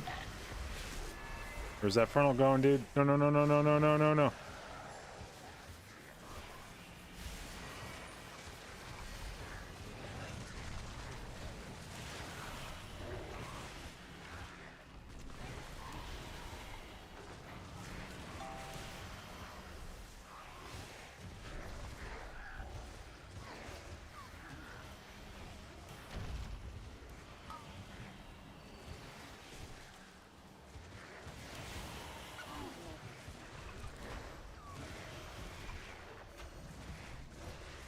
Frontal.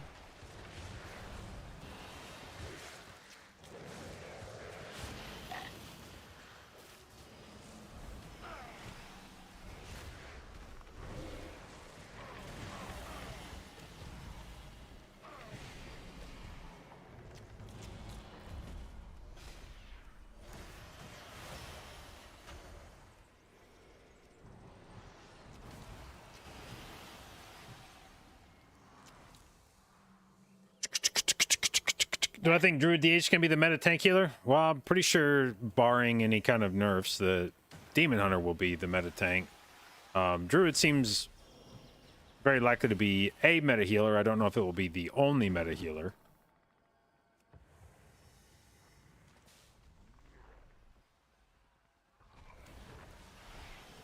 Totem.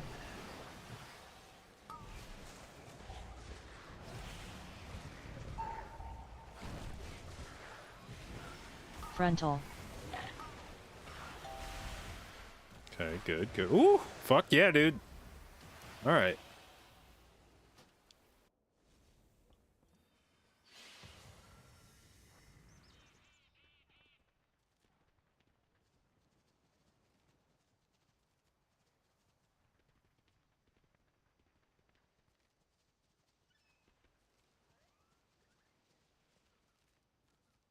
Hmm.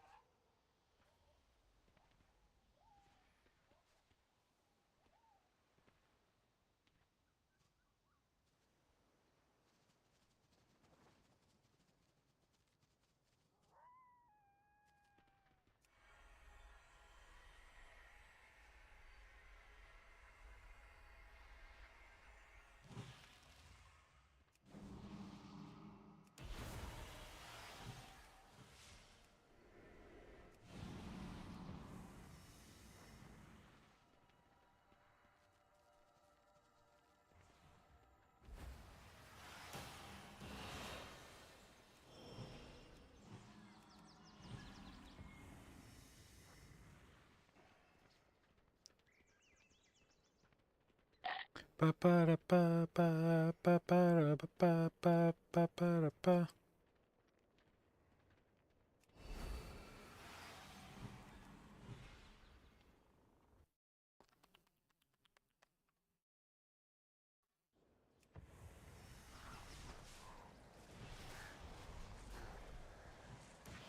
Totem.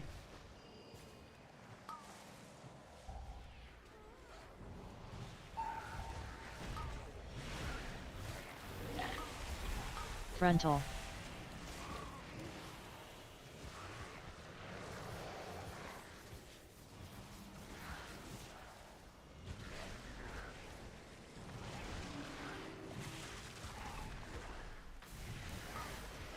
Dude, I fucking used my fucking consumable to get rid of that disease stack literally half a second before it applied another.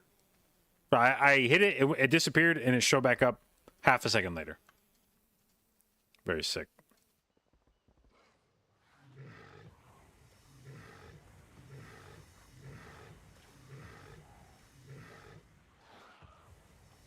Bro, this is the stupidest. This shit right here is the stupidest goddamn thing I've seen this expansion. Cool. This is the fucking this shit right here where I'm fucking travel form, aquatic form, travel form, aquatic form. This is the kind of lazy bullshit that lets me know Blizzard does not test their own dungeons. It is not possible that you designed this and had somebody go in here and do this dungeon and run through that area and not immediately go, let's either make that shit like 5 feet deeper or 1 foot shallower.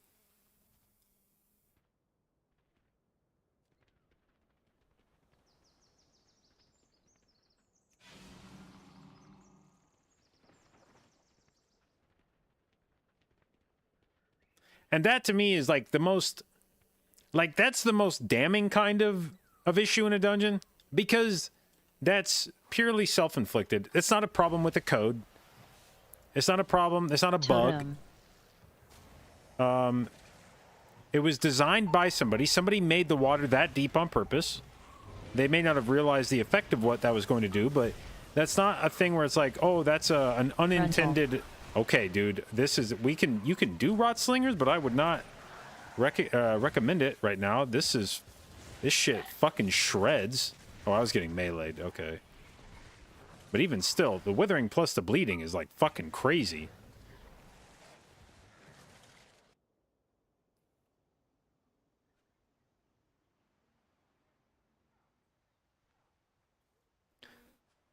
But anyway, this super shallow water, that's just somebody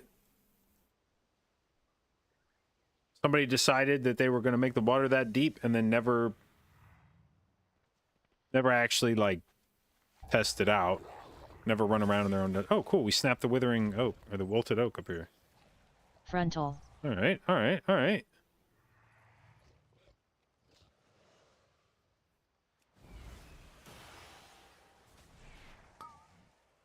Is this a new tech? Just drag everything to the front of the dungeon and chain release onto it? What up, download?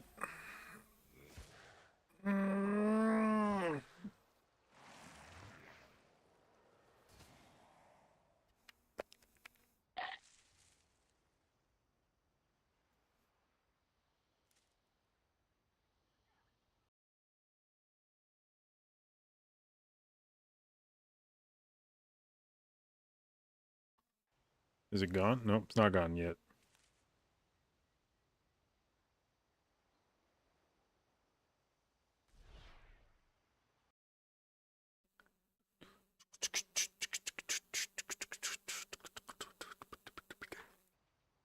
That shit may not be going anywhere. All right.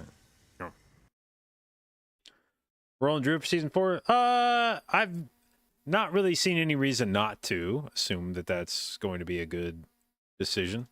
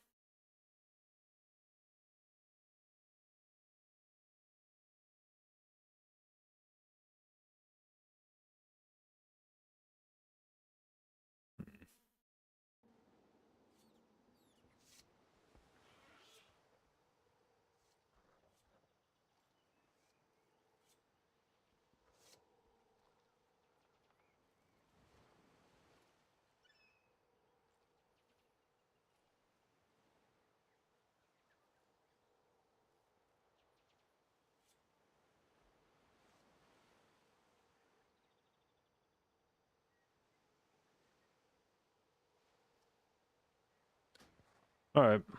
Kind of dip here. I need to run AFK for a sec. I'll be right back.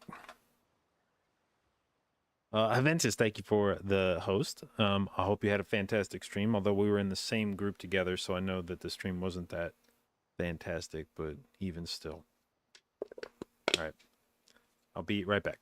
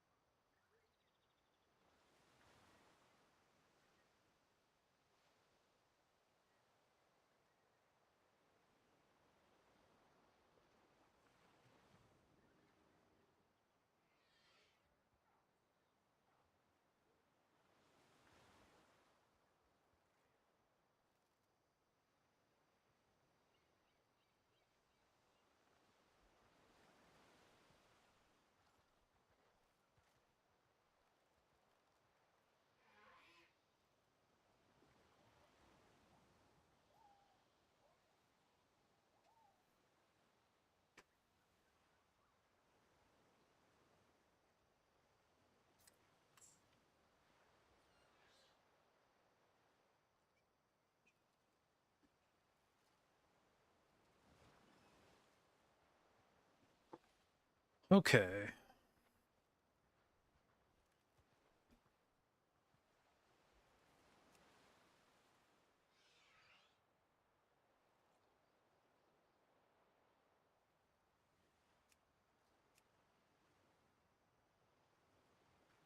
Ba, ba, psh, psh, psh, ba, ba, ba, ba, ba, ba, da, da. Oh man, I could have joined that if I'd have been 1 second faster.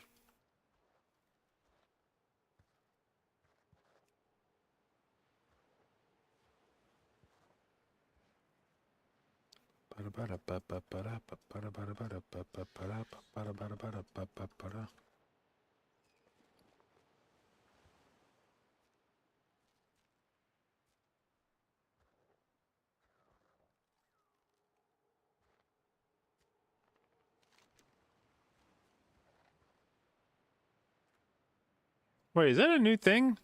What the fuck is this boat to Iskara thing? Why have I never noticed that before?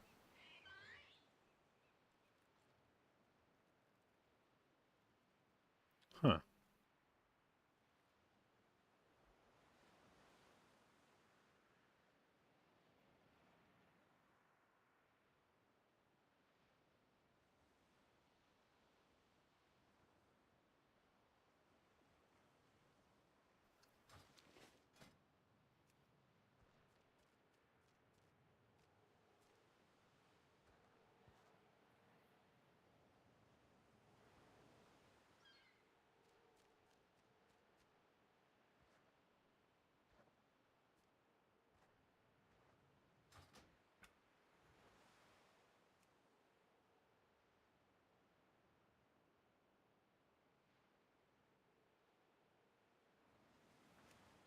Oh, yes. My graphic settings were fucked here, too. Excellent.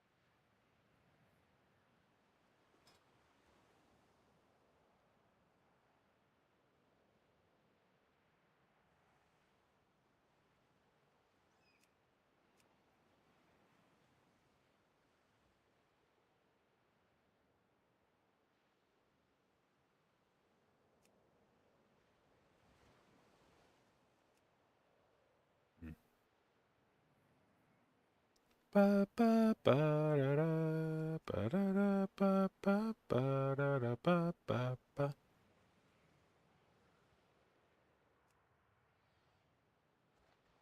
Hmm.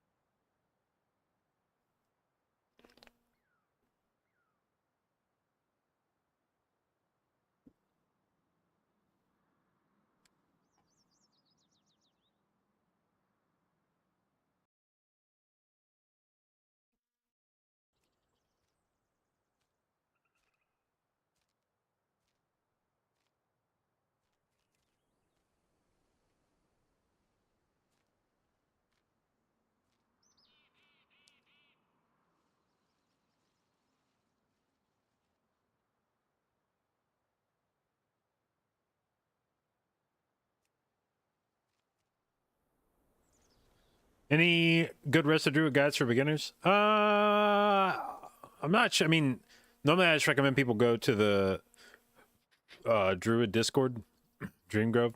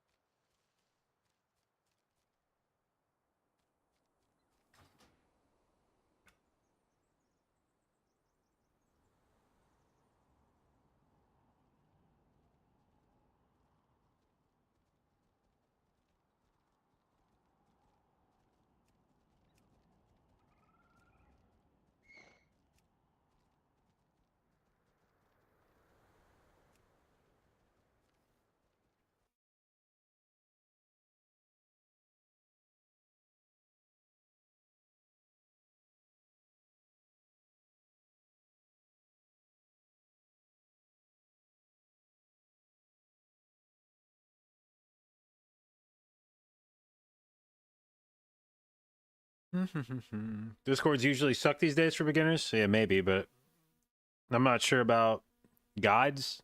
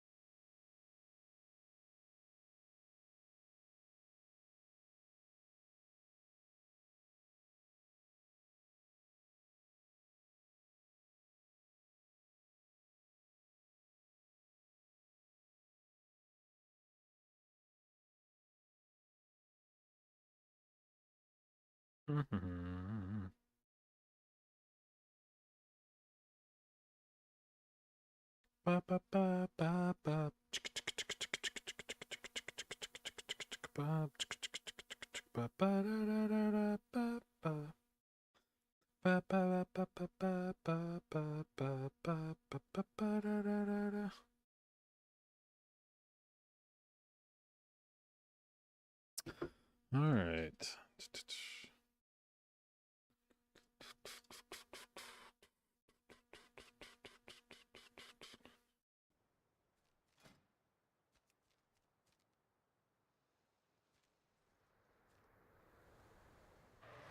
Oh, what the fuck?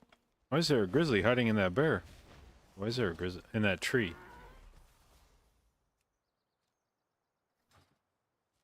Why the fuck was there a bear in here? What kind of fucking ninja shit is that?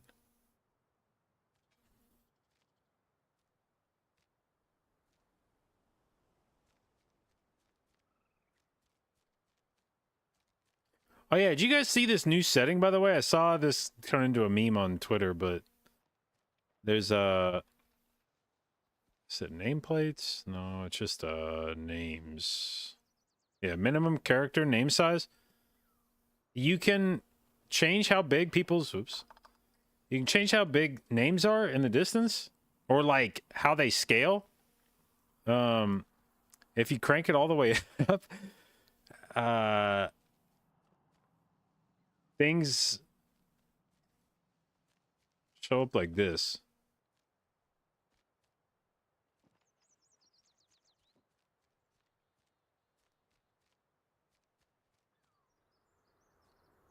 Coastal Grizzly.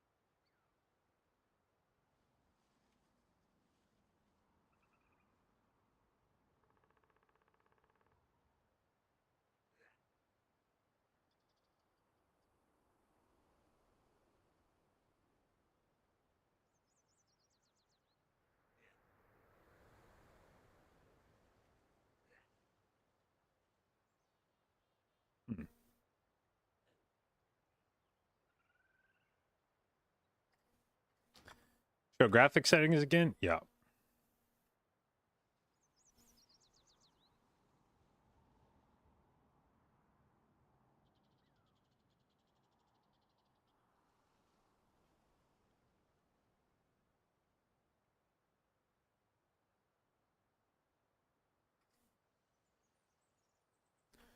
Do you need macro to meld drink in combat mythic plus? No, but it can be helpful. But if you are doing it on Druid, a problem that has become a thing that has only recently been a problem on Druid is if you have a Grove Guardian out, when you meld, the Grove Guardian will put you back in combat. And I did not put that together until very recently. I noticed over the last season or so that I was like, man, I feel like my meld is just super inconsistent now. Like I just get put back in combat all the goddamn time.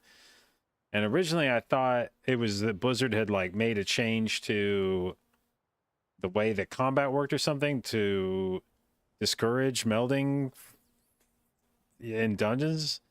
And I was like, this sucks. And then I was talking about it on stream, somebody's like, well, are your Grove Guardians out? And I was like, I never thought about it before. And I started checking, and sure enough, if I cancel my Grove Guardians when I meld, I feel like I never run into issues anymore with combat when I meld.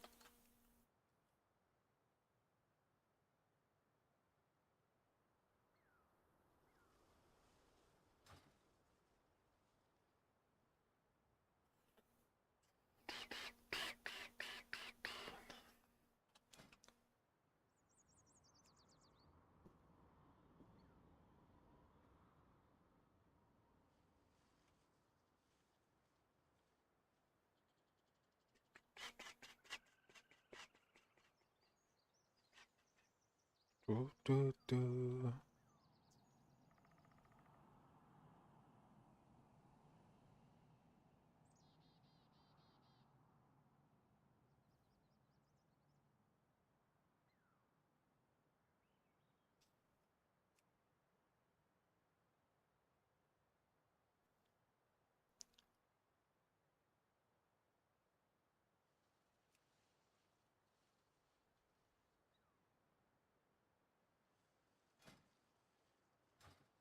How am I liking the new monitor? A lot. It's visually probably not that big of an upgrade for me in World of Warcraft compared to the last monitor I was using, which was a 4K IPS panel. And for a game like WoW, where there's not really many dark scenes, the difference between OLED and IPS is probably going to be, assuming you have a high quality IPS monitor, the difference between OLED and IPS is probably not going to be very pronounced. In fact, in some cases, the IPS might be able to get brighter and more vibrant than OLED. So for a game like WoW, it's probably not a huge difference in that regard. But the key difference on this monitor from the one I came from is that this one had much higher refresh rate. My last monitor was 144 hertz. This one was 240.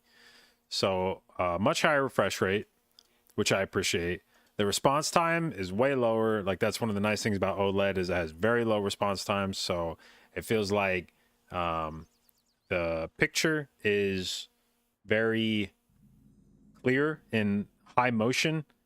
And WoW isn't typically thought of as a game with a lot of high motion. You're not always, whipping your camera around and shit, but it's nice to be able to, like when you're in the middle of a big pull or something and there's mobs running around and you're trying to like move your camera and all this shit, it's nice to be able to kind of keep track of things better. But where it really shines is when I play AAA games where there are darker scenes. Another thing is that WoW is not built with HDR in mind. You can apply auto HDR, and I feel like it improves my enjoyment of the game. Like I think it looks better, but it's not necessarily huge for a game like WoW. But when you play the games that are designed with HDR in mind, then it can look fucking spectacular.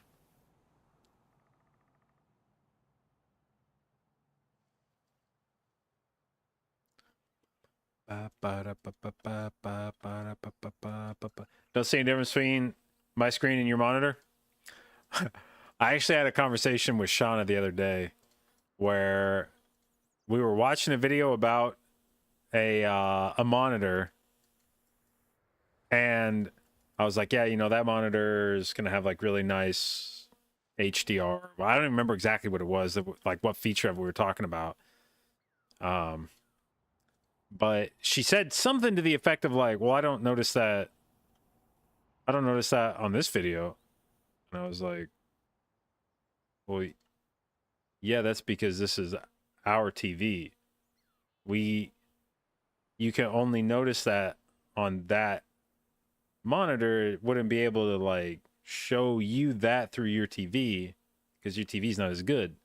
And I just don't think it really ever occurred to her before. And she was like, oh, huh.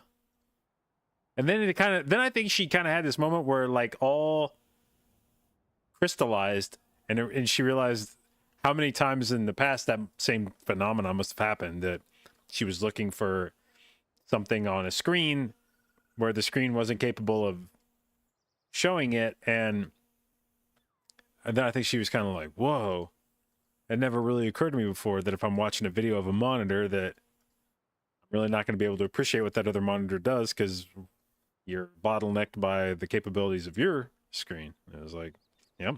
That's why it's hard as like a tech influencer, that any product where the appeal of the product is sensory, it's like impossible to convey that to somebody without showing them in person. If I'm ever trying to describe how something looks, like if there's a technology that's display technology, no matter what I try to show you on no matter what I try to show you on that display, it will be limited by your display. And same thing with like audio. If I try to tell you how good something sounds, like headphones or speakers or something, you're only going to be able to hear what your headphones or speakers are capable of. So yeah, there's things like that where that's truly one of the last, in my opinion, important functions of brick and mortar stores for tech stuff. You know, in an age where you can buy everything on Amazon or eBay or whatever, a store like Micro Center or Best Buy or something where they have things out for display serve a valuable function, because otherwise you just kind of have to like read or see what somebody's describing and then try to guess what you think that would look like or sound like.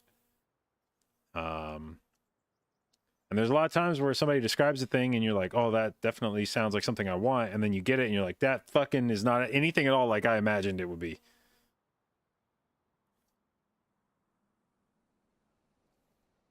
Can you cancel your Grove Guardian? Yes, it is a totem.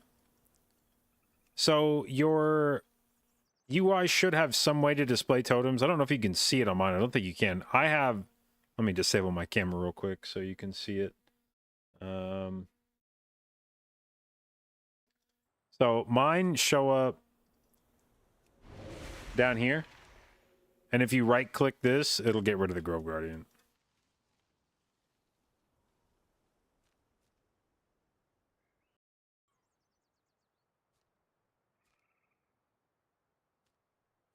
Love Micro Center, but it's an hour from your house. There are no other tech stores near you. Yeah, the closest Micro Center to us is down in Atlanta, which is like an hour and a half plus drive. I've been down there a couple times to pick something up, but it's usually a desperation play. It's if something exists at Micro Center and I have to have it right now, gotta fucking have it right now, then I'll be like, all right, I'm gonna make the drive. I lived in Kansas City for a few years, and I don't think I fully appreciated at the time that there was a Micro Center within 5 miles of me, and how convenient that is when you want to buy something.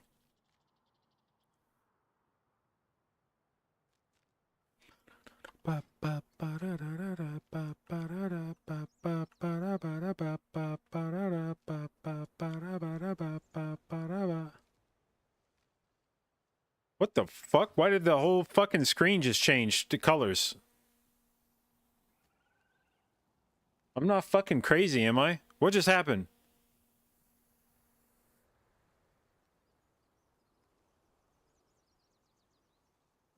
I gotta go back and watch a replay of that.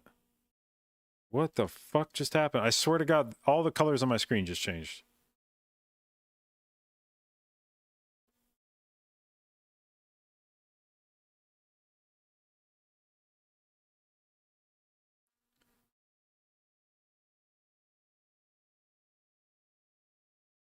Okay, hanging out, hanging out, hanging out. Yeah, bro, what the fuck was this? Hold up. All right, so we were just hanging out here. What happens right? We're gonna put it in slow-mo here. I guess it doesn't really matter. It's in slow-mo. We're just hanging out, and then boom. Why did it do that?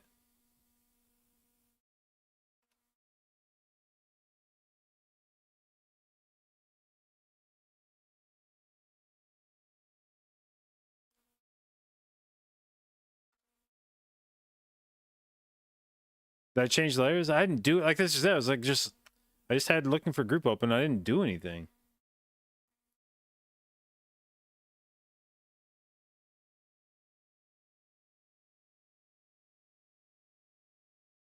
Didn't event or something. I looked at the time to see if it was some time like 30 after or on the hour, but it was 13:50. Which seems like a weird time for something to just roll over.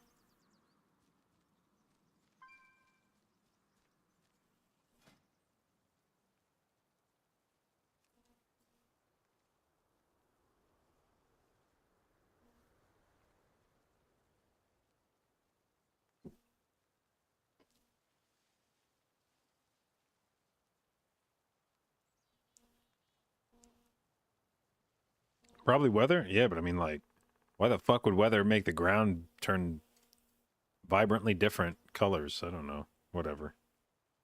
It was very trippy. It was so incredibly obvious when it happened.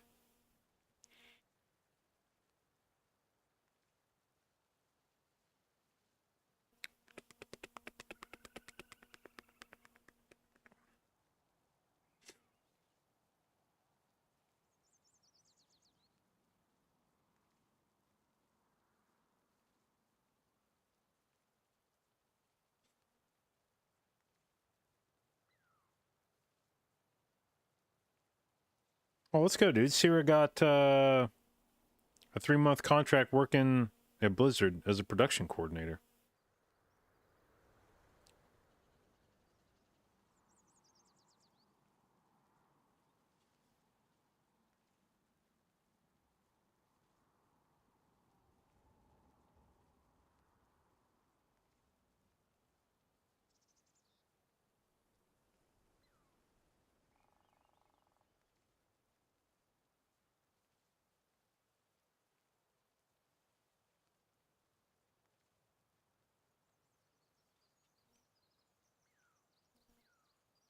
Ba-ba-da. 16 Ruby Life Pool gamers. Okay. Okay.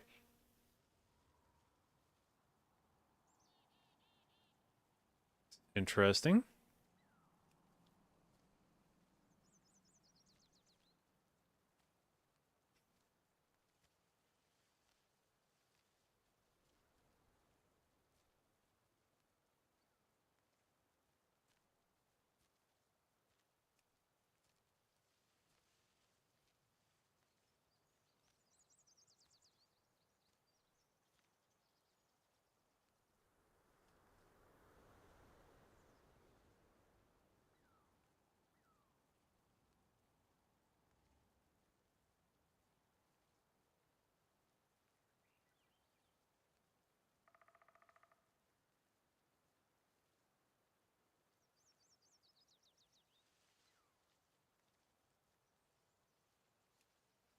Bum-ba-dum. Bum-ba-dum. Bum-ba-dum. Bum-ba-dum. Bum-ba-dum. Bum-ba-dum.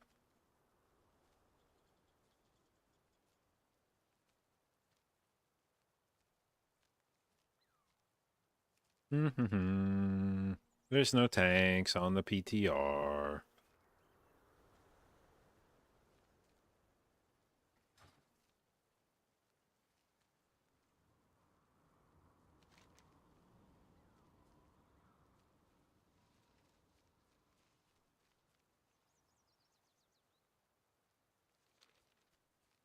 No tanks in retail? Yeah, it's probably true as well.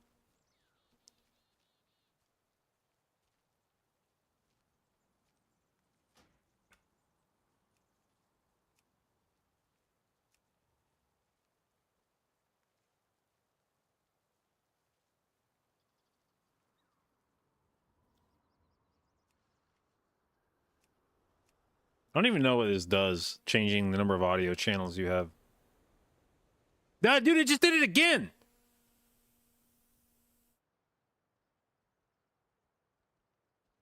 Now that did seem like a weather change. Like it just decided to suddenly be overcast, but like it changed the entire color of the ground. What the fuck?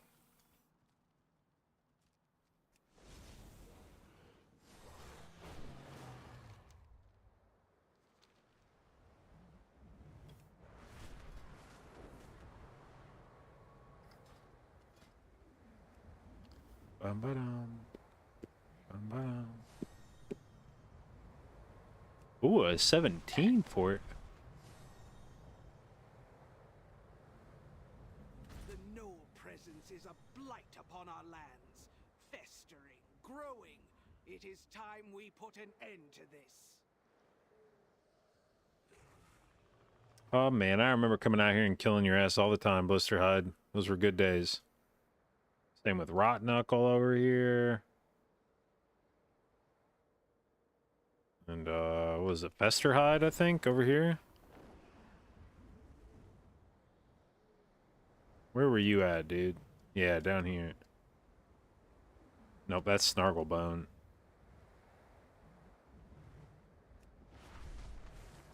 What was the tree guy? Gnarls, that's it. Oh, Festerhide's the guy that's in, what's it called?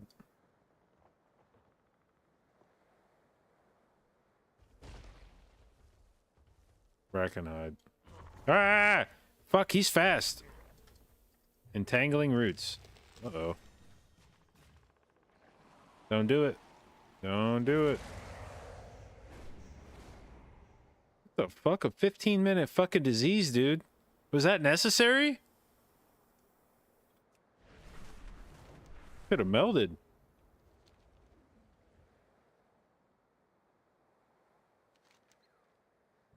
Pieces of powerful artifacts are hidden in the ruins. Collect them and eliminate any sundered flame before they do the same.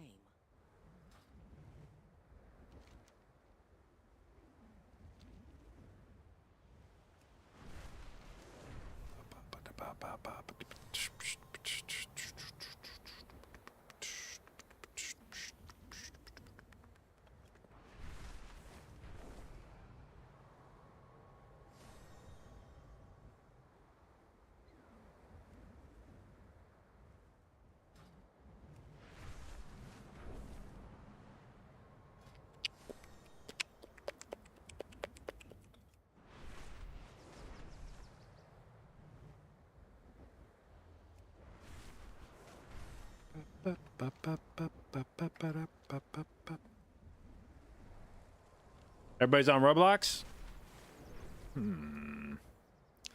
I should start playing Roblox. I always thought Roblox was kind of a joke of a game.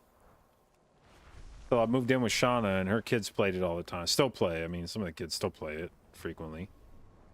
And Shauna showed me some Roblox videos on YouTube. She's like,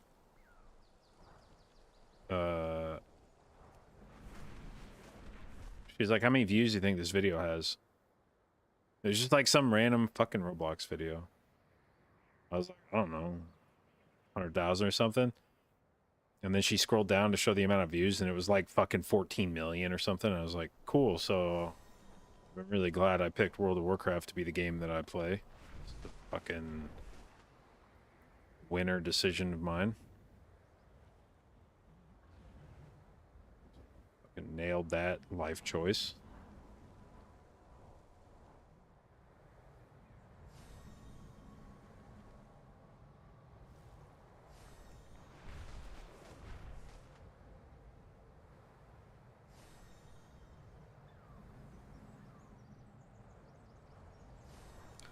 Thoughts on next season healer meta? Guessing it'll be Resto Druid Prez? Where did Prez come from?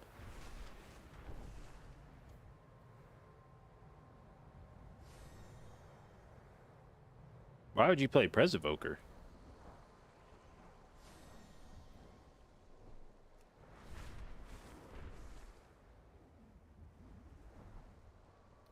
Would I prefer my millions of viewers to be minors? I feel like if I got the kind of views that you could get from being a Roblox creator, I could probably stop swearing and making like weird jokes. I feel like I could be family friendly, especially if it's YouTube content, because I feel like it's harder to be a Twitch streamer and like edit yourself. But on YouTube, you know, you just do whatever the fuck you're gonna do and then edit out anything. If you happen to say something inappropriate while you're filming, just edit it out. And I think it's a lot easier to maintain that persona.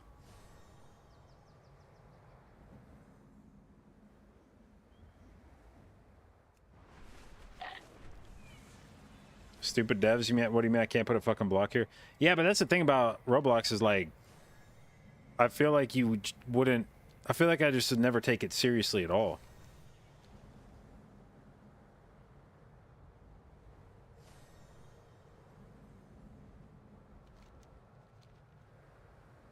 I would just be like shit posting nonstop about the game.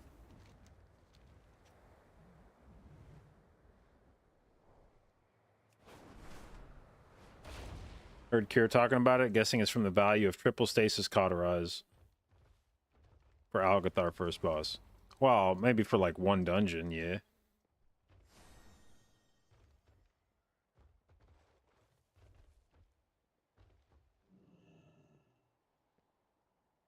But I also feel like maybe on super high keys, the bleed's going to hurt more than I am expecting, but in doing the keys that we've done so far on PTR, the bleed has not felt to me like a thing that's just going to overwhelm a group.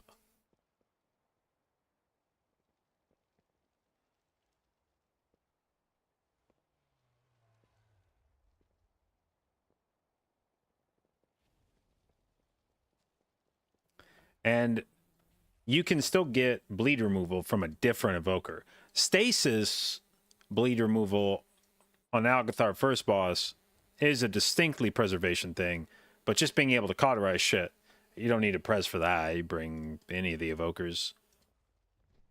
It's not like Prez has a monopoly on being able to get rid of bleeds.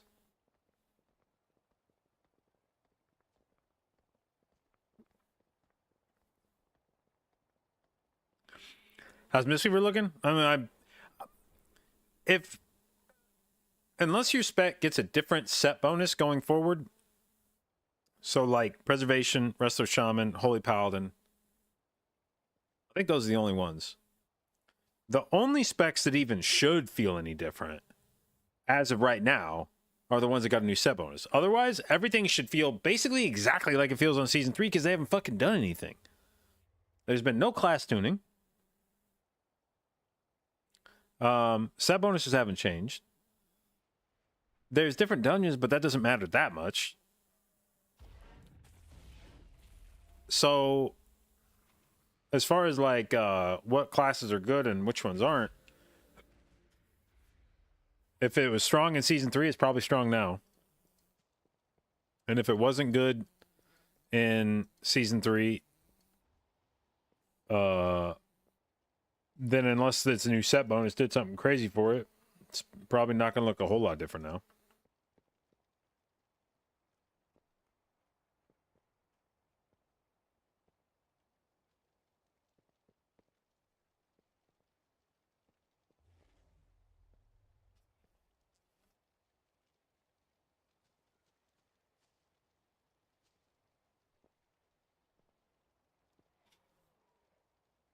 Tanner also talked about Prez on his stream before. Yeah, but if I remember correctly, I saw Tanner playing a shitload of Preservation before Season 3 started too, and he seemed to be high on it then.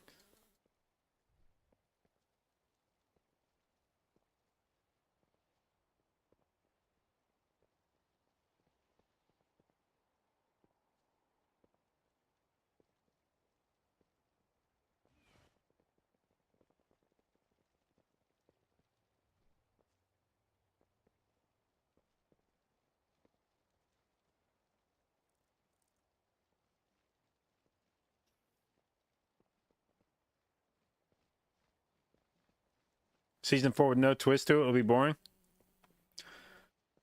I mean, it depends on what you're trying to get out of a season. I like doing dungeons. And as long as there's dungeons, I don't even give a shit. They don't even have to be fucking new dungeons. I don't even care. In fact, in some ways, I'm happy that it's old dungeons because at least I'm a lot more confident that the dungeons aren't going to be like tuning nightmares when they're released.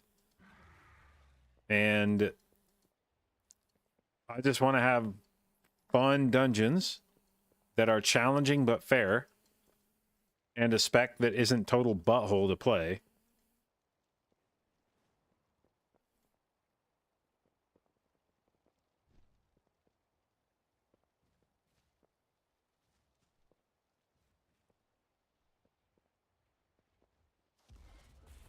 Is Season 4 going to be as burst heavy as Season 3? I think it'll be more... Well, I shouldn't say that. There's a mix of healing checks and one-shots in Dragonflight dungeons.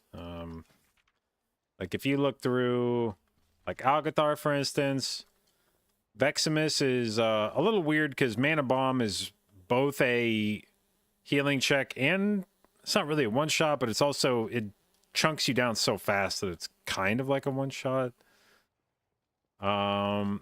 Overgrown Ancient is both a healing check on the bleed that it puts out, but then also a one-shot for Burst Forth. You have to be able to live that. That's like one-shot damage. Croth is basically a one-shot check.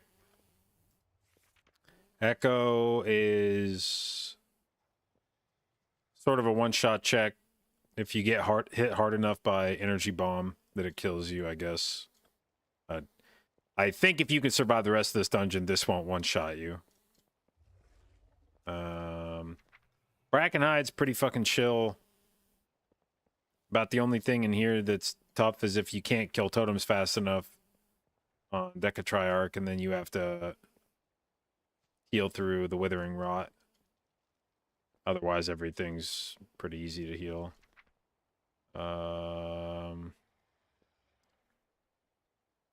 Iridius is mostly a healing check. Goliath is a healing check. Kajin is a super healing check. Tsunamis, I guess, technically got some one-shot kind of shit. But anyway, you can see here from going through this, there's a mix of like, some of these bosses require throughput, some of them require defensives.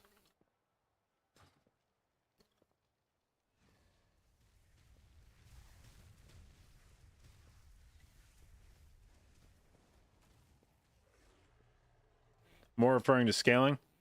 Honestly, I don't even think necessarily that a lot of the Season 3 dungeons were an issue of scaling. I think a lot of Season 3 dungeons were an issue of many of the trash pulls being so... so trivial if you could get stops on them, which Vengeance Demon Hunter made very easy. And you could do these massive fucking pulls and just nuke it down because you could just keep stopping the mobs over and over and over and over and over and over and over. The pulls were not intended to be done all grouped up like that, but because Vengeance gave access to sort of unprecedented amounts of control in a group, you were just able to do these like wild ass pulls that you hadn't been able to really do in those dungeons before.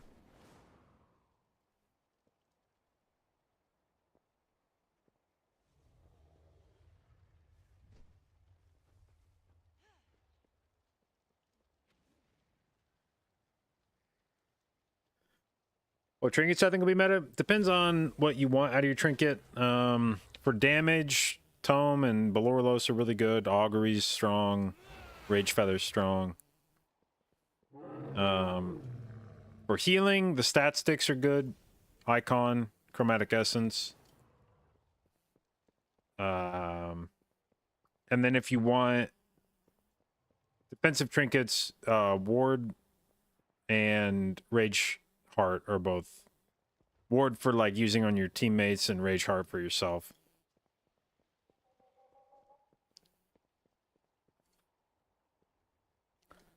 Is Tome and Rage Feather not a decent combo for DPS? Oh, it should. I mean, it should be. In my testing, I feel like Balorlos does more damage for me than Rage Feather does. Maybe that would change if we started pushing really high keys. I'm not sure. Like, Rage Feather's a trinket that gets kind of finicky depending on how long your pulls last and how things. If everything dies at the same time, Rage Feather tends to not be as strong as a pull where things are dying sequentially. And the pull and the feather can keep hopping from one thing to another, to another, to another, to another. But in the dungeons where I've tested both of them, I feel like Balorlos does better damage more consistently. Would I run Rage Feather and Balorlos for max DPS? No, Tome shits on both of these for healer damage. Think we need an external like Leaf in Season 4? I don't know. I'm not sure.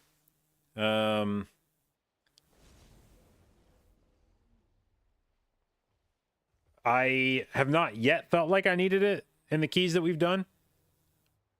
But on PTR. But our eye level is weird compared to the level of dungeons right now. Because they're scaling us to 499. And when we actually get to max eye level, it'll be closer to 530. So we're missing like 30 eye level versus what we'll have when we're actually doing, like when we're actually geared out. And that will change our stamina value quite a bit. Like I'm running around with like 1.1 million, but I'm pretty sure by the time we get to 528, it's going to be closer to like 1.4 million or something. And that may make may give us more headroom than I'm expecting in terms of whether something one-shots you or not.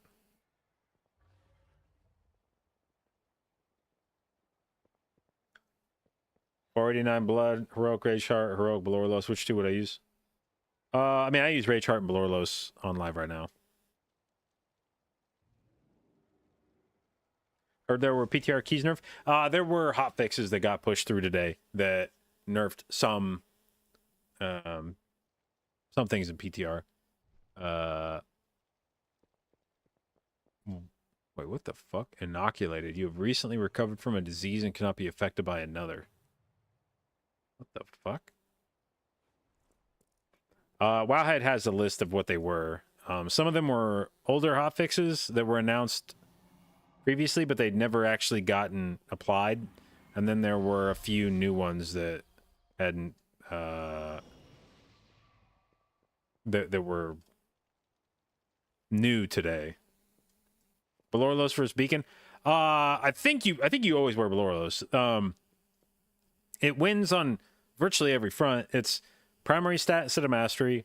It has a lower CD. It's 2 minutes instead of 2.5 minutes, and the damage it does, tooltip wise, is higher than Beacon. Like when I look in the journal, if I look at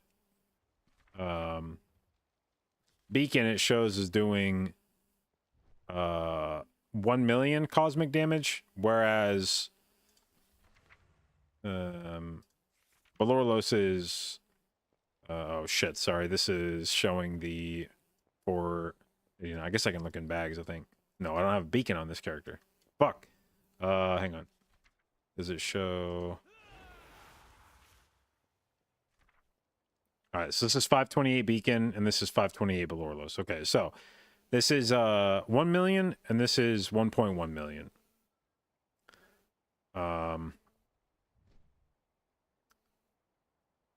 So about the only thing that Beacon has going for it that Belorlos doesn't is that Beacon doesn't deal damage to yourself.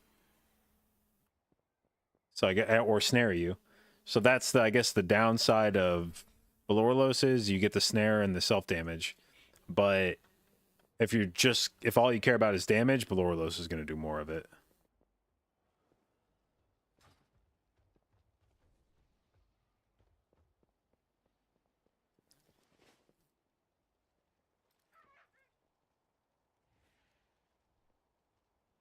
Do I reckon it's not even worth getting Rage Feather, assuming you have Tome as a trinket? I mean, I would probably aim for Belorlos, but one of the nice things about Rage Feather is it's a dungeon trinket, so you can farm it if you want. If you're looking for a DPS trinket, both of these, or not both, excuse me, Tome and Rage Feather are both trinkets you get from dungeons. So if you're wanting to spend your dinars on something else early season, you can go farm these trinkets from a dungeon and have usable trinkets in the meantime. Whereas Belorlos, you either have to get from raid, and most likely, if a Belorlos drops in raid, they're not fucking giving it to your healer.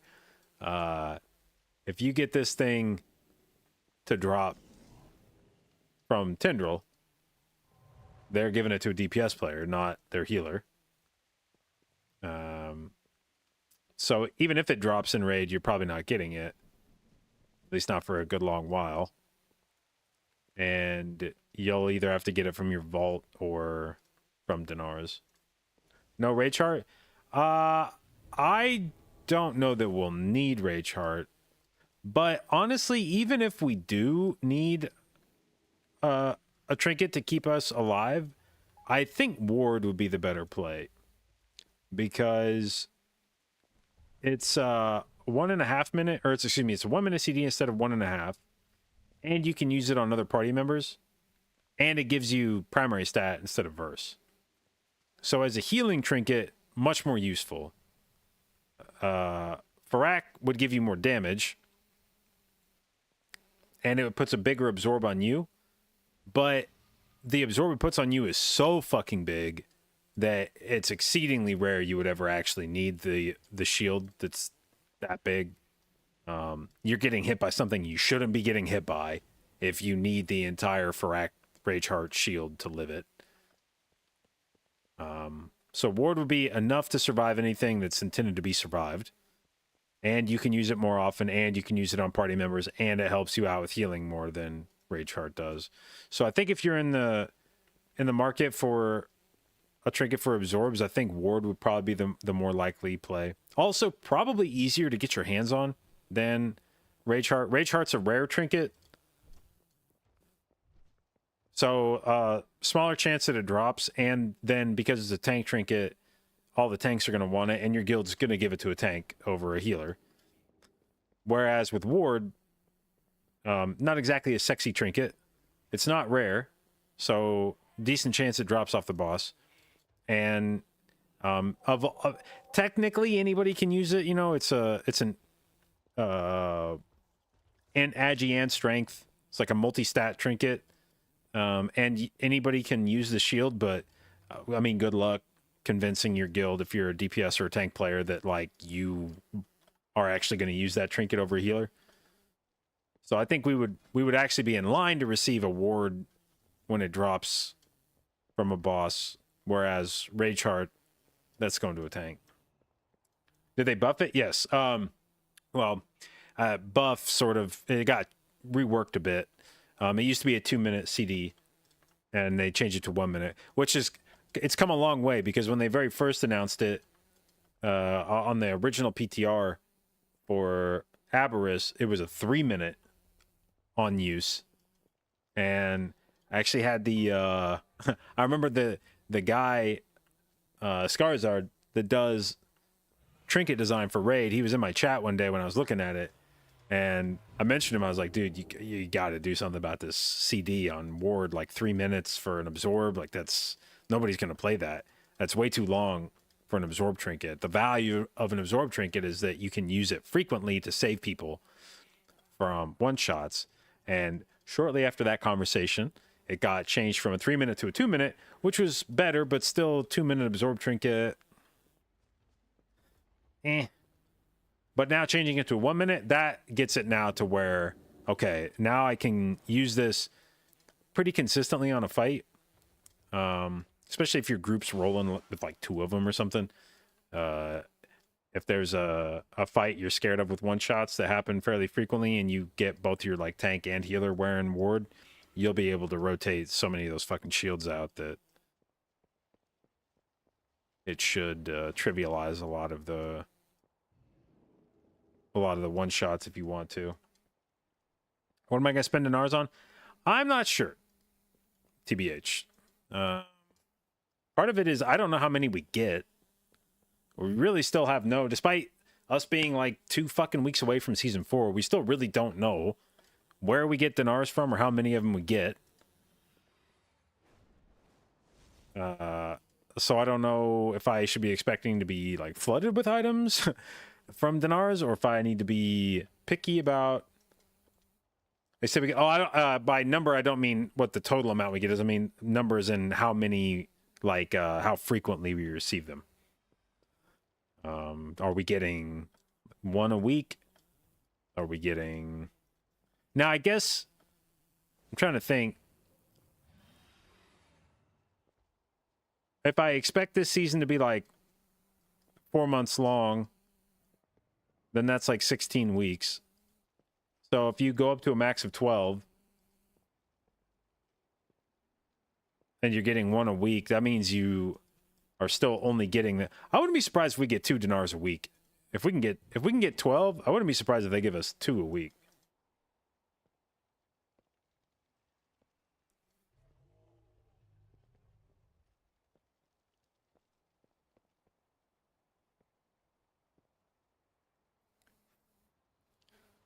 The stack size was just changed to 20. Oh, so maybe there's not a cap. What embellishments, Morin? The ring, tether, and burst chest. Is there an average DPS for us to do that you should be doing for a given dungeon? I mean, it really depends on your group. Do you have an Augvoker in your group? Do you have like DH and mage buffs? Which dungeon you're doing? You're going to do a lot more in the dungeons where there's damage amps, like Everbloom.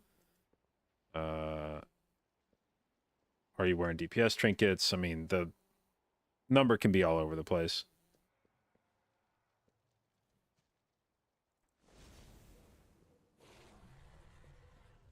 What'll be the go-to weapon? I've been trying out both Vakash and Dreambinder, and truthfully, I don't think there's a huge difference between them. I think Vakash is doing more damage, or at the very least more prio damage, like more single target damage than Dreambinder is. But I also don't know that it's a huge deal one way or the other.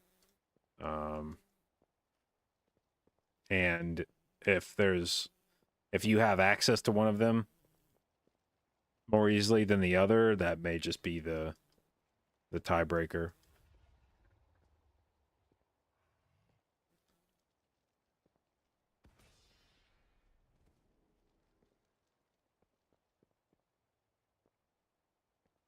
Saw a video that the weekly quest gives 2.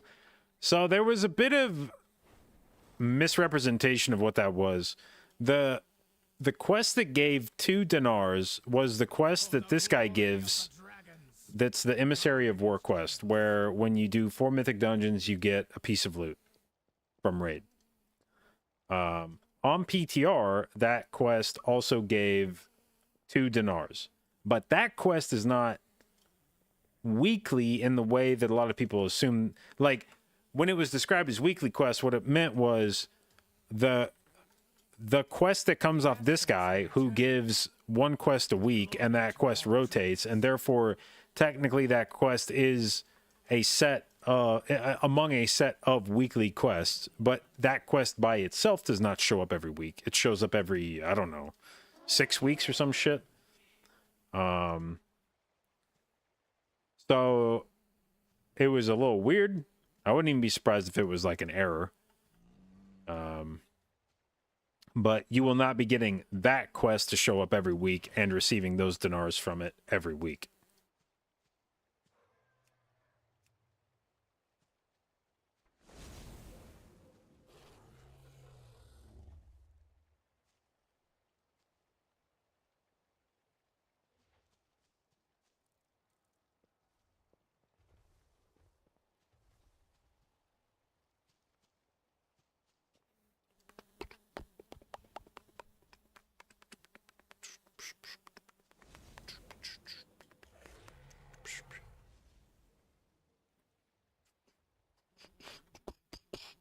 It's intentional. It usually gives heroic grade loot, and instead they let you pick. Yeah, that makes sense. If they just get rid of caches and instead let you just buy the shit instead of opening a box.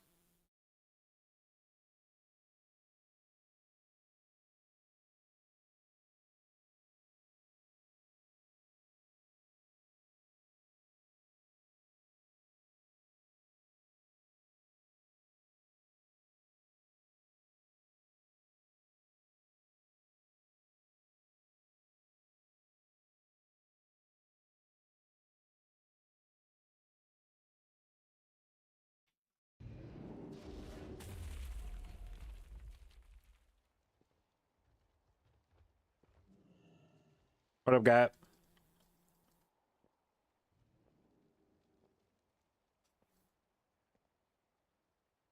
But yeah, the in terms of what to buy with dinars, I don't know, because a lot of it just depends on how many of them we get, how judicious you have to be with your buying. I mean, the quick rule of thumb will be weapons and trinkets first. And then as far as like which weapons and trinkets, for whatever reason, I'm not really sure why Blizzard did it this way, but they made two-handers cost the same as a one-hander. So you can buy Dreambinder with two, like it costs two things to buy either Dreambinder or Vakash. Doesn't it only have weapons and trinkets? I think there's a few other things that I had as well. It doesn't have all armor, but I thought it had a few other things as well. What time is it?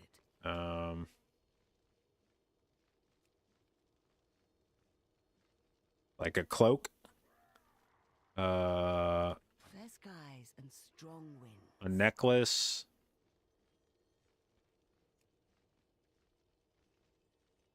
You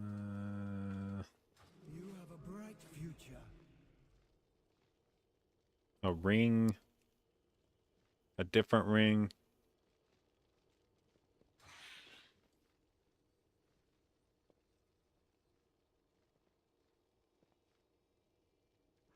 So the biggest impact things are going to be your weapons and trinkets. And then, like I said, the weird thing is that they made something like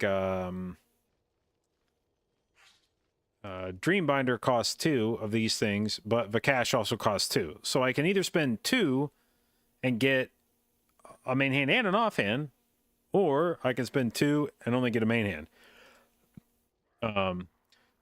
If we get a shitload of dinars, then I may not care. I may just spend them on whatever I want, not really try to be thrifty. But if these things are slow to come by, I may say, you know what, the difference between Dreambinder and Vakash isn't that big. Even if I prefer Vakash, I don't give enough of a shit to be willing to spend twice as many things on it as Dreambinder, so I'll just take the Dreambinder and fuck it.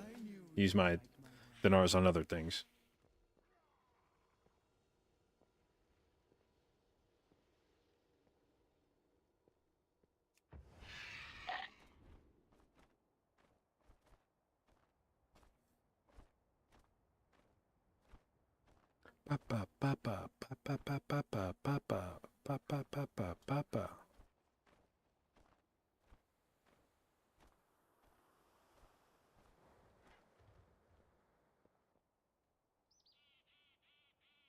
It will be interesting though this season. If there was ever a season where it felt like you didn't need to raid to be good in high keys, this season will be. I'm presuming you can farm dinars outside of raid, or you only have to do very low level raiding. You know, if like you can go do some heroic bosses and get the amount of dinars you need. You'll be able to get most of the like good shit from raid without really having to raid, I don't think.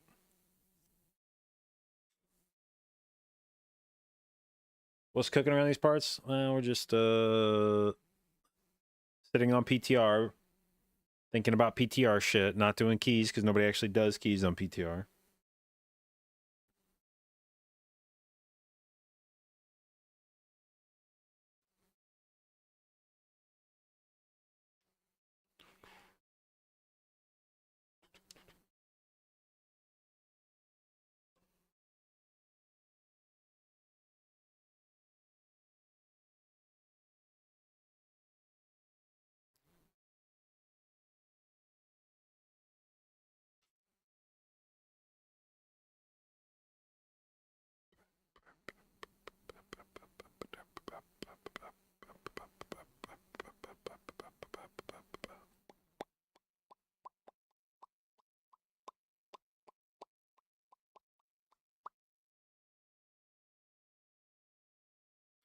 Does it feel like all specs you played on PTR so far feel like the best version of themselves this expansion? Oh, I've only played Rest of Druid. I've been lazy as fuck.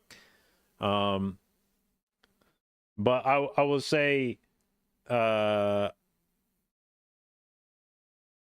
the set bonuses, I think, for Mythic Plus for each of the healers are mostly the ones that I think have been the best or felt the best in keys. Holy Paladin Season 2 is definitely the best feeling set bonus for keys. Resto Druid Season 3, definitely the best feeling set bonus. Disc Season 3, definitely the best feeling set bonus. I'm not sure about Holy Priest, didn't play it. I'm not really sure about Resto Shaman. Preservation is an interesting one because I think Season 1 felt good, but seemed like there were a lot of preservation theory crafters that said people were getting baited by it.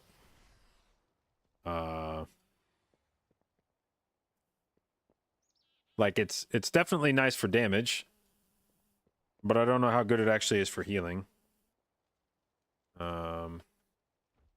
Versus some of their other set bonuses, more recent ones. Monk Season 3 set bonus, definitely the best for Mythic Plus.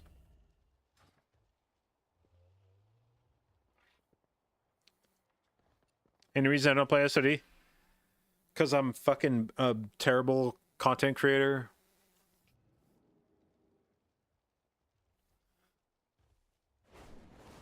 I just don't really like Classic that much. I wish I did. Oh my god, my life would be so much easier if I did.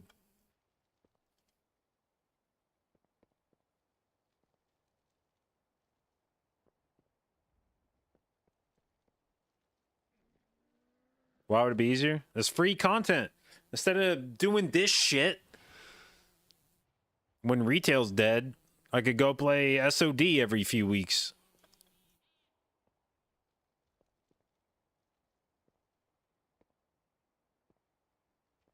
Sorry for bringing it up. No, I mean, it's a fair question. Yeah, it's... I just don't... I feel like a lot of the appeal of SOD is like improving your character kind of thing.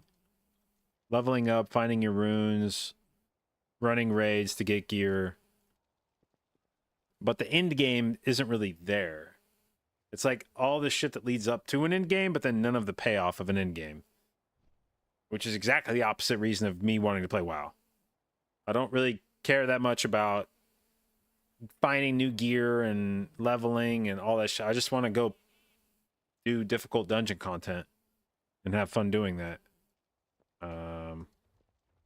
And SOD is like everything but that.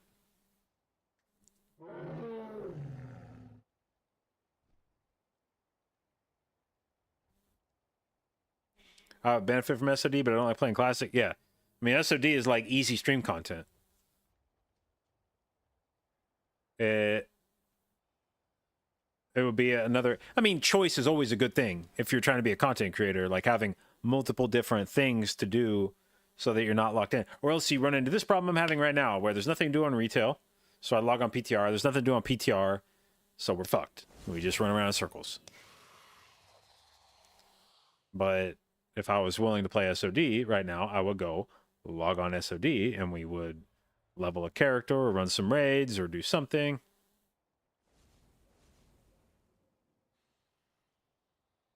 Don't really get people that only raid a Mythic Plus or raid or Mythic Plus for gear, and when they have BIS, they log off.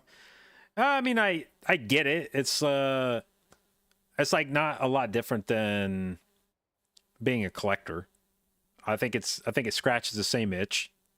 You know, you get the people that go out and buy trading cards or Funko Pops or whatever the fuck, and you don't even necessarily do anything with those things. You just like to have them. You like to grow your collection, and in a lot of ways, I feel like raid logging is a similar... Now, a lot of people do enjoy the raid. Like, they enjoy progging the bosses, killing them, and then after that, they're done. They don't want to come back in and really re-clear them that much. But for a lot of those people, the game is like, I want to finish my gear every season. I want to go in, I want to get BIS, and then that's it. That's the extent to which I want to play this game. I don't want to engage with the game any more than that. And that's not wrong. I mean, like, it's not an inappropriate way to play the game. Frankly, until I became a content creator, I never spent nearly this much time fucking playing World of Warcraft. And really, had Legion not sort of existed the way it did, I don't know that I would have ever played World of Warcraft this much. I feel like Legion was almost a perfect storm for me. It was a time in my life where I had not shit else going on, and Mythic Plus was at the time new, so they loaded it up with reasons to do it. And you could farm not only gear, but also AP in the dungeons. So it was like, no matter what you needed to progress your character, you could spam dungeons and check that box.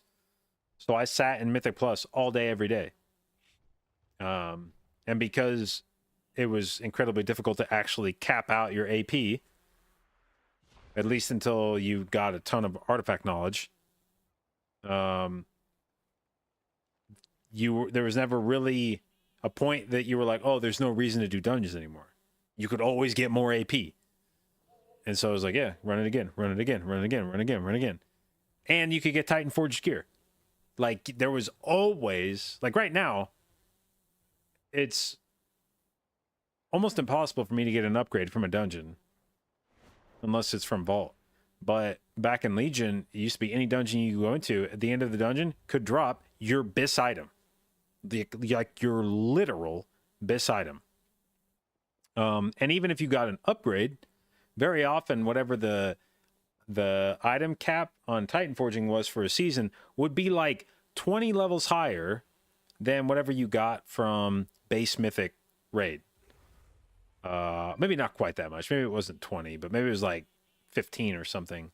So even if you went and did Mythic raid and they dropped like 420 eye level, blaze it, the item level cap for that tier might be 435. So even if I had the 420 piece from Mythic raid, there was always a chance I could go into a dungeon and something that was like 425 would drop, or 430, or 435 might drop. And maybe it would have a socket. That back then you could get a socket on any item. It wasn't only jewelry. You could get a socketed trinkets, weapons, anything. So even if you started getting Titan Forge shit, even if you already had something that was pretty high level in a slot, there was a chance you could get a pretty high item level and a tertiary or a socket or both. You used to be able to get leech and a socket on any item. So it wasn't even if you got wasn't even like if something dropped and it had leech, you're like, oh my god, that's it. It was like, no. Now we got to get it with leech and a socket. So you were never done gearing your character in Legion. You weren't even close to it. If you were considering what literal BIS was, there was always a reason to be either farming more AP or trying to get loot from dungeons that would be higher eye level with more tertiaries on it. So I played that shit all the time because there was always a reason to do it. And I enjoyed running the dungeons. If Legion hadn't been like that, I doubt that I would have ever spent that much time running dungeons. And therefore, I don't know that I would have ever started streaming. And if I would have never started streaming WoW, I definitely wouldn't be sitting around all day doing this shit. This is 100%, me running around in circles on PTR is 100% a result of me being a content creator. No shot I do this shit if I'm just sitting at home, like hanging out, free time.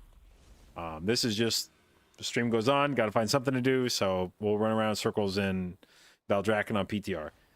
But no fucking way I do this if I'm just playing WoW at my leisure. And so for the people that raid log, I get it. That would probably still be me. I don't even know that I'd still be playing WoW if I wasn't streaming it. I enjoy it, but there may have come a point where I was just like, let's do something else.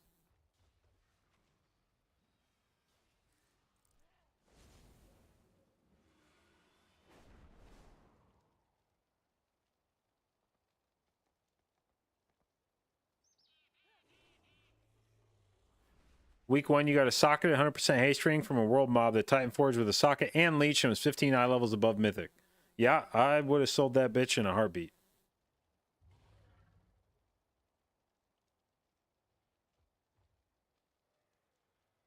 There's sometimes an item is so good that you know that you couldn't possibly appreciate it as much as whatever some other dumb asshole is willing to pay for it.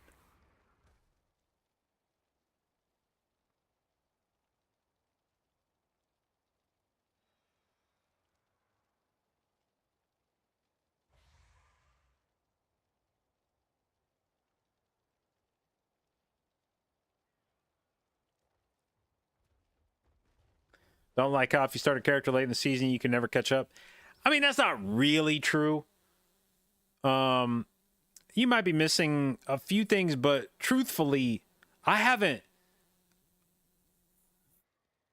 really touched my monk in run it in dungeons for weekly vaults for like 3 months or something. I don't know. It's been a while, and it's got 485 within the first like 2 months of the season. It was at like 485 eye level.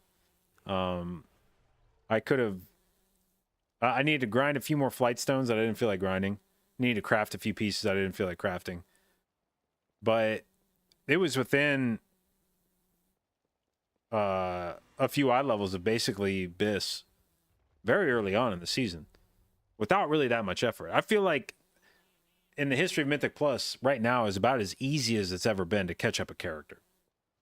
Now, if you're trying to take a character from, I just created it to I'm doing world first keys with it in the space of 2 weeks, no, that's not going to happen.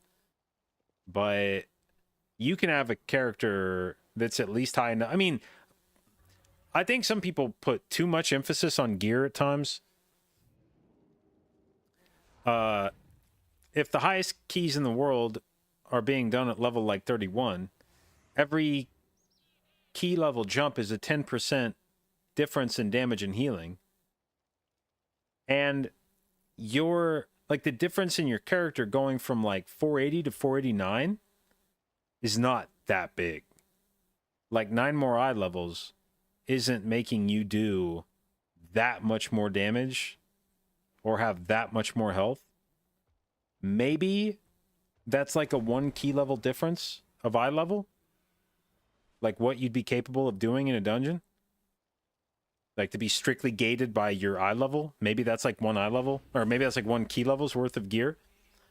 But if you have like a 482 eye level character, which does not take very long to get, that's basically just spamming dungeons. Like if you just chain run dungeons for a few weeks, you're going to get low 480s gear. That should get you up to within a key level of like whatever the highest you should be able to get to. Now, you're not going to be attractive to groups at that eye level, so you won't get invited to shit. And that's where the real quandary comes in with eye level. Even if you're capable of doing the keys, you're not going to get invited with that eye level. But you won't be literally unable to do them at that eye level. If you got invited, you'd be able to do... If the highest key in the world is a 30, you should be able to do a 29 with 482 eye level.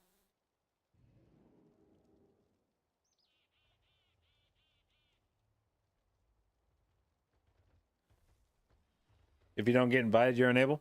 But that's not a matter of the gear being not good enough to do the keys. That's a matter of people not going to invite you. Also, I apologize. I missed the sub 20 piece. Thank you for the sub, babe. Appreciate it, and welcome to the jdotbabes.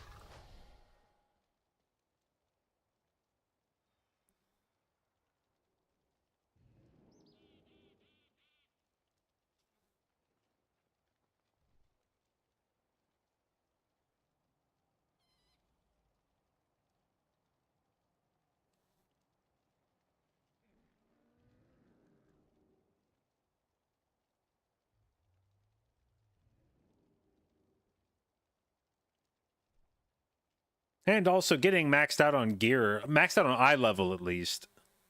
A lot of that just depends on the situation. Like if you're in a guild where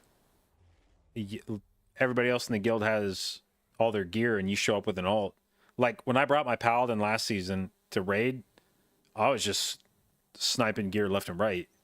All the other plate wearers had everything, so every time something dropped, I'd be like, I need that, I need that, I need that. I think over the space of like 2 weeks, I picked up 4 or 5 pieces from raid that were max level just because nobody else needed them.